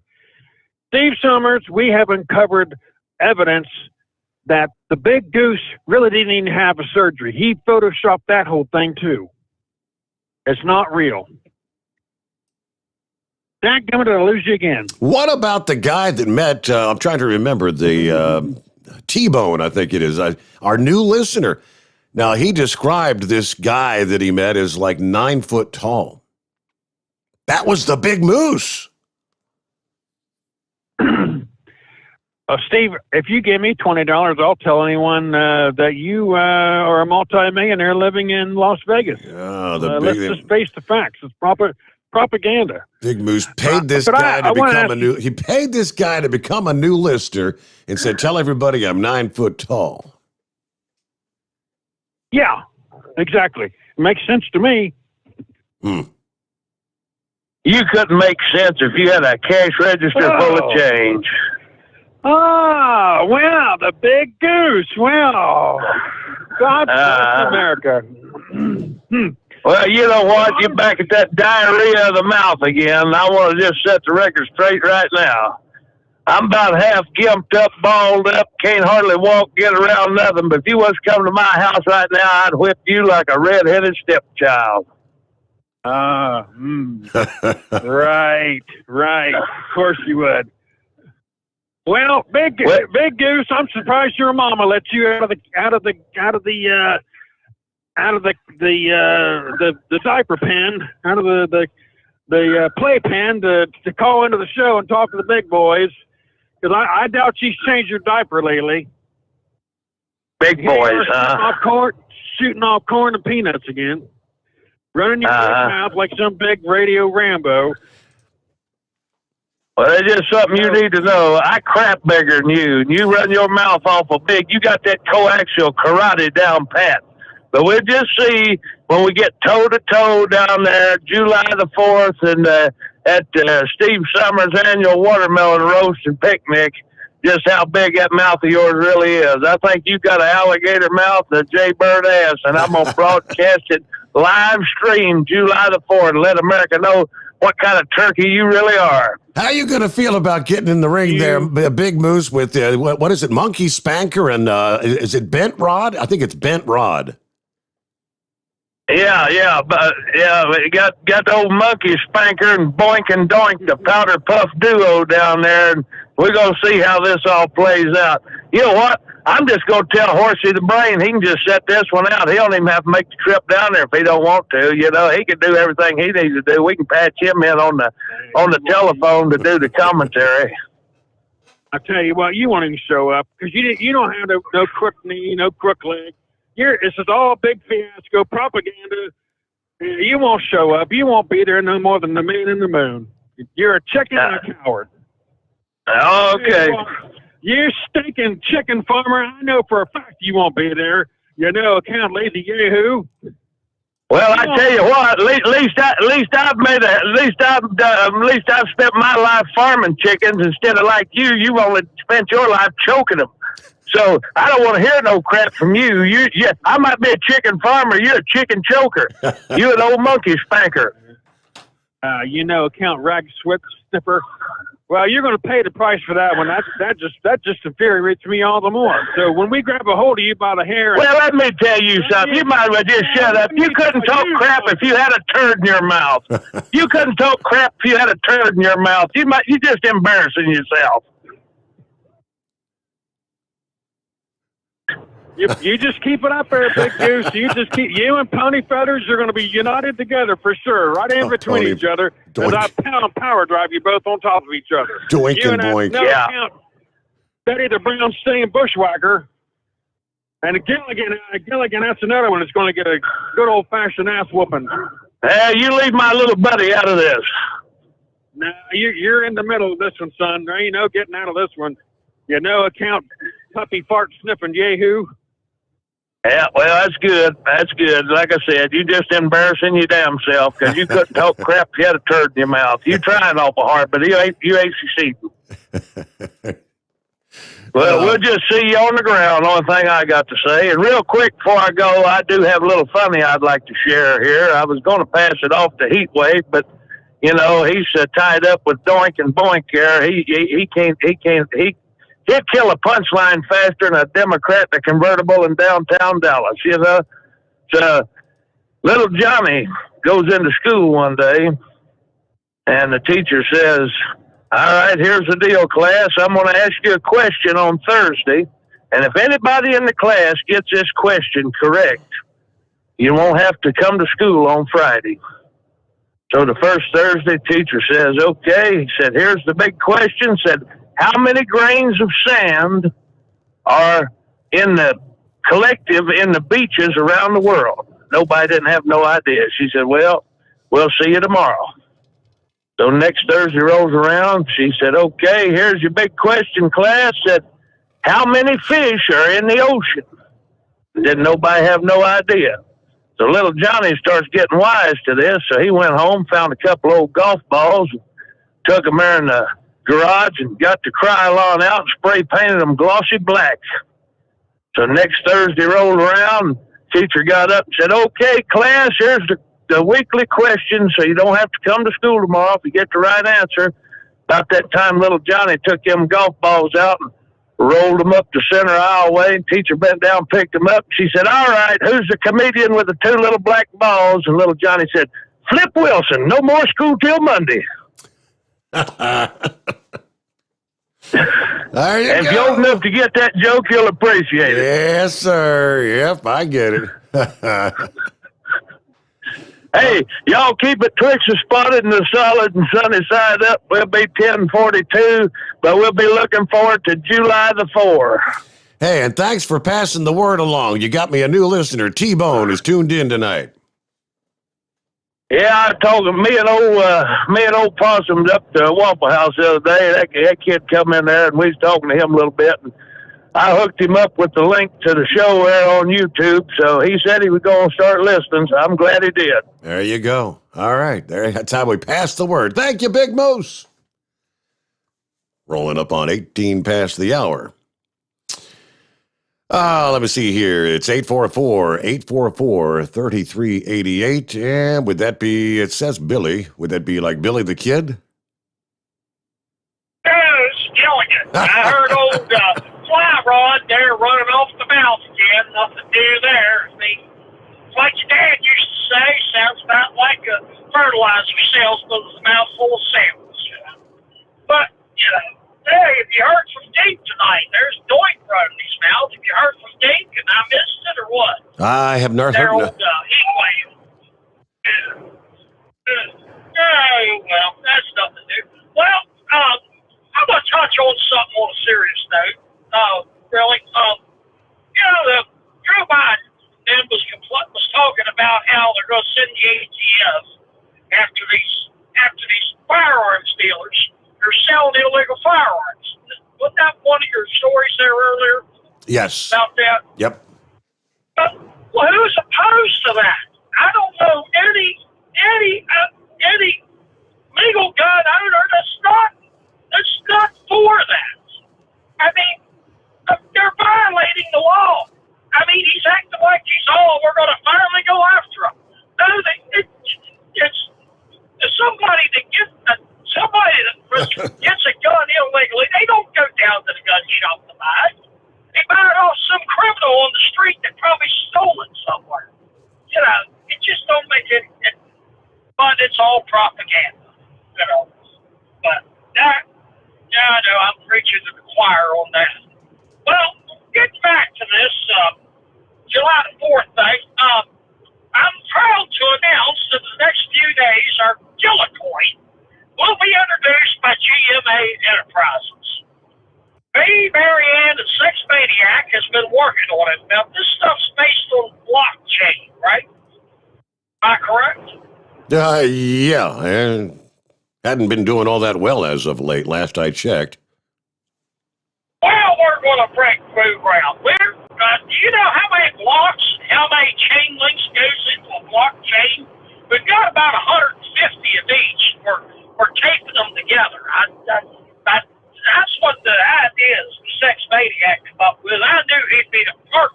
technical advisor for GMA Enterprises. So we're getting there with it, folks. We'll have our Gilla coins available at the big wrestling match from 1995. You can get one and use it to buy your entrance into the match. You all have a good evening and keep it sunny side. Yeah, all right, Gilla coin. That's your Gilla coin. Yeah, I was talking about trust in the U.S. media earlier.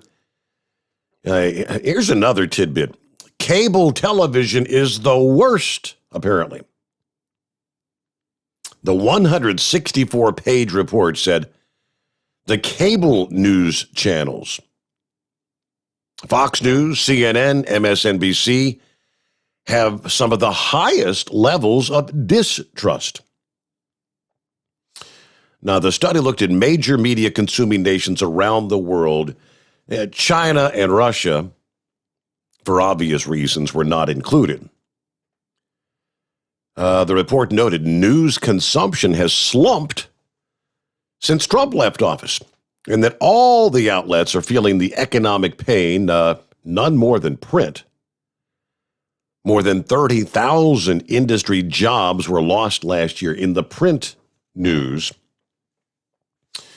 Trump's impact on news consumption and interest was a feature of the report's U.S. section. It noted that a 2016 Trump bump actually helped the media gain readers and viewers.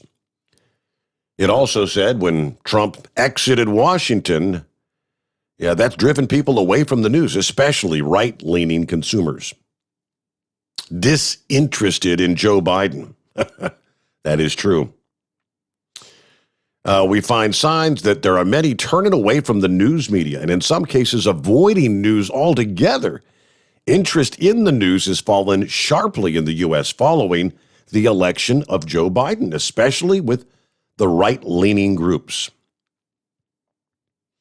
It added that just 55% of people said they're interested in news, while in other countries, the depressing coronavirus news was to blame. In the U.S., it was also due to Trump's election loss. No interest in the news.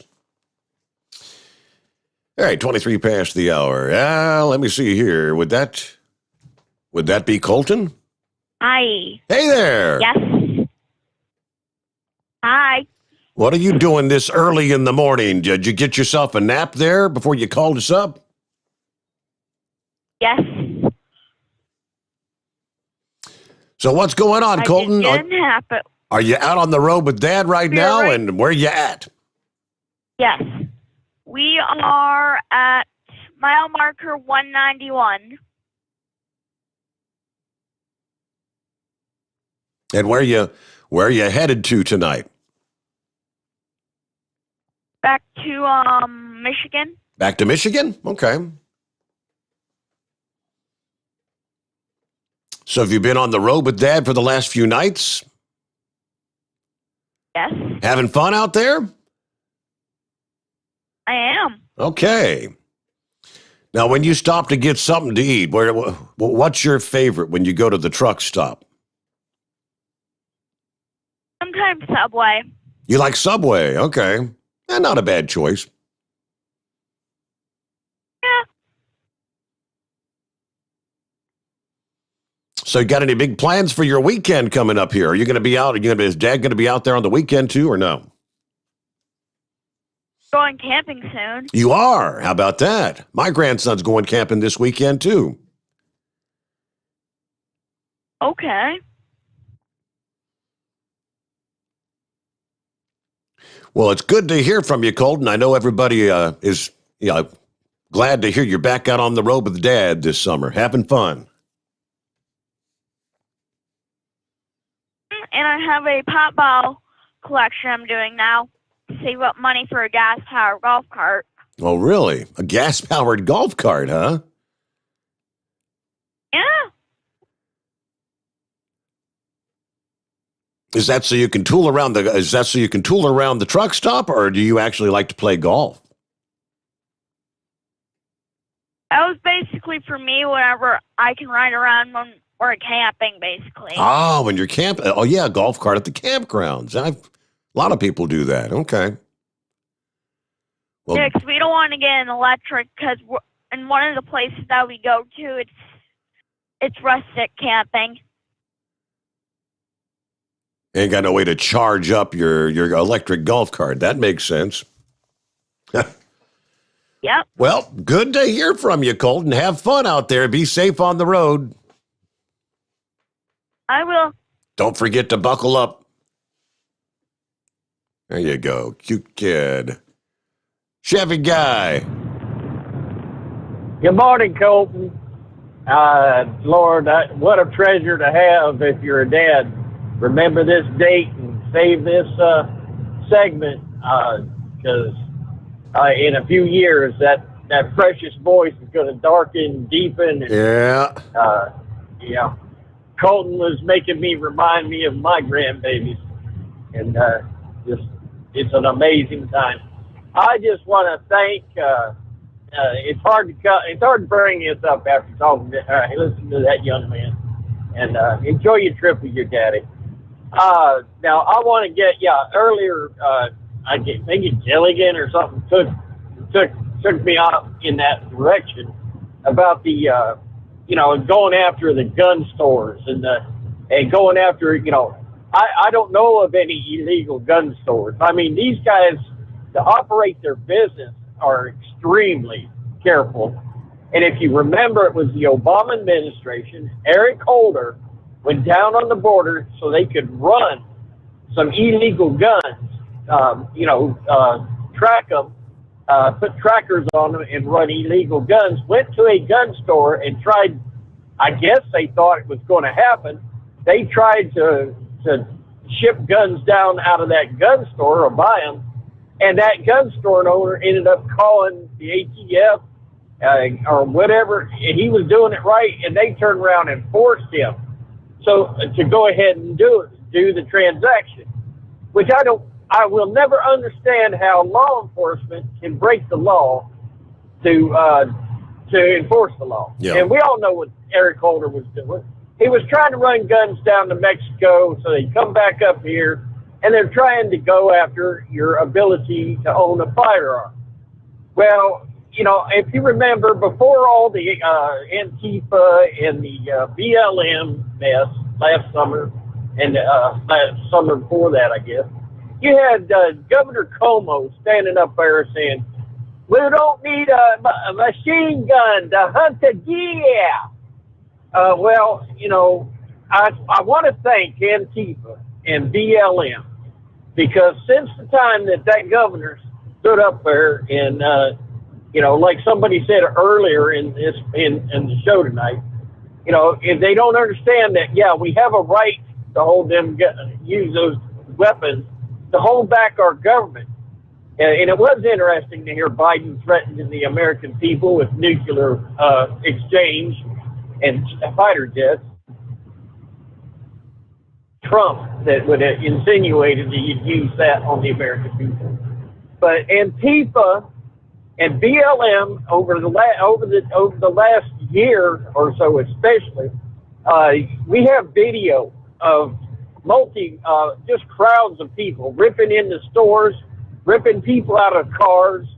And we're just a 5-shot pistol wouldn't do you any good.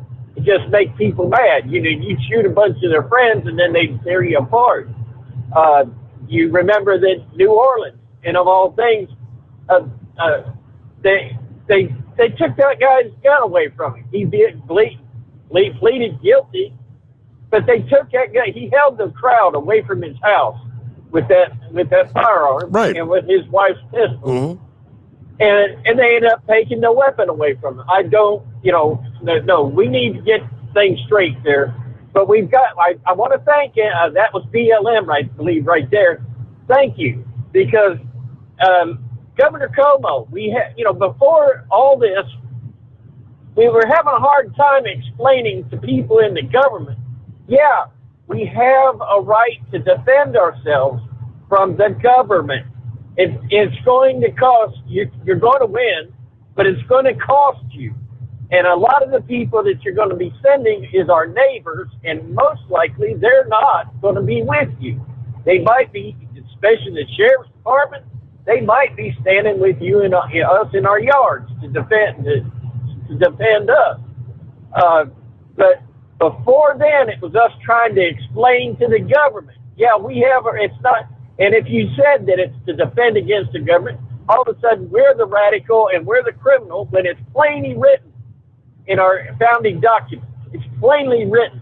But now because Antifa, BLM, they have proven why it's important for us to have firearms that can carry a larger magazine. It's just absolutely been a blessing in disguise, because now if he wants to get up there and say that, just one reporter stand up and say, well, what about all these people that's been held off, the Antifa and BLM? You know, that's why you have to have a machine gun that protects your family. So I just want to, I mean, hey, give credit where credit's due. And what, the 19th? The 19th, I haven't heard it reported. The 19th, I mean, this is a time of rejoicing. What was it in several cities on the news? It's just a little blurb I got on the news.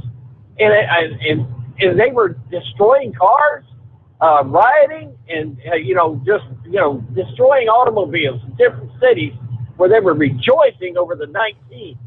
I don't get it. We honored, I guess our government honored them in some way, and then they're tearing up their city. We've still got Portland, got problems in Portland. You hardly ever hear about that. I guess rioting up there is so common, they don't think about it anymore. Doesn't even make the news. I want to thank you. I'm ready to move to Florida because BLM and Antifa is illegal in Florida. Governor DeSantis said, don't even think about coming down here because we're coming after you.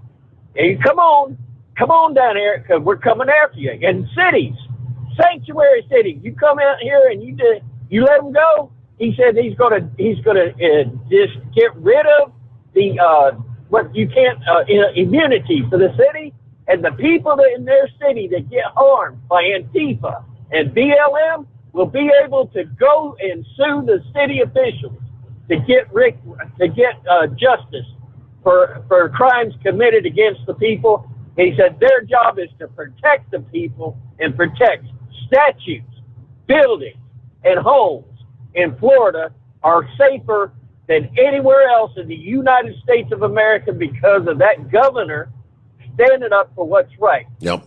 Good Lord. Good to have a governor that actually has some kahunas, right? Hey, Chevy guy, thank you very much for your, thanks for the rant. We got to get a news break in here, though, a little bit behind. 844-844-3388. The Steve Sommers Overnight Drive live from the Hot Shot Secret Studios. USA Radio News with Dan Naraki. A bipartisan group of senators have reached an agreement on the framework of an infrastructure spending bill ahead of a Thursday meeting with President Biden. Maine Republican Senator Susan Collins told reporters that there are still details that need to be worked out, including how to pay for the $1.2 trillion package. The announcement on the framework comes as Congress prepares to take a 2-week recess for the Independence Day holiday, and as some Democrats work on crafting a $6 trillion package that would include spending for things like child care, changes to Medicare, and climate change, and would be paid for by tax hikes on the wealthy. And California Governor Gavin Newsom will face a recall election. The state's Secretary of State confirmed Wednesday that her office had received more than 1.7 million verified signatures, enough to trigger a recall. That election is likely to be scheduled for this fall. If Newsom survives the recall, he would then be up for re-election in 2022. This is USA Radio News. Hi, this is Wayne Allen Root from my great friends at Freedom Fest. Have you ever been to Mount Rushmore in South Dakota? Well, here's your opportunity. This July 21st through 24th, thousands of liberty lovers are headed to South Dakota for the greatest libertarian show on earth, Freedom Fest. This time held at the Rushmore Civic Center in Rapid City, South Dakota, with a record-setting crowd. Here's your chance to make new friends and meet the country's top political and business leaders, authors, and filmmakers in the land of the free and the home of the brave. Some of the star speakers this year: South Dakota Governor Kristi Noem, Dr. Drew, Larry Elder, U.S. Senator Mike Lee, U.S. Senator Cynthia Lummis, the CEO of Whole Foods, John Mackey, Steve Moore, John Funn, Grover Norquist, Tom Woods, and the infamous pandemic mock trial. Go to freedomfest.com. Use promo code WAR50 to get $50 off the registration fee. That's freedomfest.com with promo code WAR50. Fly there, drive there, bike there, RV there, be there. Freedom Fest in South Dakota. Get your tickets now at freedomfest.com. Live from the Hot Shot Secret Studios, the Steve Summers Overnight Drive. At Hot Shot Secret, we share the science behind common diesel problems and their solutions. For example, Hot Shot Secret Diesel Extreme. Today's ultra-low sulfur fuels are cleaner, but they leave injector deposits, causing frequent DPF regens and low throttle response. Hot Shot Secret Diesel Extreme is a 6-in-1 fuel additive recommended for all diesel engines. It is formulated with the most concentrated detergent on the market, a top-tier level cetane booster, lubricity enhancer, water demulsifier, rust and corrosion inhibitors, and a fuel stabilizer. Diesel Extreme is a once every 6-month treatment that will clean your entire fuel system, starting at the fuel tank and traveling throughout the fuel lines and fuel pump, and finally completely cleaning your injectors. Hot Shot Secret Diesel Extreme improves your diesel's fuel economy and eliminates excessive black smoke. Hot Shot Secret Diesel Extreme is available nationwide at truck stops, fine farm and auto stores, and online at hotshotsecret.com. Hot Shot Secret, powered by science. Drivers, you demand that your equipment's reliable and dependable, and that also applies to your headset for communication. Well, our friends at Stellar Electronic have you covered. The Pluto Duo headset bundle is the best communication headset you can find in the industry. No matter the challenging environment you're driving in, the Pluto headset will make you sound crystal clear all the time thanks to their 99% noise cancellation. And the Duo's not only a stereo converter for the headset, but also a power bank so you can charge as you go. Learn more at StellarElectronic.com or visit them on Facebook. Are you having trouble sleeping? Are you tired all the time? Growing older is a fact of life. Our skin starts to wrinkle, muscles get weaker, and our energy levels plummet. If there was a product that may help you slow down these symptoms of aging, would you be interested? I want you to go to getonthegel.com. That is getonthegel.com. Watch this 4-minute video that explains more about this amazing product. Or call us at Youth Fountain HGH today at 513-472-0699 for more information. Diesel Army is on duty 24 hours a day, 7 days a week. Burning the midnight oil with the best diesel coverage. All the tech, all the torque. Diesel Army, where there's smoke, there's fire. For the latest news and event coverage, as well as feature and tech articles, sign up for the newsletter and don't miss a thing. Visit dieselarmy.com from the Power Auto Media family of digital magazines. Again, it's dieselarmy.com.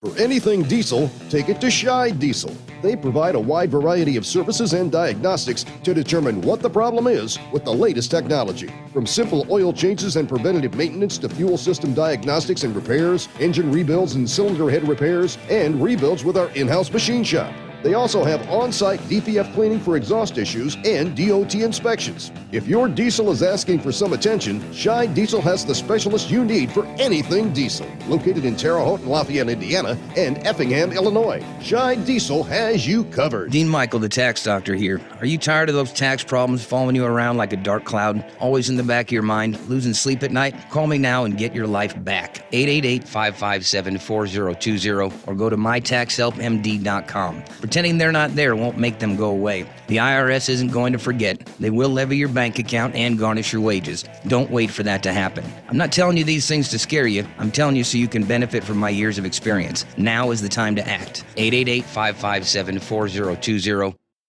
At Hot Shot Secret, we share the science behind common diesel problems and their solutions. For example, Diesel fuel cetane levels. In many states, the cetane rating in diesel fuel is 42 to 45. Most diesel engines operate more efficiently with a cetane rating of 48 to 50. One treatment of Hot Shot Secret Diesel Extreme will raise your cetane 7 points, increase fuel economy, and improve cold starts. Due to a cleaner burn, there are less hydrocarbons and particulate matter in your exhaust. This reduces the blockage of your diesel particulate filter. Using Diesel Extreme generates 83% less DPF regeneration. The 6-in-1 Diesel Extreme formula also includes the most concentrated detergent on the market, lubricity enhancer, water demulsifier, rust and corrosion inhibitors, and a fuel stabilizer. Hot Shot Secret Diesel Extreme is available nationwide at truck stops, fine farm and auto stores, and online at hotshotsecret.com. Hot Shot Secret, powered by science. Keep the bugs off your glass and the Smokies off your ass. This is the Overnight Drive with Steve Sommers. I think it was Gilligan and Chevy guy, both of them. And again, I agree wholeheartedly, alluding to the fact that Joe Biden trying to say we're going to go after illegal gun dealers. But you don't need new laws or new rules to go after illegal gun dealers. They're already breaking the law. So that doesn't make any sense.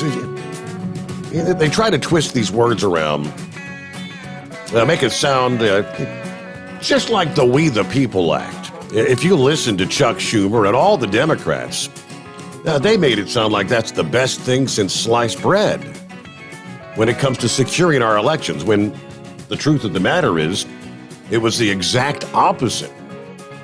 There's a hidden agenda. It's not going to be about going after illegal gun dealers. That should be done already. They should be doing that. Should always be doing that. Biden pledging to go after illegal gun dealers. Going to boost federal funding to support for local law enforcement agencies as the homicide rates have spiked in the big cities. Gilligan was, how did he put it? He said, these people that are getting illegal guns in places like Chicago and Baltimore, they're not going to a legal gun dealer. And they're not even going to a gun dealer. They're going to somebody that probably stole the guns. They make a living breaking into homes, businesses, stealing things. Biden says merchants of death are breaking the law for profit. We have zero tolerance for rogue firearms dealers for violating federal laws. Okay, well, go after them. Get them. If you can find a way to do it. We don't need new laws, though, to go after the illegal gun dealers. My message to you is, Biden says, addressing gun dealers who willfully break the law. We'll find you, we'll seek your license to sell guns. Like I said, I don't think your licensed gun sellers are the ones selling to the gangs on the streets of Chicago. Come on. Hey, what else can you do? It's when you get down to when he starts talking about we're going to ban things like high-capacity magazines, whatever their description of, quote, assault weapons is going to be. That's what the real agenda is. To take a number of available guns to lawful, law-abiding citizens out of their hands. And ultimately try to take even the ones that are in your hands currently legally, at some point to make them illegal. Then you'll be the criminal. All right. The precipitous rise in homicides coinciding with the emergence of mass protest after George Floyd was killed. There was no simple connection between police violence, protests, and community violence. Property crimes, things like burglaries and larcenies, actually fell pretty significantly last year, probably because of all the lockdown stuff. Before speaking, Biden and Garland met with the mayors of Baltimore, Rapid City, South Dakota, and the police chief of Baton Rouge, Louisiana, talking about, quote, safety measures. The administration faces growing impatience from gun safety activists that want Biden to act more quickly to combat gun violence. Yeah, that's the key. What do you want him to do? All right, there. Let's get back to the calls here. What's happening with Larry this morning? Good morning. Good morning. Morning. I have to share, and I can only kind of paraphrase because I can't quote what the lady said. The new police chief in Louisville, Kentucky, was on a press conference, I want to say last week. One of the things that she cited with the increased crime in the city of Louisville was the absence of normal traffic stops and aggressive investigation by law enforcement. So over the last year, police officers have not been making routine traffic stops, if you will, which ultimately discovers drugs and guns and a lot of other illegal activity. That is the cornerstone of kind of crime prevention in any community.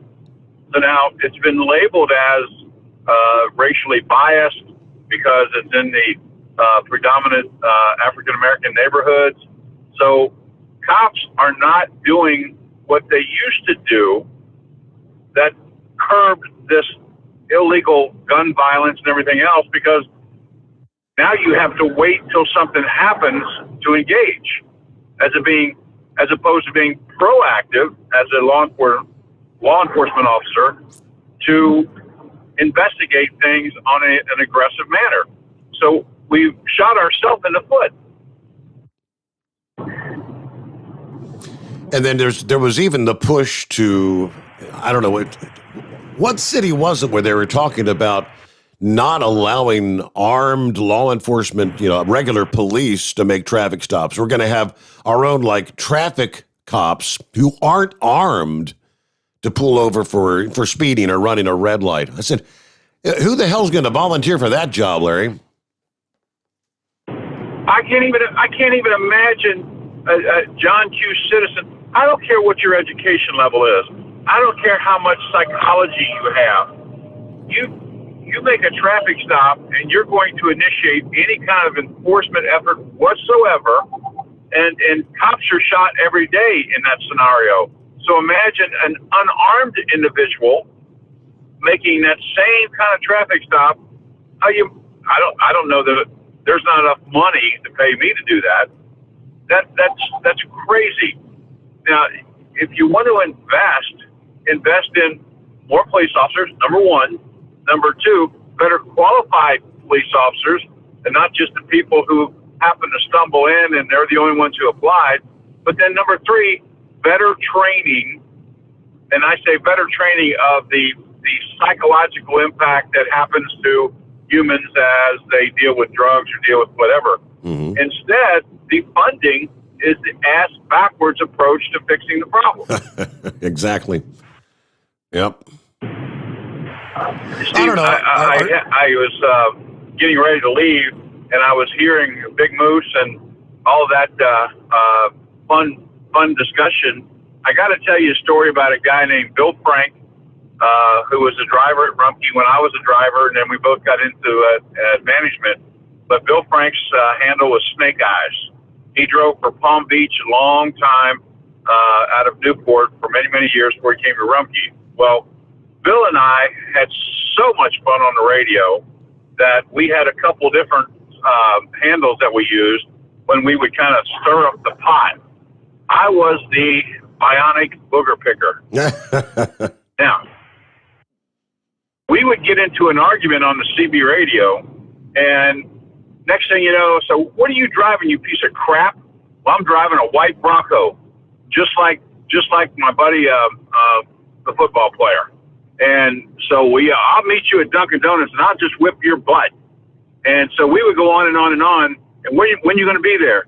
By the time we pulled into Dunkin' Donuts, there were so many four-wheelers with CB radios looking for the fight. It was funny. And we would pull in our trucks and just kind of laugh and go and get a donut.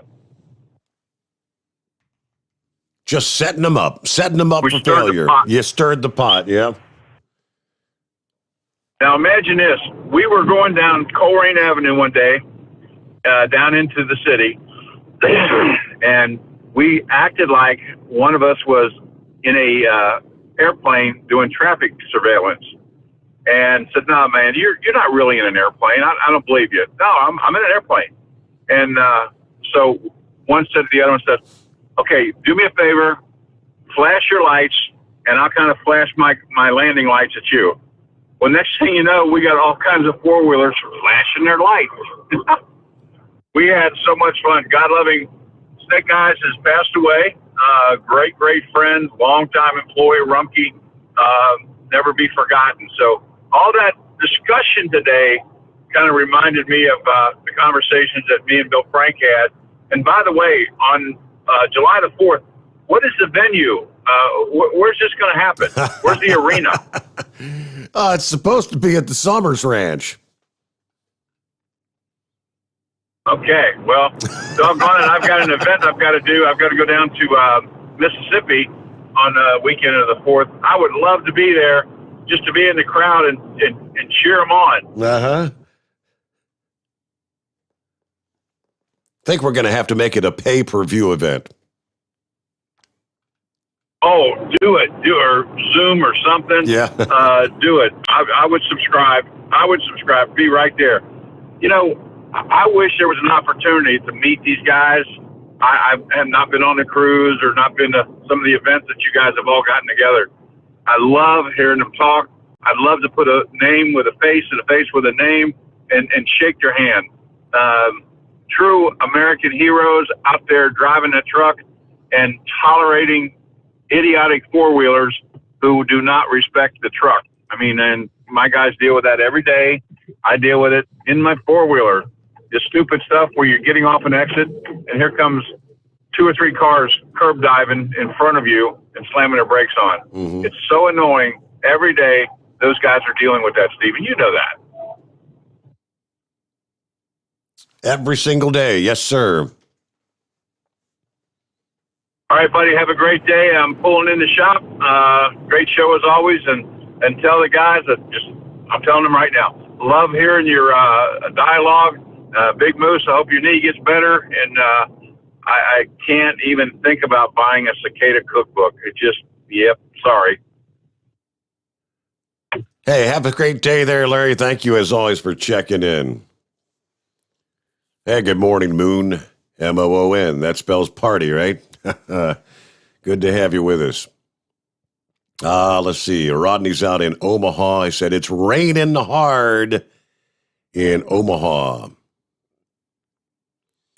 Gilligan, another useless stinking pig farmer. That must be Fly Rod, right? All right, let me get, let's see here. Real quick, let me get. Morning, Vic. Hey, good morning. I kind of butchered my introduction. I almost called somebody I didn't want to this time of the morning. But anyway, on my contact list, and it kind of shook me up a bit. But real quick, like the individual that was talking, Roadmaster, I believe it was, he mentioned London. I gathered he was talking about London, Kentucky. And that's down the Daniel Boone National Forest. And they have a problem with a lot of people growing weed within that forest. And the FedEx and UPS drivers, about 10 years ago, refused to deliver the pain medications to all the black lung people there because they were being robbed so often. I wouldn't say hijacked, they were just outright robbed. So people had to come down out of the hills and get their medicine at the different terminals. I don't know if it's still the case or not. When he was talking about those law enforcement officers that had apparently ran afoul of somebody, so that wouldn't surprise me. But apparently he had some sort of a lung illness, and he was going to, I guess, one of the yarb doctors, as they call them down there, or herb doctors. Mm-hmm. But that's also a place where there are a lot of snake worshippers.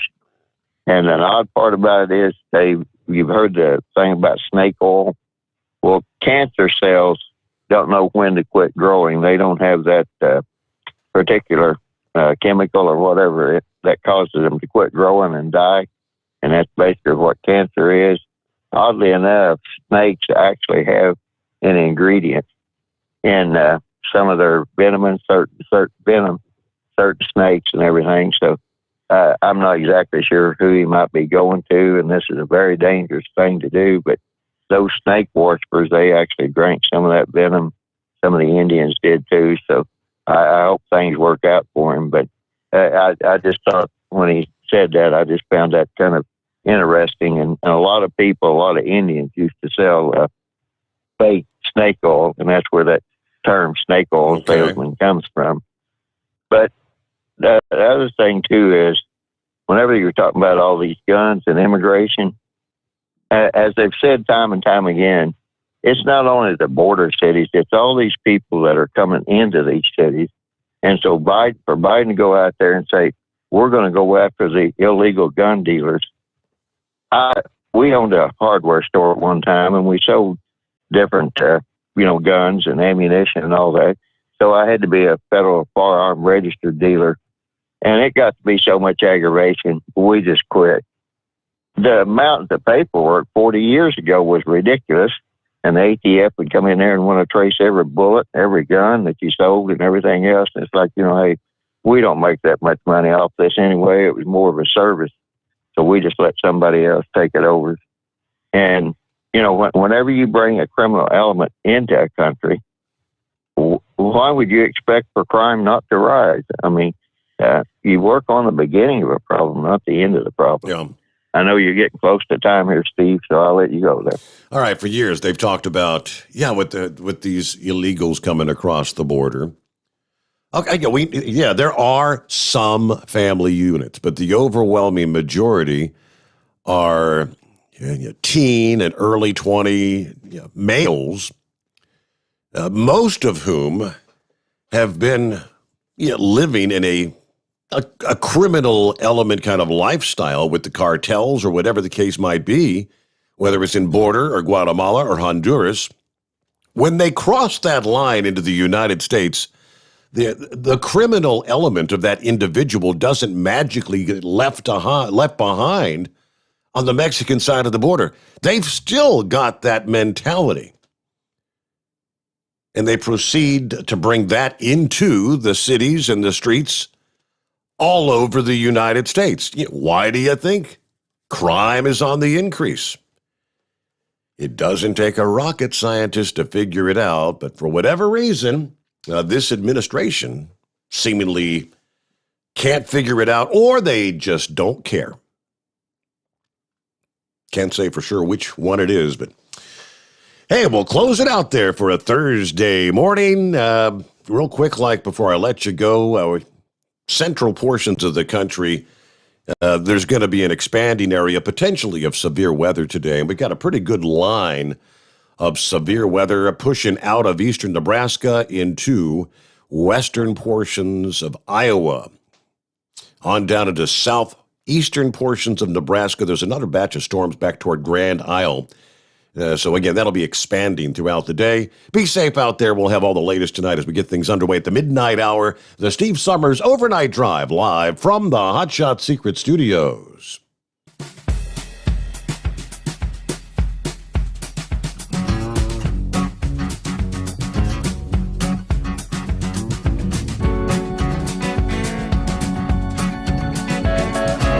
You'll never guess the places that I've been.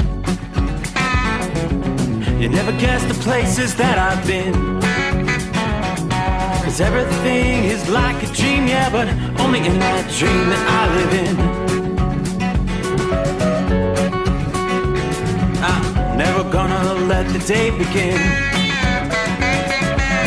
Never gonna let the day begin. 'Cause everything is like a dream, yeah, but only in that dream that I live in. Oh, don't wake me up before you go. And I'll just make this bed my home. Oh, darling, please just let me sleep. Give me my dreams.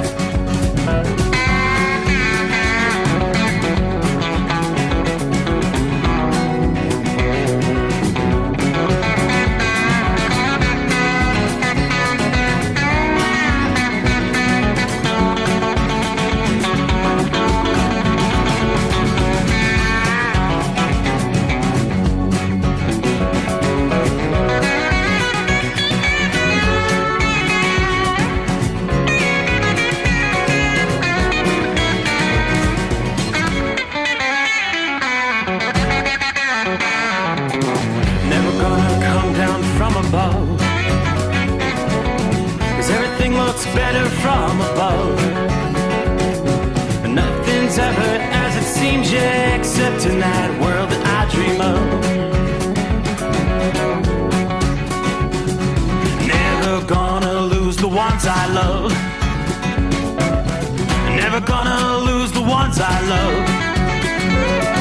'Cause everything is like a dream, yeah, but only in that world that I dream of. Oh, don't wake me up before you go, 'cause I